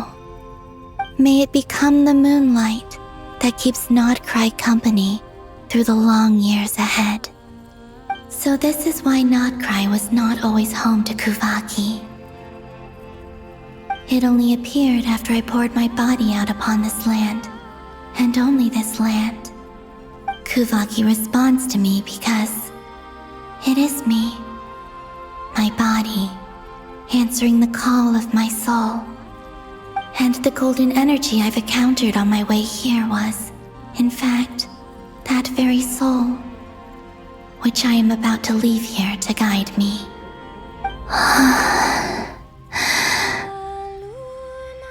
O power Trilune, eternal moonlight. I, Columbina Hyposelenia, lay aside my body. Let it be cast into the dark night to illuminate the future. May it be a companion to all who dwell beneath the moon.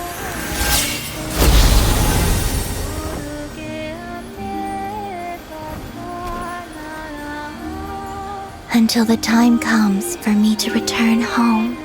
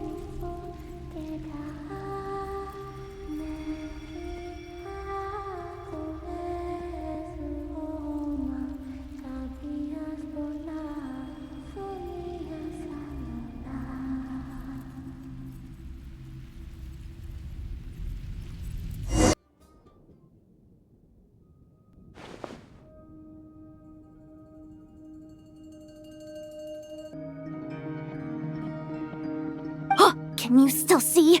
How many fingers am I holding up? I see 2 fingers, and a look of sheer terror on your face. Truly astounding, Miss Nefer. Your eyes have glimpsed the very ends of the world, and yet they remain as sharp as ever. Or is the credit for this miracle due to Miss Lauma? It seems that even time itself is no match for your medical skills. Surely you jest, Mr. Flins.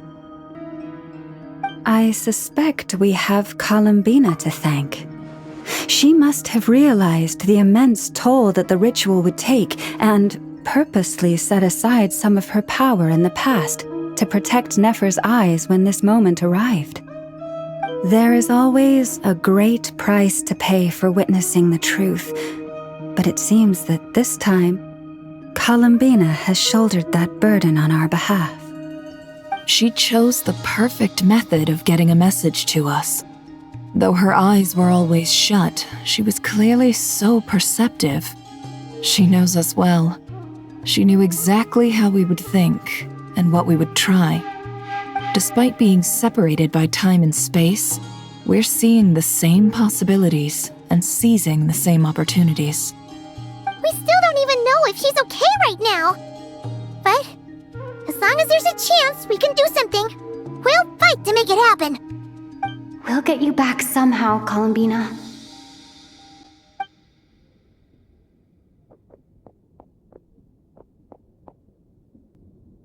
Well, based on the information we now have, let's figure out our next moves. Thanks to these gentlemen, we have a much clearer picture of the situation with Dottore. The civilian population has been moved to safety, so we no longer need to hold back. Miss Androne, how are the calculations going? So far, so good. I'll keep seeing how far I can push the system, though. Can't have Hatman being powered down for nothing. There's still a long road ahead. Where should we begin?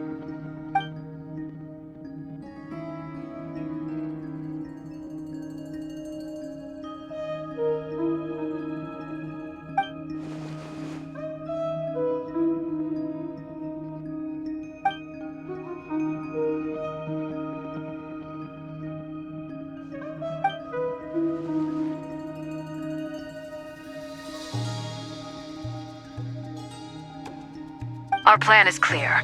Time is short, so let's get moving. There's just never enough time, is there?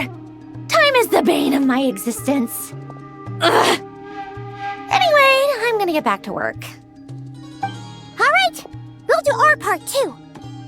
Yeah.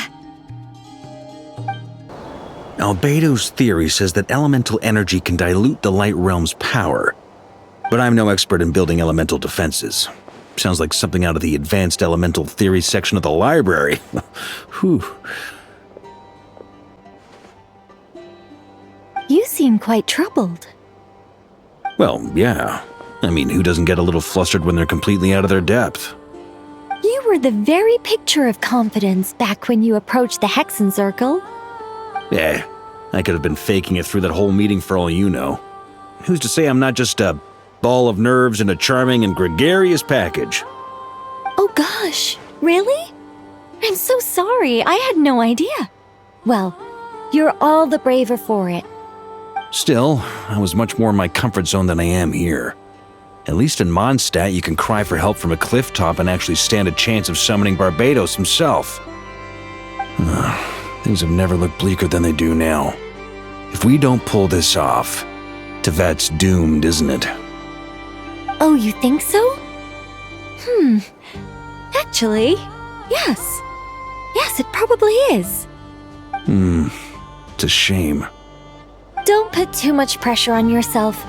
Tevat has faced annihilation many times in the past, but it also gave us you, didn't it? Hey, don't give me that. It's not like I'm anyone special. I disagree. Every human born in this world is special. We angels have always believed that. In that case, this humble human being has a big favor to ask of you. I thought you might say that. I'm sure Alice, in her great wisdom, sent you here precisely to help us in this difficult time, yes? Well, that has less to do with her wisdom and more to do with my power. Of course, of course. Well, the thing is, these elemental defenses we're about to build, I don't think it's a question of if they'll fail, but when. Durin's findings from his patrols make it clear that Dottore is constantly expanding his territory. First it was his lab, then the design bureau, and now this. It's not realistic to completely stop him encroaching on the rest of Nokrai. Rather, our goal should be to stall him for as long as possible. If Miss Sandroni's calculations are correct, well, they're the closest thing to certainty we have in this situation, so let's assume they are. Anyway, her calculations suggest that our best hope for victory lies in Miss Columbina's return. It's up to us to slow Dottore's advance and buy time for her to make a return. Are you asking me to help you with building the defenses? No, I'd like you to prepare for what comes next. When he eventually reaches us, we will have to fight him. You were an angel once and a mage now. I'm asking you to lend us your protection. Oh. Can I take it that you're triggering the terms you fought for during our three-way talks? Well, technically those terms were about protecting Mondstadt. But if you're happy to agree to the change in location, then yes, let's do that. You're cashing in on this much sooner than I'd imagined. Well, yeah. The way things are going, I might not get another chance. Very well. The mages have heard the knight's plea, and we will respond. To tell the truth, Alice and I had already discussed how we might help you all, so I didn't come empty-handed. I always like to be prepared.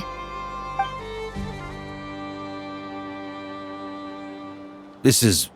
wow. Yeah. This is great. Seriously, thank you.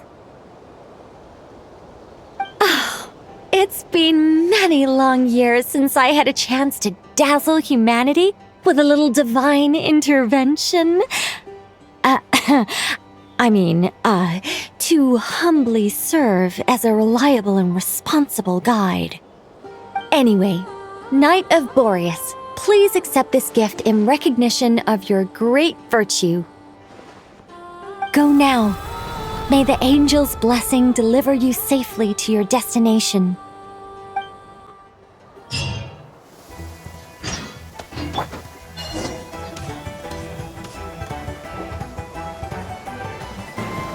Ah, you're here. Sandrone! How are things going? Glad you asked. You two are about to become the first people to lay eyes upon my masterpiece. Or should that be the first person and the first, specter? Hey! Whatever. Come, feast your eyes on this. Wow! We've never seen something like this before! This meter displays the progress of my formula. Currently, it's still making the most important connections. Once it's finished running, I'll deliver it right to your side. And then, we can finally bring Columbina back. What do you mean, deliver it? Can't you just tell us over the Dodo communication device? It'll just be some numbers, right? Ugh, you're such a greenhorn. This isn't the kind of formula you solve in math class. It's a highly complex algorithm capable of constructing a framework of rules. Ugh, whatever. We'll be here all day if I start trying to explain it. All you need to know is the formula must be completed before we can bring Columbina back. I'll share the data with you. Nicole's agreed to let me use her information channel, so we just need to use the Dodo communication device like so, and... there. Now you can check in on my progress. Wow! Look at that! You're amazing, Sandrone! About time you recognized my genius. Took you long enough. Anyway, that's all for me. You should check on the others if you have time. Make sure we don't have any weak links in the chain. That might sound harsh to you, but close supervision is a common practice in the Fatui. Not looking to catch anyone out. I just care about everything going smoothly. That's all. I'm kinda stuck here while the formula's running, so I need you to be my second pair of eyes in the meantime.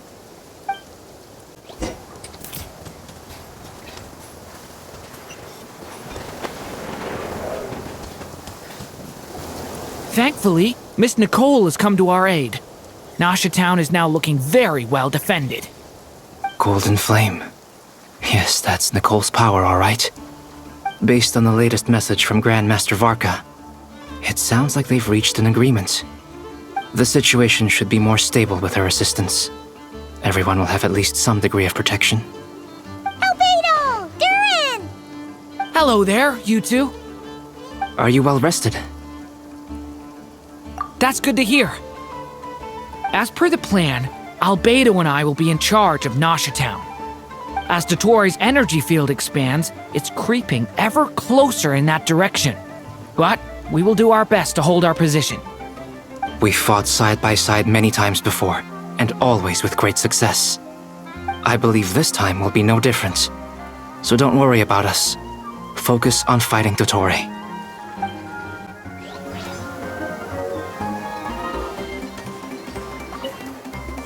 Traveler, Paimon, a pleasure to see you both. Twins! How's everything coming along? Fairly well, if I do say so myself. Personally, I am ready to confront Dottore head-on. Ooh, you sound much more serious than usual. To be honest, I am not usually fond of exercising my full strength. For one thing, it's hardly conducive to maintaining a low profile. Besides, I believe one should have the right to choose when to show their hand. I am conserving my strength until the moment of battle is upon us. Anything to boost our chances of victory. Seeing you get into the zone like this really puts Paimon at ease. Huh, Traveler? I consider it an honor to have your trust. Rest well. I look forward to seeing you both in your element during the battle.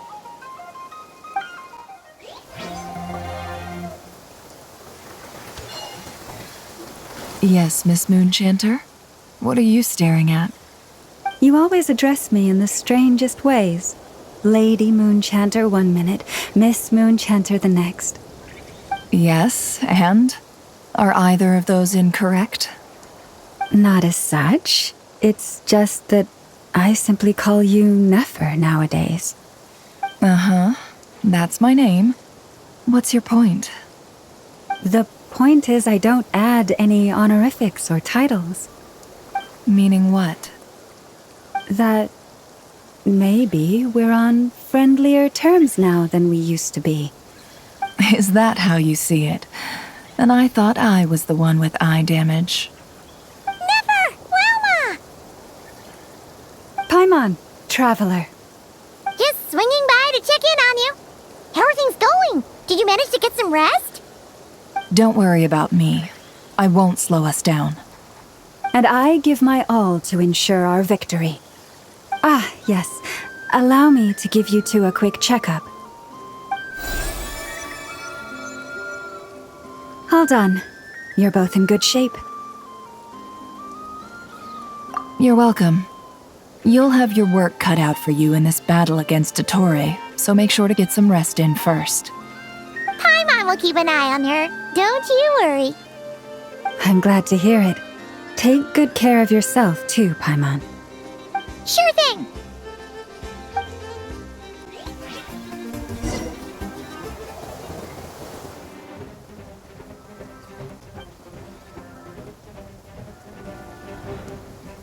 Here they come. That's quite a horde. As we expected. Get ready, everyone. Take your positions and prepare to engage. Let's begin. I'm at the ready.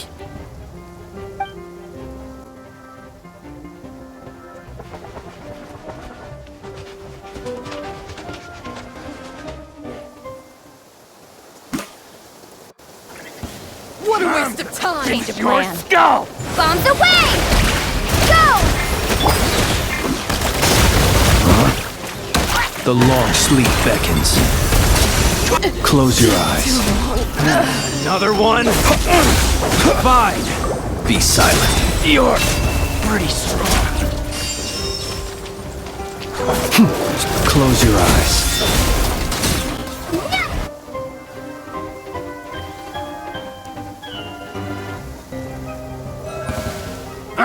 For the everlasting forest. Forest, protect us. The deception ends here. These creatures cannot stand against us. Oh, fighting talk. Just don't let your guard down. That goes without saying. I'm hardly the risk taker in this group. Excuse me?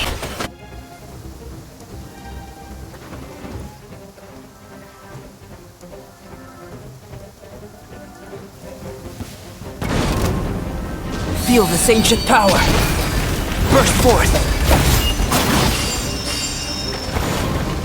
This, a turning point in fate.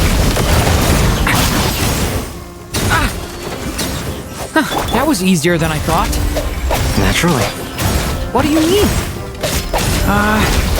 Is it because as created beings go, we're of a higher level?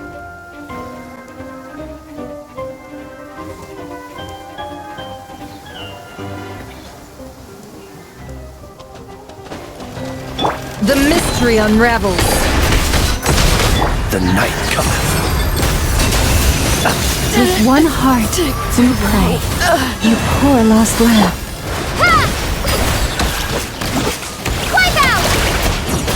People have always used fire to drive away wild beasts. Wouldn't a lantern work just as well?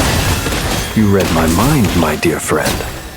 I was just about to say that. All right then, dear friend. Bring the light.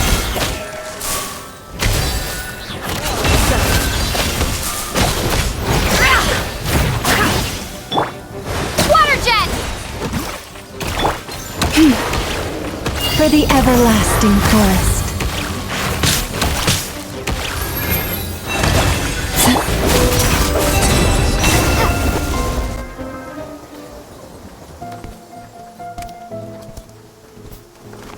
You're looking well.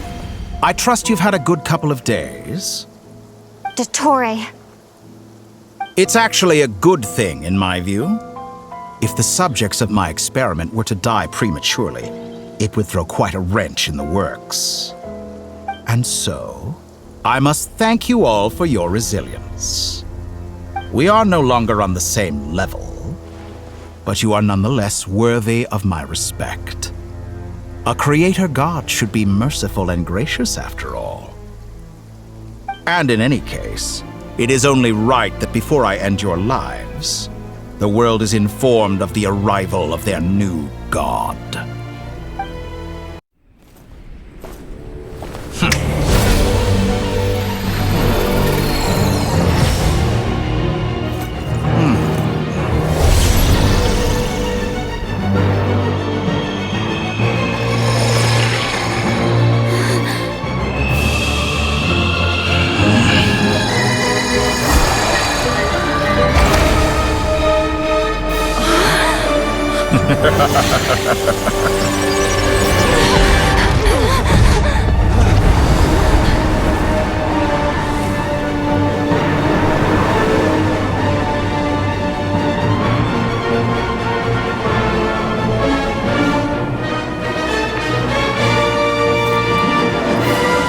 The experiment begins.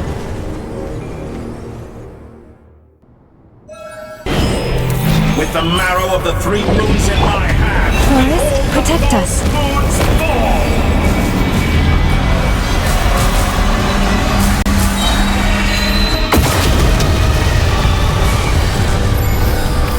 By the frostman of old. The long sleep beckons. Be silent. Observe. The mystery unravels. Can't hide the truth. You poor lost lamb. For the everlasting. Dodge that. Entropy. Beware the creatures of the night. Some results of that. Close your eyes. Seek within. It all adds up.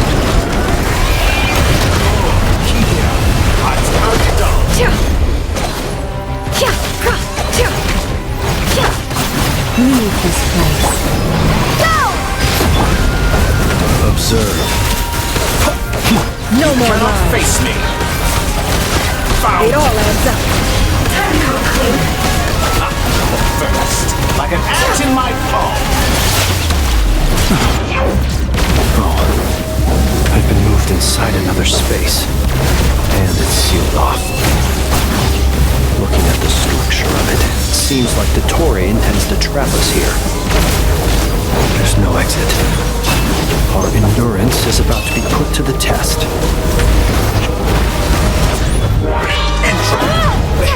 To me! You poor lost lamb. Can't hide the truth. No more lies. Such a simple attack, and you're already struggling.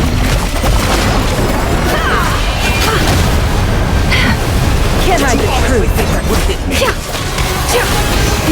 Shameless Be shackled! Taurus, protect us. Found!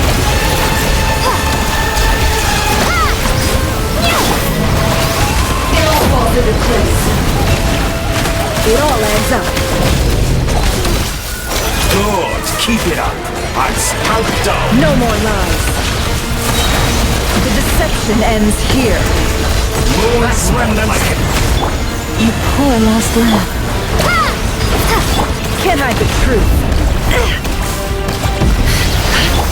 By the frostman of old. No more lies. It all falls into place. Excellent. But tell me, where will you try scurrying off to next? A grave trap. Looks like Dottore has opted for a divide and conquer strategy. But we will not allow him to triumph. Now, I shall pray for our victory.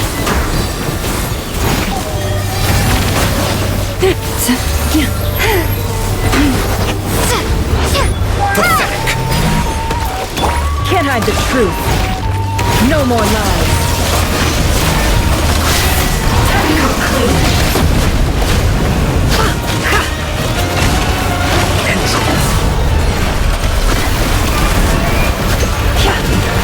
Leaving openings on purpose. Confident. Can't hide the truth. Seek within. Did you honestly think that would hit No me? more lies. How farcical. Bombs away! Good, keep it up. I'm still collecting data. Fuck.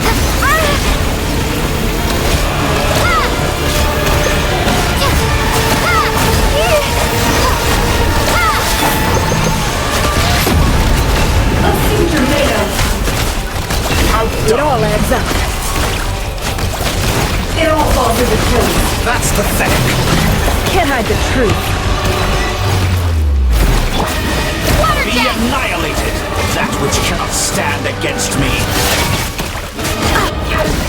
What's this supposed to be? A knockoff version of the space Columbina got trapped in? There really is no way out. We'll see about that, Dottore. Water jet! How dumb. My apologies. I had not intended to take your teammates from you. But you have a choice. Obey and I... An excellent deal if you ask me. Won't you consider that?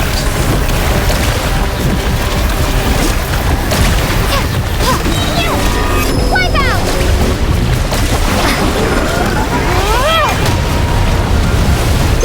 Did you honestly think that would hit me?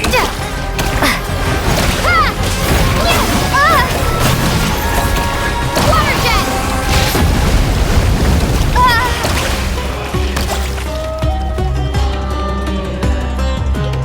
I'm aware you've been working on some little tricks to surprise me with, but it appears that none of them have come to fruition. My guess would be that you're trying to bring Columbina back. But then, where is Sandrone? Or are you trying to buy time for her? I always found their friendship to be a curious phenomenon. Two highly incongruent personalities, and yet they share a deep connection. Speaking of Columbina, I once saw her as like a younger sister.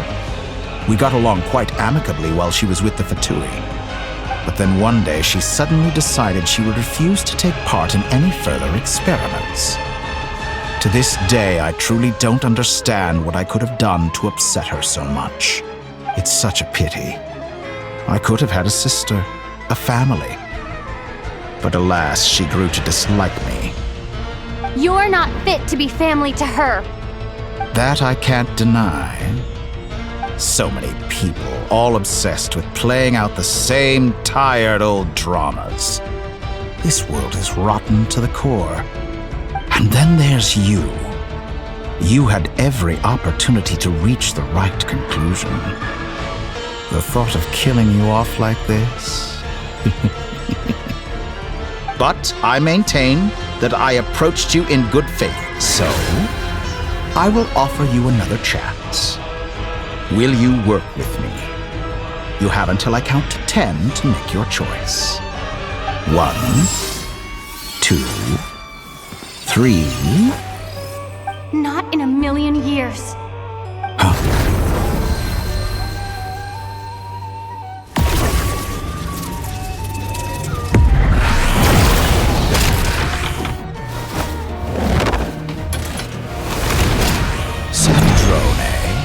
What a pleasant surprise.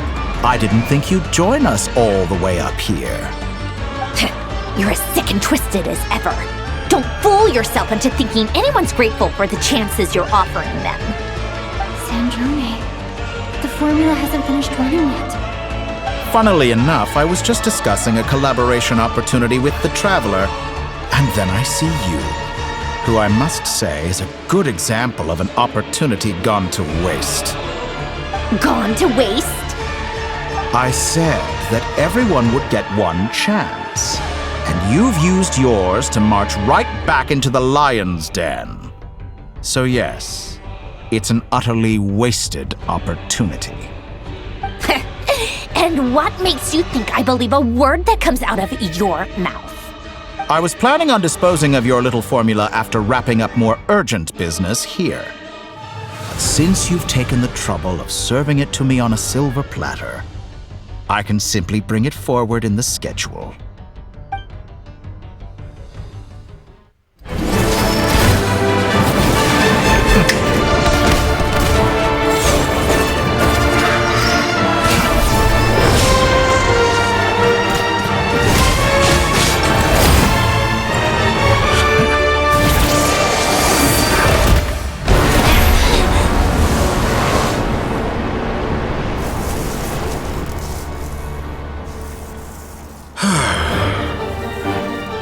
Is this your life's work?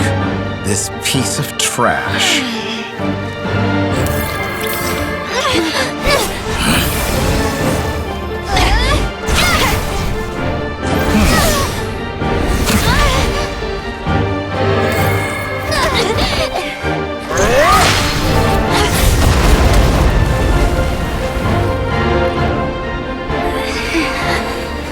Your formula runs too slowly, Sandrone. You put your hope for success on others instead of fighting dirty. That is why you have failed. Now, whom should I slay first? Any volunteers? No one? How nice of you to leave the decision to me.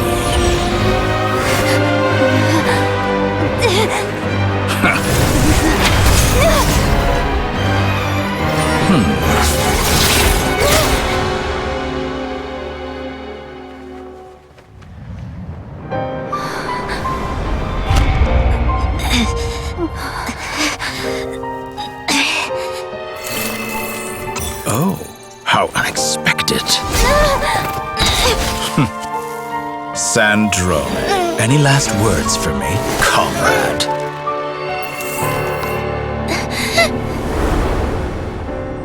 Is there anything you wish for? Not really.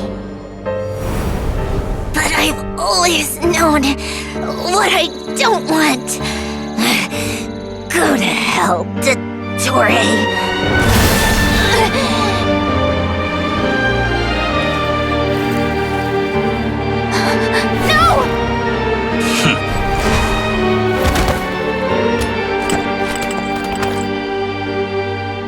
And now, you have failed.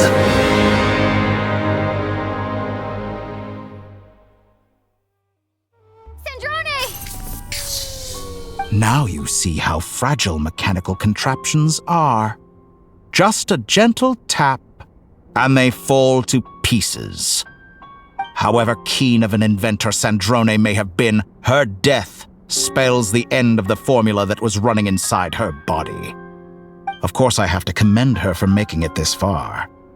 As her colleague, I have to admire her stubborn tenacity. Now, It is time for you to take your place by my side. My count was interrupted, but the second chance I extended to you still stands. Once again, you are welcome to join me. By now, I'm sure you have gained a greater appreciation for the power and authority I wield.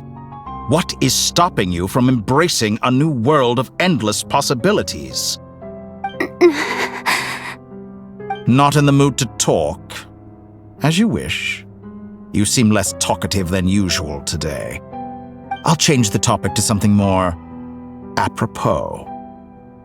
Sandrone was always like this, never trusting anyone, always so reluctant to share her research with them. Objectively speaking, she had her strengths.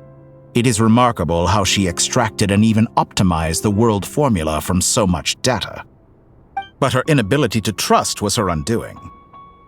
Had she allowed someone else to monitor or run the formula for her, you might still have a chance at victory even now.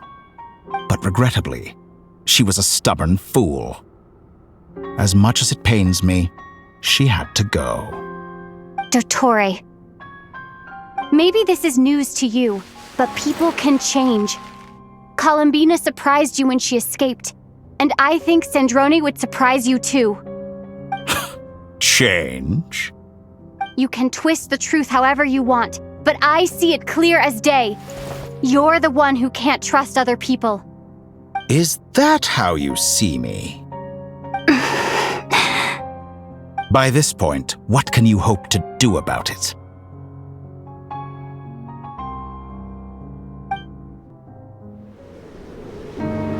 It is pointless to fight on. You've already lost. Wrong. You can't win this, Dottore.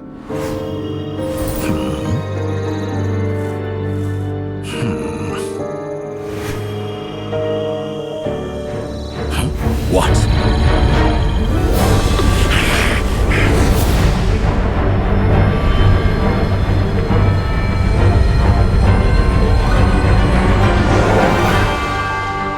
My formula can get us 90% of the way.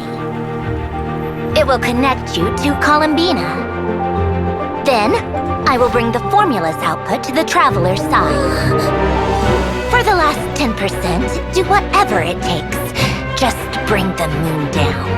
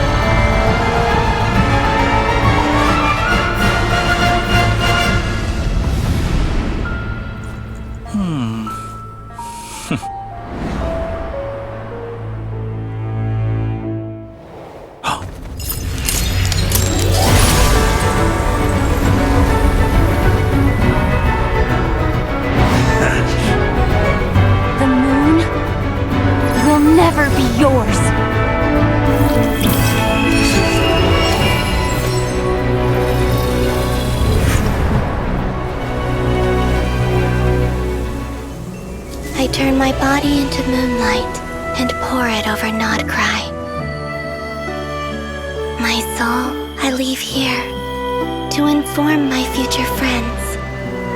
Lastly, I will hide the Trilune Authority within the Frost Moon. And when my body, soul, and authority are reunited, finally,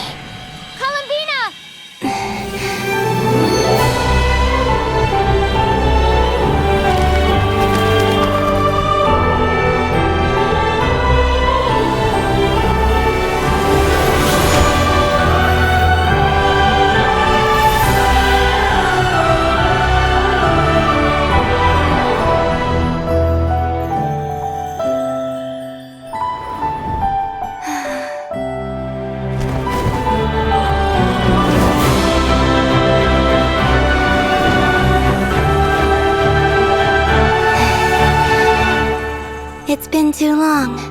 I'm back.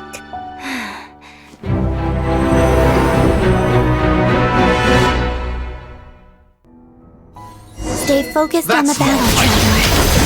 What a touching reunion. Though I personally find myself repulsed by the sight of weaklings huddled together for war. Now, quite finished patting yourselves on the back. Show me how long you can struggle before you drown. Watch out, Colomina! He can manipulate. I know. Wait for the right moment. We'll strike together. Moon's remnants fall!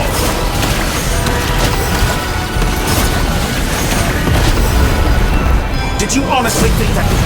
Wayne! Bombs away!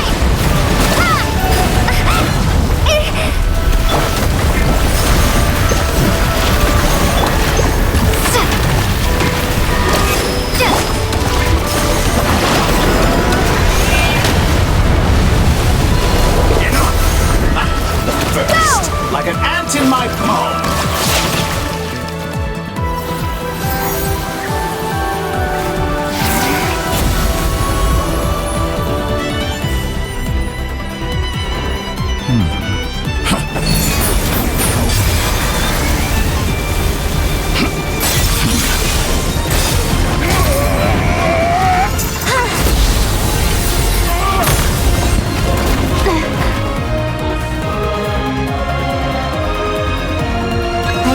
The new moon's blessing.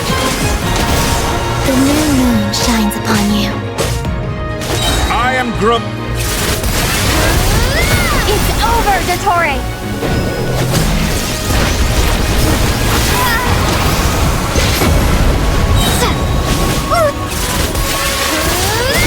Time to pay for your heinous crimes! No longer must the world cower in the cold night.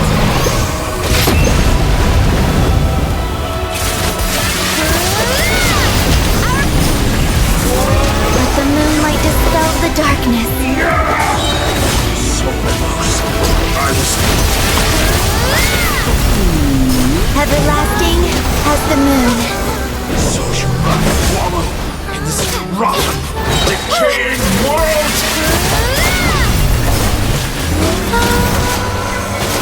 So you might wallow in this rotten, decaying world!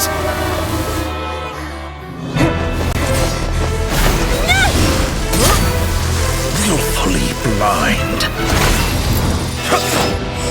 How can you be so satisfied with your fate?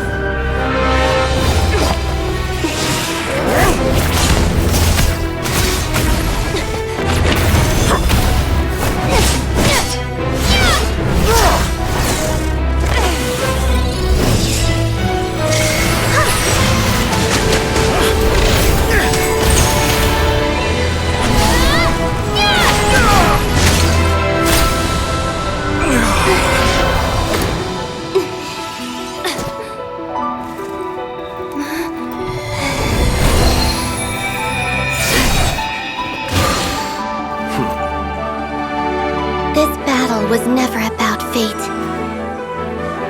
It's about friends, family, and the home you stole from them. So dull. Only the weak rely on each other for comfort. You shall see. Once I transcend fate, you will be nothing but fodder for my grand experiment! That will never happen.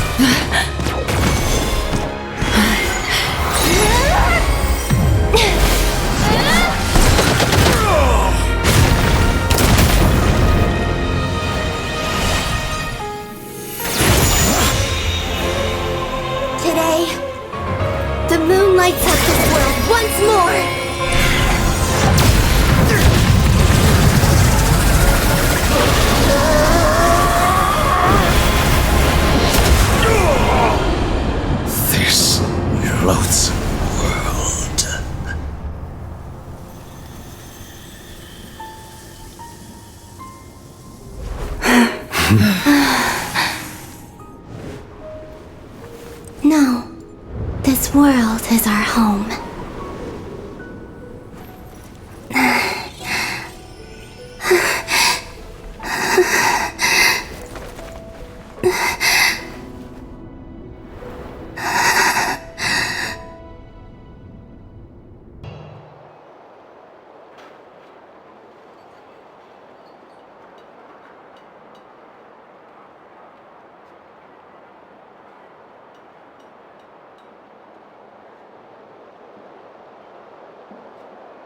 No, you're doing it wrong. The moon looks like this now. What are you drawing, children? The new moon, Mom. It looks different than before, doesn't it? Also... Can I go buy a sugar sculpture today? Please? Just one? All right. I suppose today is a special day after all. Almost like a festival. Extra, extra! Get the latest Nasha Express here! Post-disaster report! Nasha Town reborn beneath a new moon! The voyage begins today! The future looks bright thanks to the League. Want a copy? I knew things would be different, but I didn't think that would include the moon. They say a new moon goddess has been born. A new moon goddess? Who's saying that? The Frost Moon Scions? I guess so. I'm not too clued up on the details. As far as I'm concerned, the moon's still in the sky and it's business as usual. Hey, since we've come all this way, shall we grab ourselves a free meal while we're here? Are you a convert now? Or are you just here for the free lunch? Oh, come on, what does it matter? After everything we've all just been through?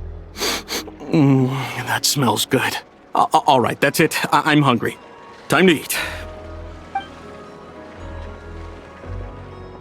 Come on! We gotta get there early, or there won't be any good spots left!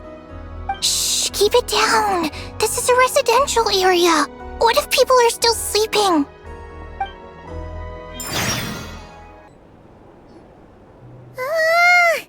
Why is it so noisy outside? It's okay. Paimon was pretty much awake anyway.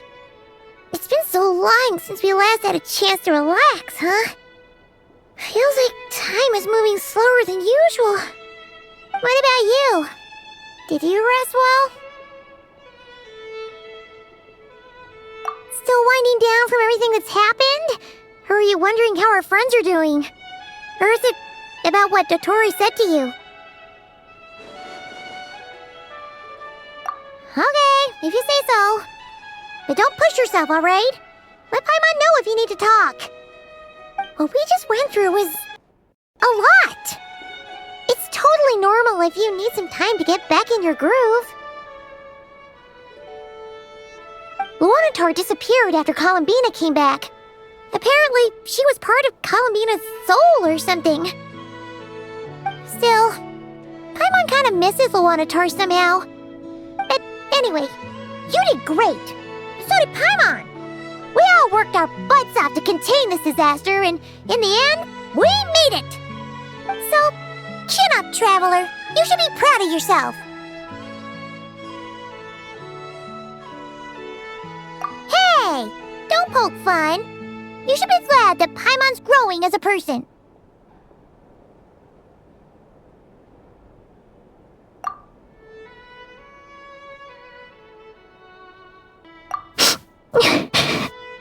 Paimon didn't think you'd mention it. You have no idea how anxious Paimon was. She was worried sick about you.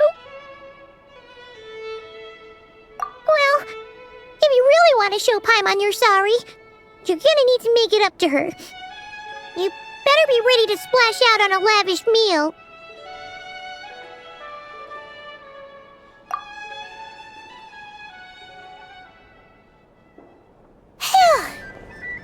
Okay. Paimon's full now. Huh? Oh, well... Traveler and Paimon. Good morning. Morning, Yehuda. Here for some breakfast? Oh, I've already eaten. Just need some water. I was mostly worried you might forget what day it was today. So, I came over to remind you. Careful there, Paimon. Too much food will make you drowsy. Don't let anyone catch you hiding at the back and nodding off during the league meeting. You should probably be saying that to Aino. She's the baby of the group, if anyone. True. You know, I'm surprised that all these competing groups are actually coming together to try to solve things together. Definitely a first for Nodcry. Well, nothing like a region-wide calamity to bring people together. After that, surely even the most self-interested people have to realize that going it alone isn't worth the risk, right? Try telling Boss Neff that. She's not exactly convinced that people are gonna get with the program. Really? But if she's so pessimistic about it, why'd she agree to be the Curatorium's representative in the league? Probably 'cause even though Unity sounds like a pretty far-fetched idea, the benefits it would bring make it worth a shot. I think things will work out, though. I swear, Nodcry feels like one big family now with everything that's happened. More than it used to, anyway. Paimon's with you on that one. And it seems like plenty of other people agree, too. Just listen to the bustling streets! All right. Everyone's been rebuilding these last 2 weeks, and the evacuees have been coming back in droves. Life's slowly returning back to normal. Which means my workload's probably gonna shoot back up. Were you about to head out? There's still some time before the ceremony begins, you know. Yeah, we were gonna take a stroll around the square and say hi to some friends first. Sounds good. See you later then. Please accept today's boon. Have a nice day. Are Paimon's eyes deceiving her? Or is that Inefa handing out food for the Frost Moon Scions? Hello there. Would you like a feast of the moon along with some snacks of the day? So, what's new, Inefa? It was only a few days ago when we last saw you, but it looks like you've joined the Frost Moon Scions in that time. And Aino too? What are you talking about, Paimon? We're just here to help, duh. In the wake of the disaster, it's all hands on deck. We responded to Lama's request for support. At times like these, the smallest good deed can inspire others and help them through the hard days ahead. And we're using eggs and heating tubes to make that a reality, in true Kromkake Crab Shop style! Enough! Did you hear that? The Traveler said I did good. The Traveler! That's because it's true, I know. Proposal. If you can resist eating today's dessert, I will provide you with compliments, too. No way! Well, that proposal got shot down quickly. I need something to get me through the hard times too, you know. Mom! Yes, dear. Go right ahead. Excuse me. Could I take a photo with the robot lady? She helped us get safely out of Nodcry, and she helped us get back home too. She's the best. Of course she is! And since I'm the whiz kid who built her, that makes me even better than best, right? But you stole my snacks though. Oops. Shall we move to the open space near the center? The view there is better. Thank you! Aren't you the better pick for this job, Flintz? You underestimate yourself yet again, Master Ilua. Not at all. I rarely come by Nasha Town. I don't know any of the big shots here. All in good time. Socializing is a step-by-step journey. But you're much further ahead on that road, aren't you? You're not seeing the full picture. You know the truth now. My friends do not understand my habits. There is no question about it. The Lightkeepers need a representative in the League. Someone who is upright, cares about other people, and can realize their self-worth through group action. You say it like you wouldn't make the cut. I am most flattered that you think I would. Sigh a little less, Master Ilua, and have more faith in yourself. All the Lightkeepers agree that you're a very promising young man. That is precisely why Starshina Nikita felt safe delegating such important work to you. I'm sure we all also agree that we would sooner die of dehydration than manage to wrangle anything out of you in a discussion. My apologies. I am not in the habit of bringing water with me when I go out. Whatever. I'll take the job. By the way, who else is part of this? Oh, it's quite the who's who of Nodcry. There's the Moon Chanter of the Frostmoon Scions, the boss of the Curatorium of Secrets, a representative of the Voynich Guild, and even someone from the adorable Kromkake craft shop. I'm sure you will find speaking with them to be a genuine pleasure. If you say so. I've never done this work before, so I'm honestly a little scared of making mistakes. But I'll do it. Not only is it our duty as Lightkeepers, but because I want to make Nodcry a more welcoming place. An admirable attitude to take. The beacons are lit, Ilua. We're but one step away from breaking through the blizzard. We have the chance to band together and build our shared homeland into an Elysium. This is unprecedented for Nodcry. An opportunity not to be missed. Yeah. You're right. I'll do my best. Quite a few familiar faces have arrived. Let's go, shall we?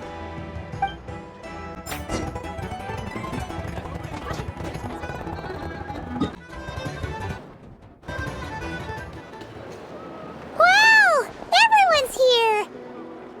You seem well rested. I know no one's asked, but I'm sure you all want to know, so let me just say, we're doing great. Thanks. Well, great, but not perfect. I'm starting to lose my mind from boredom. Can't drink a drop of alcohol while I'm waiting for my wounds to heal. I'm sure you had a sneaky swig or two.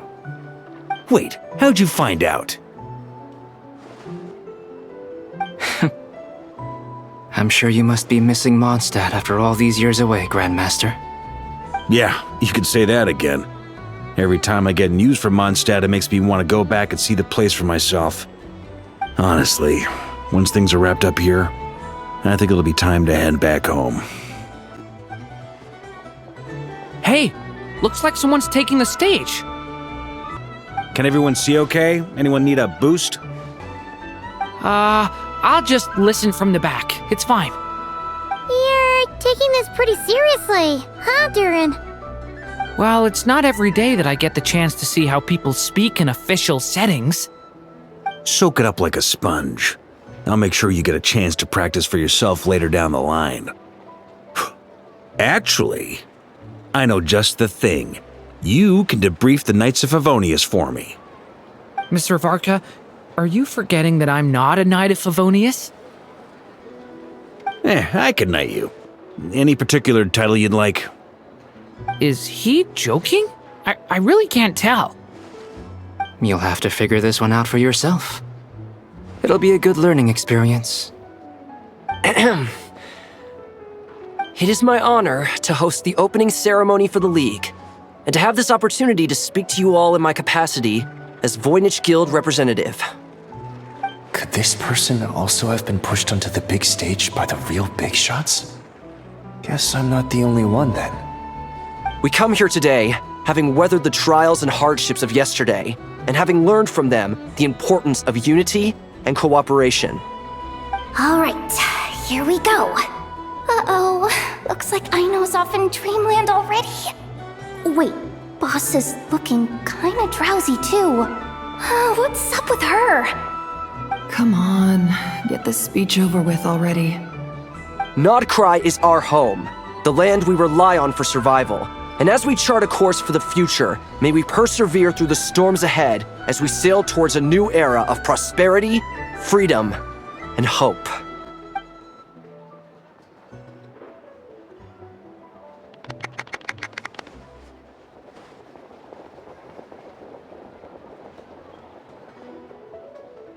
Looks like we'll have more opportunities to travel in the future. I'm sure you'll cope, Lady Moonchanter, given how fleet of foot you are. Unfortunately, I suspect I'll be too busy at the curatorium to act as your host. We have a busy schedule, not to mention an international network of contacts to manage. That'll be all right. I'll just check your schedule with Yehoda well in advance.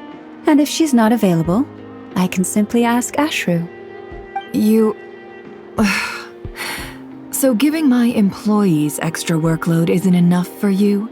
You're really going to drag my cat into this too? I thought you'd approve. Aren't you forever increasing your employees' workloads? That's a bold statement. Are all the Frostmoon Scions feeling more audacious now that your moon goddess has returned? Columbina's return has brought joy to all who care about her. That includes both you and me. As for the Frostmoon Scions, we are learning how to thrive independently, without relying on the moon goddess. It is up to us to make our home a more livable place. Joining the League is one of the steps we are trying towards that end. I like the word try. It's nice and non-committal. You can opt out at any time and still say you tried. You don't see a bright future for the Frostmoon Scions? Or did you mean the League? I'm just not as optimistic as you. The Frostmoon Scions should count themselves lucky that they have a leader as stubborn and enterprising as you. But Nodcry's a big place, with all kinds of people. Most of them don't enjoy answering to a leader, or even listening to reason. Well, that's where you and your methods come in. Unless the Curatorium of Secrets is only here for appearances. For now, yes. And that won't change until this venture becomes worth my while. What would make it worth your while? Getting out more than I put in. Right now, I'd barely break even, but I'll grant that it's a good start for Nodcry. Then maybe it's worth a try. All right, you can stop now. Or do I have to join the Frostmoon Scions before you'll get off my back? You'd be very welcome to join us. Hey, you two! Congrats on all your hard work! What are you chatting about? Nefer was trying to dissuade me from adding to her employees' workload. Also, she's considering joining the Frostmoon Scions. Sorry, what? Your conversations are always the most interesting. Would you two care to join me for some tea before heading to your next destination?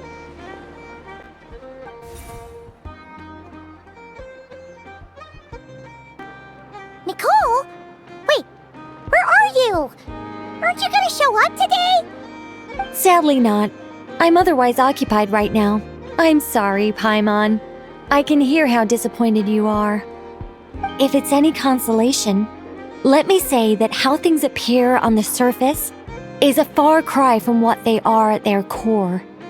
Perhaps you'll feel better if you focus on the fact you have a special line of communication with the great mage herself. Okay? Has something happened? No, or not yet, anyway. Well, that's not ominous at all. Not for the time being. Just think of this as a general check-in to make sure this communication system is still running smoothly. Besides, it's good to chat once in a while if we want to maintain our friendship. You could have just said so. Paimon got all worked up for nothing. Still, the best friendships are built through face-to-face interaction, you know. It's never gonna stop being weird having tea with you when you're not there and just talking to thin air. All right, fair point. I'll bear that in mind for next time. Yeah. Any update on that crisis at the world's borders? Alice just informed me that they had their work cut out for them. And now everyone's thoroughly exhausted. But they did finally get things back under control. Still, we can't let our guard down yet. The disruption caused by this disaster has made Teyvat easier to detect from the outside universe. She plans to wait for things to stabilize, then reschedule her Mondstadt vacation plans. As for me, I agree with Hat Guy's perspective.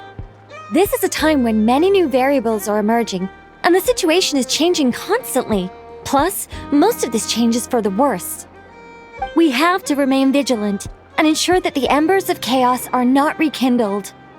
I did notice that the energy in Nodcry changed somewhat after the War of Funerary Flame, but since it was still aligned with the Light Realm, I never gave it a second thought. It looks like I'll have to examine the connections between phenomena I observe more closely in the future. Just doing my duty. It's more or less second nature by now. Of course. To give you the full picture, I'd have to start with the substance from which angels were formed. Never mind. Paimon's right. Showing off my knowledge would be much more satisfying in person. By the way, you did receive the gifts from the Hexen Circle, yes?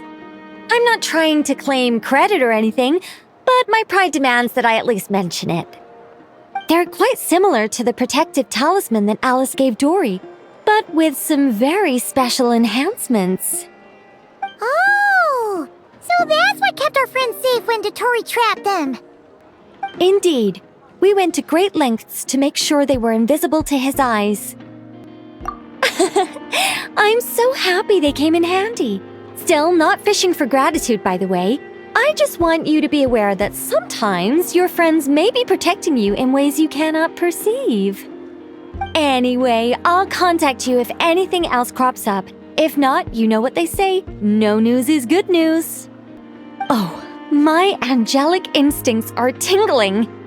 They say you should head to the docks next. Your friends are about to board their ship home.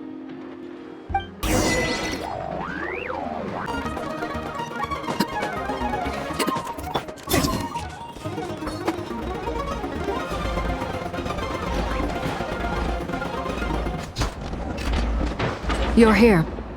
You're here too, Hat Guy. Are you heading back together? No. I'm bound for Sumeru, and she for Fontaine. We just happened to cross paths at the harbor. Everything seems fine. Sandrone may have an abominable temper, but she's always been very responsible with important calculations, and things entrusted to her by valued friends. You always speak as if you know us inside out, Mr. Hat Guy.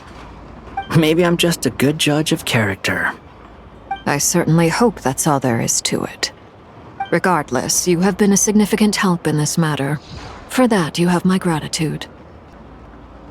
I didn't do anything special.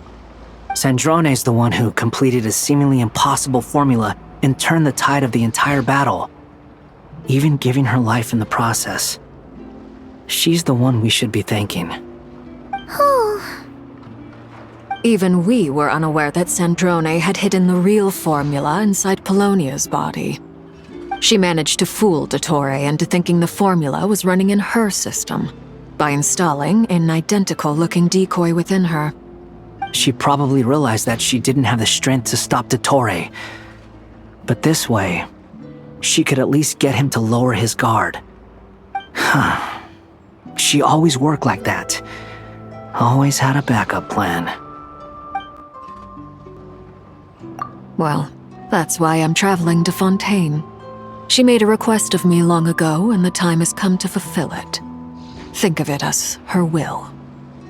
She said that should she ever fail in a mission, she'd like me to deliver her core and Polonia's to the Fontaine Research Institute. She also mentioned that she had made arrangements for people there to set her affairs in order. Some of her personal effects, such as her notes, were left to me. I've decided to take them back to the House of the Hearth, for safekeeping primarily, but also as mementos, I suppose. However, there is one book among them that I'd like to leave in your care. I'll have someone deliver it to your residence at the flagship at a later date. No, I was specifically warned not to tell her. This is her last wish, and I will abide by it. I can only hope so, but none of us here can know for certain. I bade farewell to Columbina earlier today. As promised, she turned the iridescent moon's marrow over to me. She spent a long time with Sandrone's body, saying her goodbyes. Oh, is she alright? Sandrone's passing has left a great wound in all of our hearts. It will take time to heal, but Columbina surprised me. She offered me some words of comfort before I departed. Despite being grief-stricken herself, she showed an awareness of the feelings of others around her. She never used to act like this. Clearly, she has grown. And I suspect that we have you to thank for much of the change we are seeing in her. Huh. After these recent events, the Tsaritsa has revoked the Pale Star Edict. Snezhnaya now realizes that the arrest warrant for Columbina was just a ploy by Dottore, who coveted her powers. I shall return to Nodcry to see her as soon as I find the time. I hope that from now on, she too will explore more of the world. Columbina Hyposelenia's journey is only beginning. My ship is here. Traveler, Paimon, we shall meet again. You too, Hat Guy. What are you still bumming around for? Isn't Columbina waiting for you? I thought today was the day you'd agreed with her to go find out the truth about your sibling. You're afraid you won't like the truth when you see it. Well, this is new. I was starting to think that nothing could scare you. Don't say that! Wouldn't you be if you were in this situation? Fair point. But I'd say I have more experience facing up to unpleasant truths than the Traveler. They say blood's thicker than water. I know how much you need your family back. More than you need any of your friends. And I'm sure that all your real friends understand that too. No matter what the truth turns out to be, they will stick by you and support you, whatever decision you make. Finding the truth is important. But more important still is what you choose to do once you've found it. At least, that's the life lesson I've learned from my experience, grappling with the truth. What? Now that Dottore's dead and gone? A little, I guess. But it hasn't solved everything. Maybe I regret not getting to end his life with my own hands. Or maybe it's something else. But for whatever reason, I still feel like I have a chip on my shoulder. Either way, I'm going back to Sumeru. Lesser Lord Kusanali is gonna need help dealing with all the chaos Dottore left in his wake. Not just from this incident, but everything he did in the past too. You should continue with your journey, as you've always done. Who knows? Maybe we'll meet again someplace else. So, what should we do now? If you want to explore a bit more to steady those nerves, Paimon's game! After all, when Columbina said she knew where your ship was hidden, Paimon promised to give you two some alone time with the truth. It hasn't been all that long since we were last apart, sure, but with Columbina there, Paimon's sure things will be just dandy. Ain't no biggie. Paimon might be all about that food and fun, but she knows how to do right by people. Paimon's sure you'd prefer to digest the news about your brother in peace. But, no matter what you see, just know you can share it with Paimon. Of course, as long as it's not super private. If you can't make sense of something, let's give it some thought together. And even if we both can't figure it out, Paimon can at least treat you to a nice meal. Glad to hear it. Feel better now? Alrighty. Next up, time to meet with Columbina.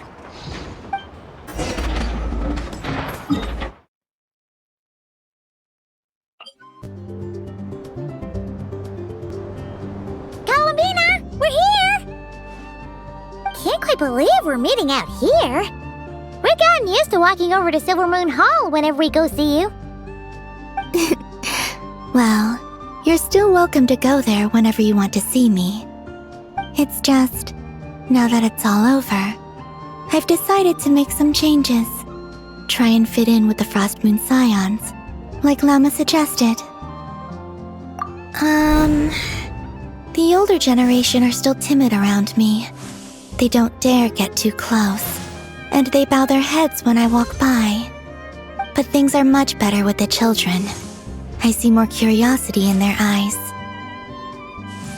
Hopefully, by the time the next Moon Prayer Night comes around, I can enjoy the festival with them as myself, without having to pretend that I'm only dressed up as the Moon Goddess. You'll do fine, Columbina. Paimon's sure they'll realize you're super nice once they get to know you better. You really think so? When we first met, you thought I was a little up in the clouds. We were just starting out then, come on! So Llama told you, huh? I'm only teasing. I know that I have you to thank for pulling me back down to solid ground. It feels good to finally stand firm on the earth where I was born. Oh, that's great!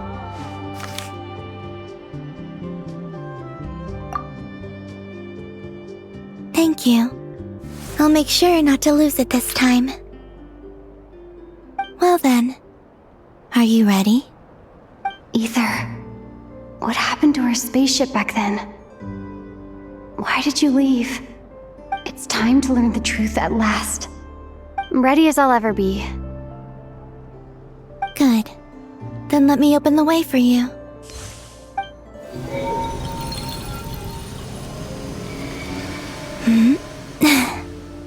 Where does this lead? To our shared destination. Huh? Do you remember me telling you about my missing prologue back when we just met? I said that my story began on the moon. But while I was inside the moon's reflection, I realized that my prologue was really hidden in the future. I just had yet to discover it at that point.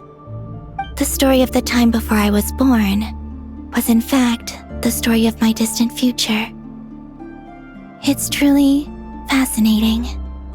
But when I obtained the Trilunar Authority and returned to our present reality, I sensed something I hadn't expected. Your prologue. So you mean... Yes, your spaceship. All this time, it has been hidden on the Frost Moon, which lay beyond the sky. The great ruler of the firmament. The heavenly principles.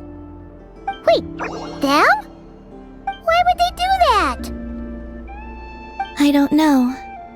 Perhaps your ship contains something that is incompatible with Tevat. Or something that cannot be known. Oh, did I pick a bad time to say this? I know it must have been hard to work up the courage to do this. Maybe I should have waited until you were on the moon, with no chance to back out. That would have been kind of mean, you know.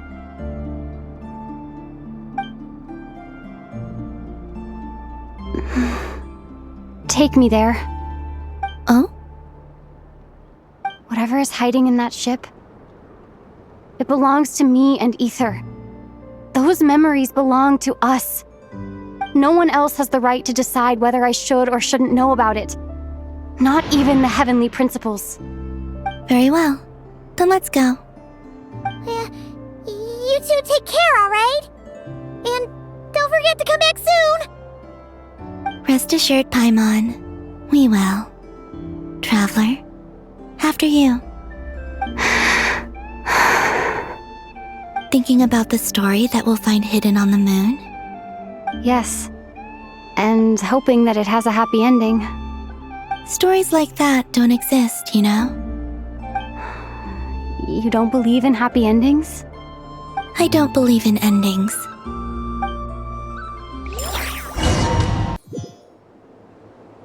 Where am I? This is the pathway I built between Teyvat and the Frost Moon. The moon is very far away from us, so it could be a long journey.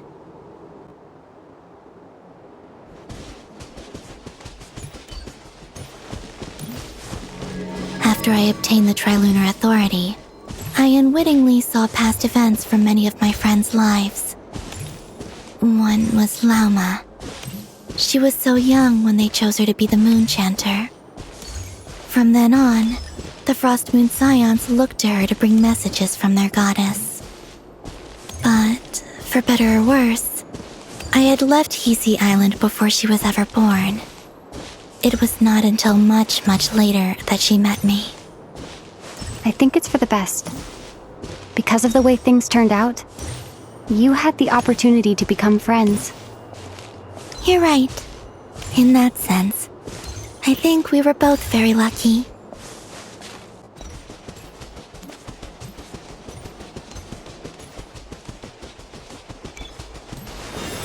Oh, and about that mage, Nicole.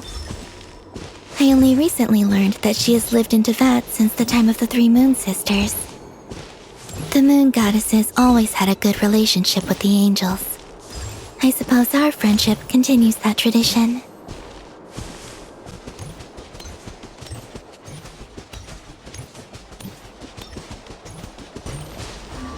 And then, there's Sandrone. I never knew that much about her, beyond the fact that she was created by someone called the Lord Artificer. She, too, suffered for a long time before joining the Fatui.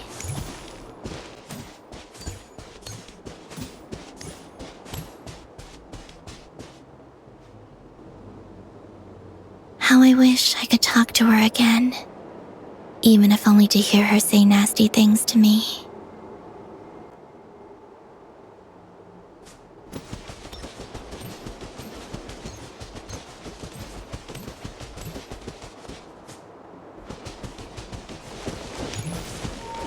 Also, I saw your sibling's story.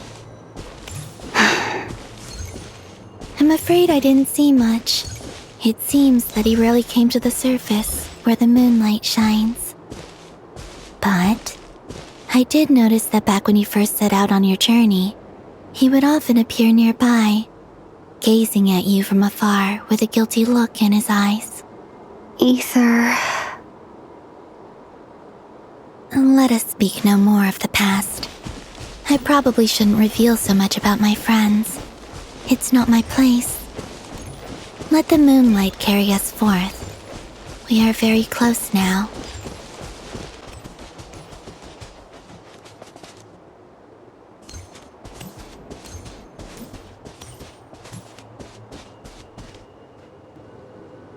After this, I'd like to bring some Kuhenki to the moon as well. If they're willing, of course. What about your other friends? Will you bring them to visit too? Certainly. But I'll need to tidy the place up first. This home hasn't received any guests in a long, long time.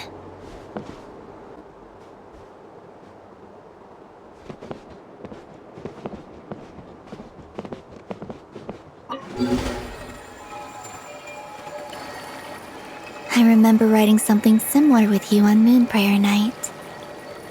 I believe it was called Dodoko's Whirligig. Yes, that was it. You asked me if I was afraid to return to the moon, and I said that I was.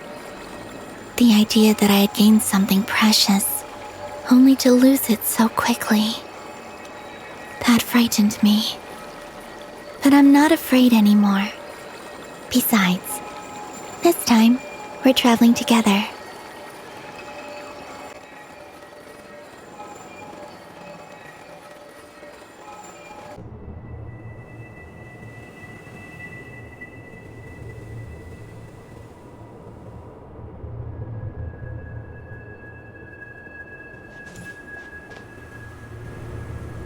We're here.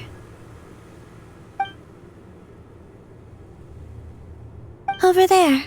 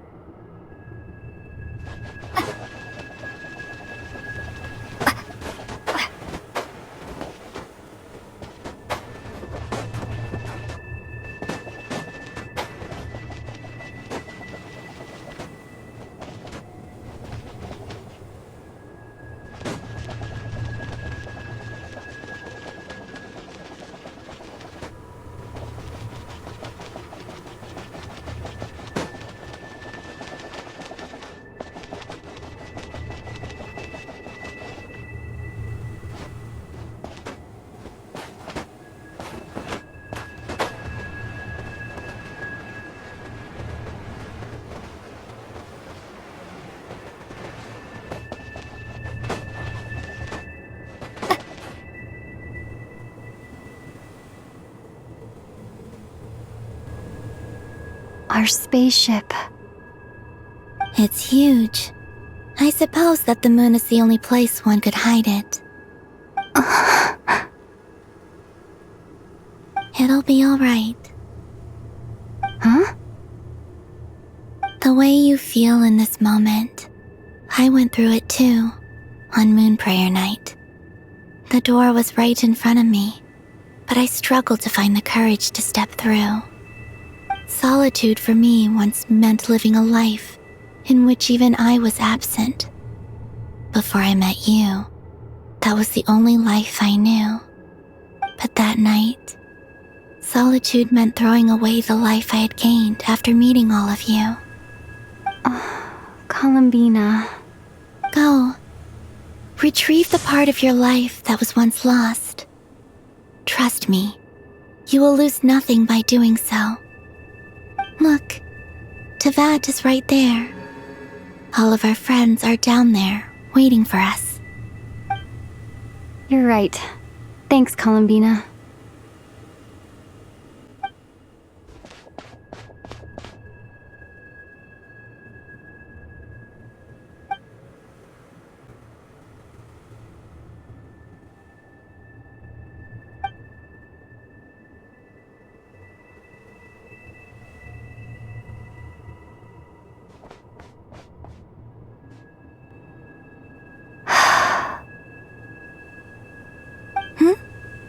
Finished? Yeah. Why did you take your eye mask off?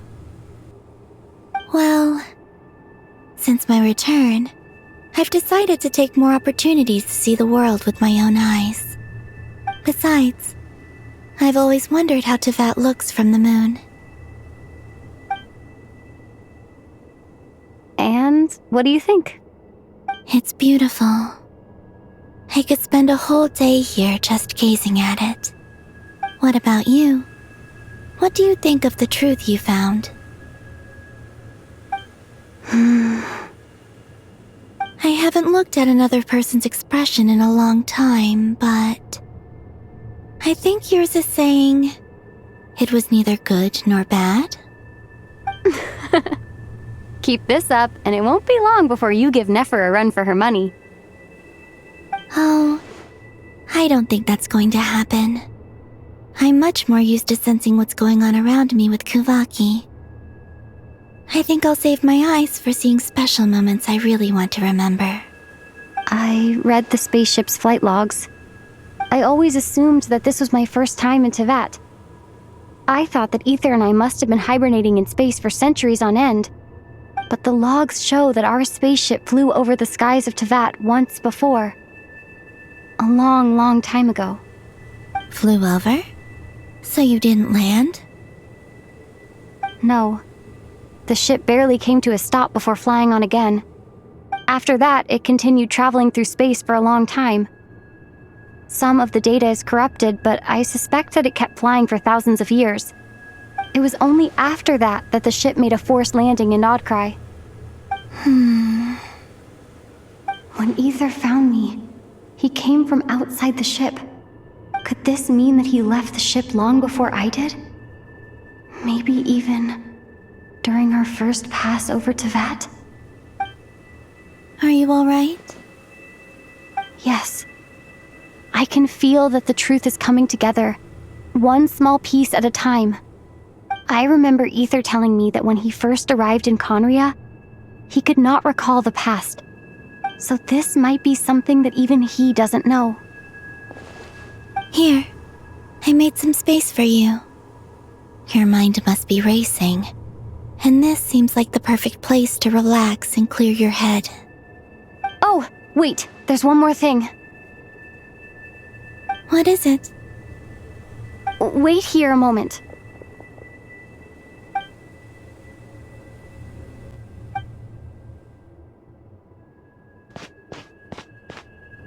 Hey, Columbina.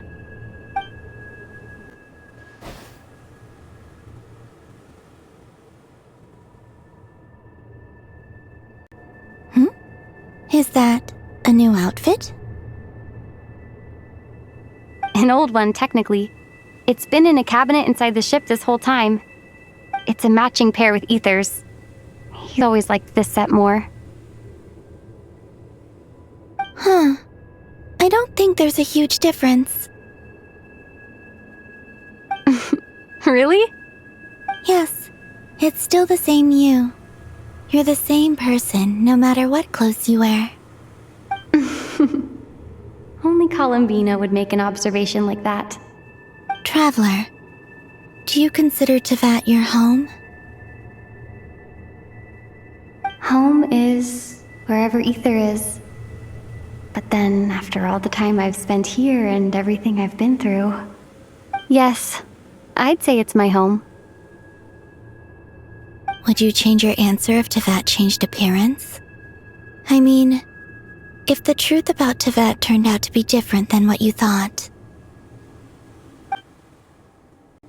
I don't know. But I don't think so. The truth is not what matters most to me about Tevat.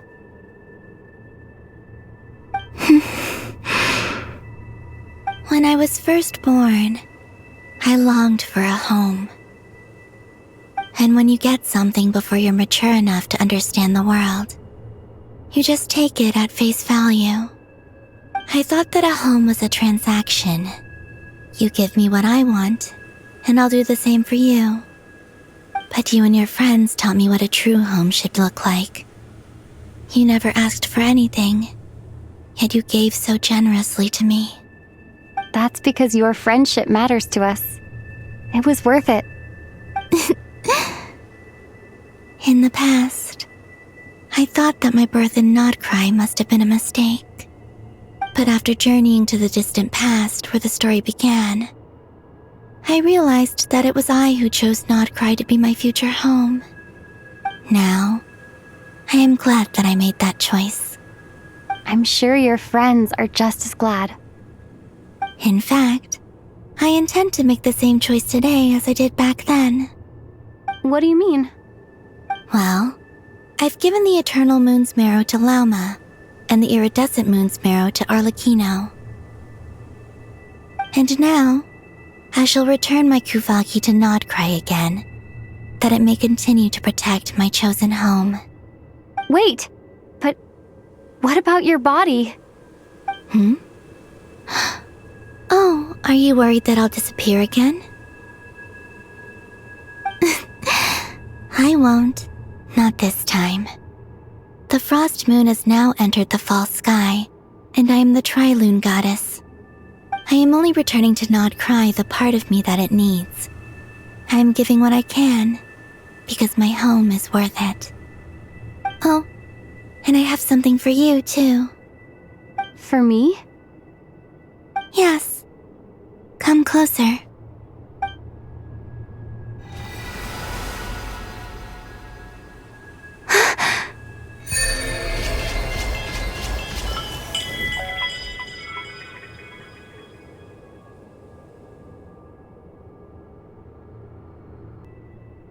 What was that? I lifted some of the restrictions this world placed on you. I trust this will help in your future adventures. It feels like it's grown. I can use the elements more freely now. Thank you. This will be a great help. You're welcome. I see you as family, and after everything you've done for me,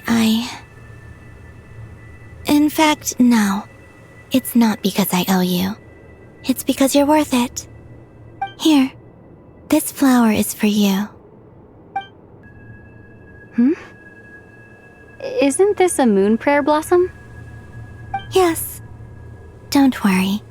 You will never see these flowers lose their color again. I'm finally discovering the joy of giving. How I wish I'd learned this sooner. Hey, better late than never. What are you thinking about now? Why don't you take a guess? You get 1 shot. I don't think I'll get it in one guess, but I'm sure it's a happy thought. That's kind of a sneaky answer. I can't say you got it wrong. Down into that, the moon seems so far away. I felt it might always lie beyond my reach. But on the moon, everything feels so close by. The haze that once enshrouded the skies has finally been dispersed. I feel like a traveler on a winter's night, starting a new chapter in my tale by the warmth of a bonfire. I don't have a lot of luggage, but I do have a lot of hope for the future. Well, what's next? Next? To start with, I want to stay here just a little longer. After that, let's return home and continue our journey.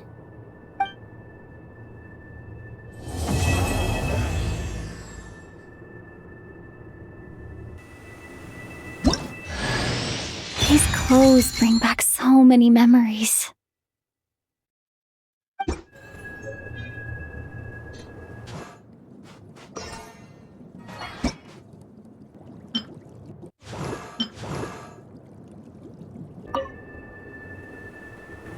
The journey goes on, for you and for me. Like I said, this is not the end. I don't believe there has to be an ending. Oh, is that your next destination? Most people would probably tell you to pack some warm clothes. But I experience things differently than most people, so I can't know how cold it is. In fact, it is home to quite a wondrous heat source. I think they call it Kreshnik's torch. Every city in Snezhnaya is built around one of those. I sensed the energy it gave off as I was passing by on a railway train. It felt grand and distant. I also recommend the Korolievsky troupe in Snezhnograd. They give performances quite regularly, and entry was free for harbingers. I liked them a lot. Ice cold and sharp. Crystal clear in some ways, yet profoundly unfathomable in others, like the thick layer of ice on top of a frozen lake. That's just the impression that Tsaritsa gives me. I was never able to glimpse what truly lies beneath that icy exterior. In fact, I don't think the people of Snezhnaya even know what kind of power their god wields. Maybe that's because the Tsaritsa herself has never acknowledged nor accepted that power. There's Regrator, the Rooster, and the Jester. Between them, they control a lot of what happens in Snezhnaya, but I can never wrap my head around how exactly power is split between them. I just know they are each responsible for many specific domains. I noticed that the Rooster and Regrator often appear to get along on the surface, while working against each other in secret, and theirs is not a friendly rivalry. But I wasn't particularly interested, so I tended to keep my distance. Now that I think about it, the term Mistelton often seemed to come up in connection with Project Stuja. Once things settled down in Notcry, I'd like to explore the world beyond Snezhnaya. You've told me so many stories about the other places you've been to, and all the friends you've made there. I'm curious to visit those nations and see them for myself. It would also help me learn more about the journey that has made you into the person you are today. Okay. As you continue on your journey, don't forget to gaze up at the moon once in a while. It is, after all, no longer an illusion. It shall cast down its true moonlight, connecting us in truth.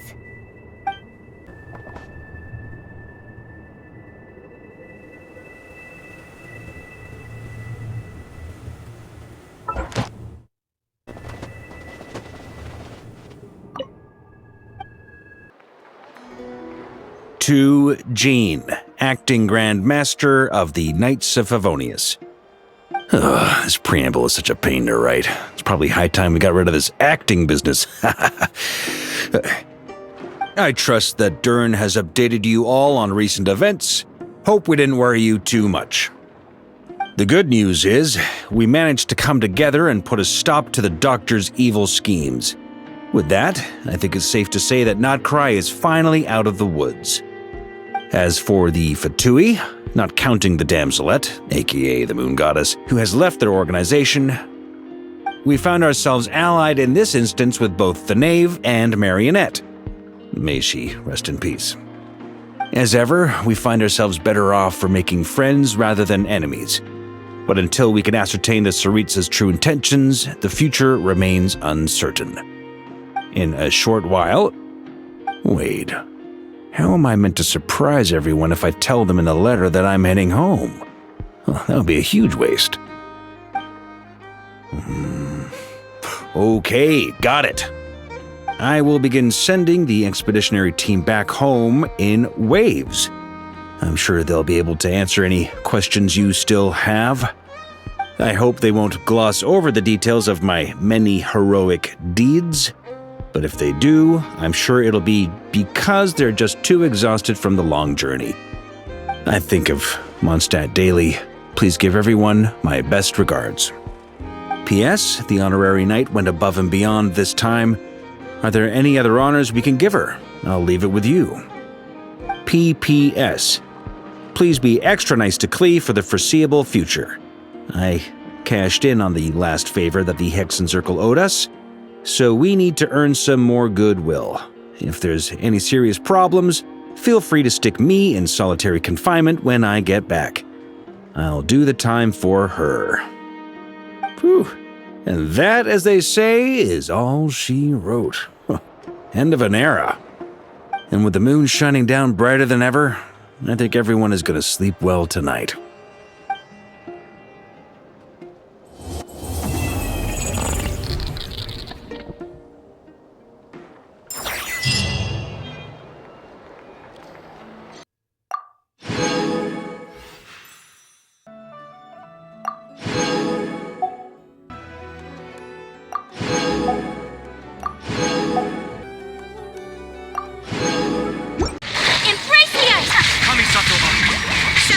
Torn to oblivion! As one with wind and cloud! Fallen leaves, adorn my night! Freeze to the core! Vengeance will be mine! Flickering candlelight.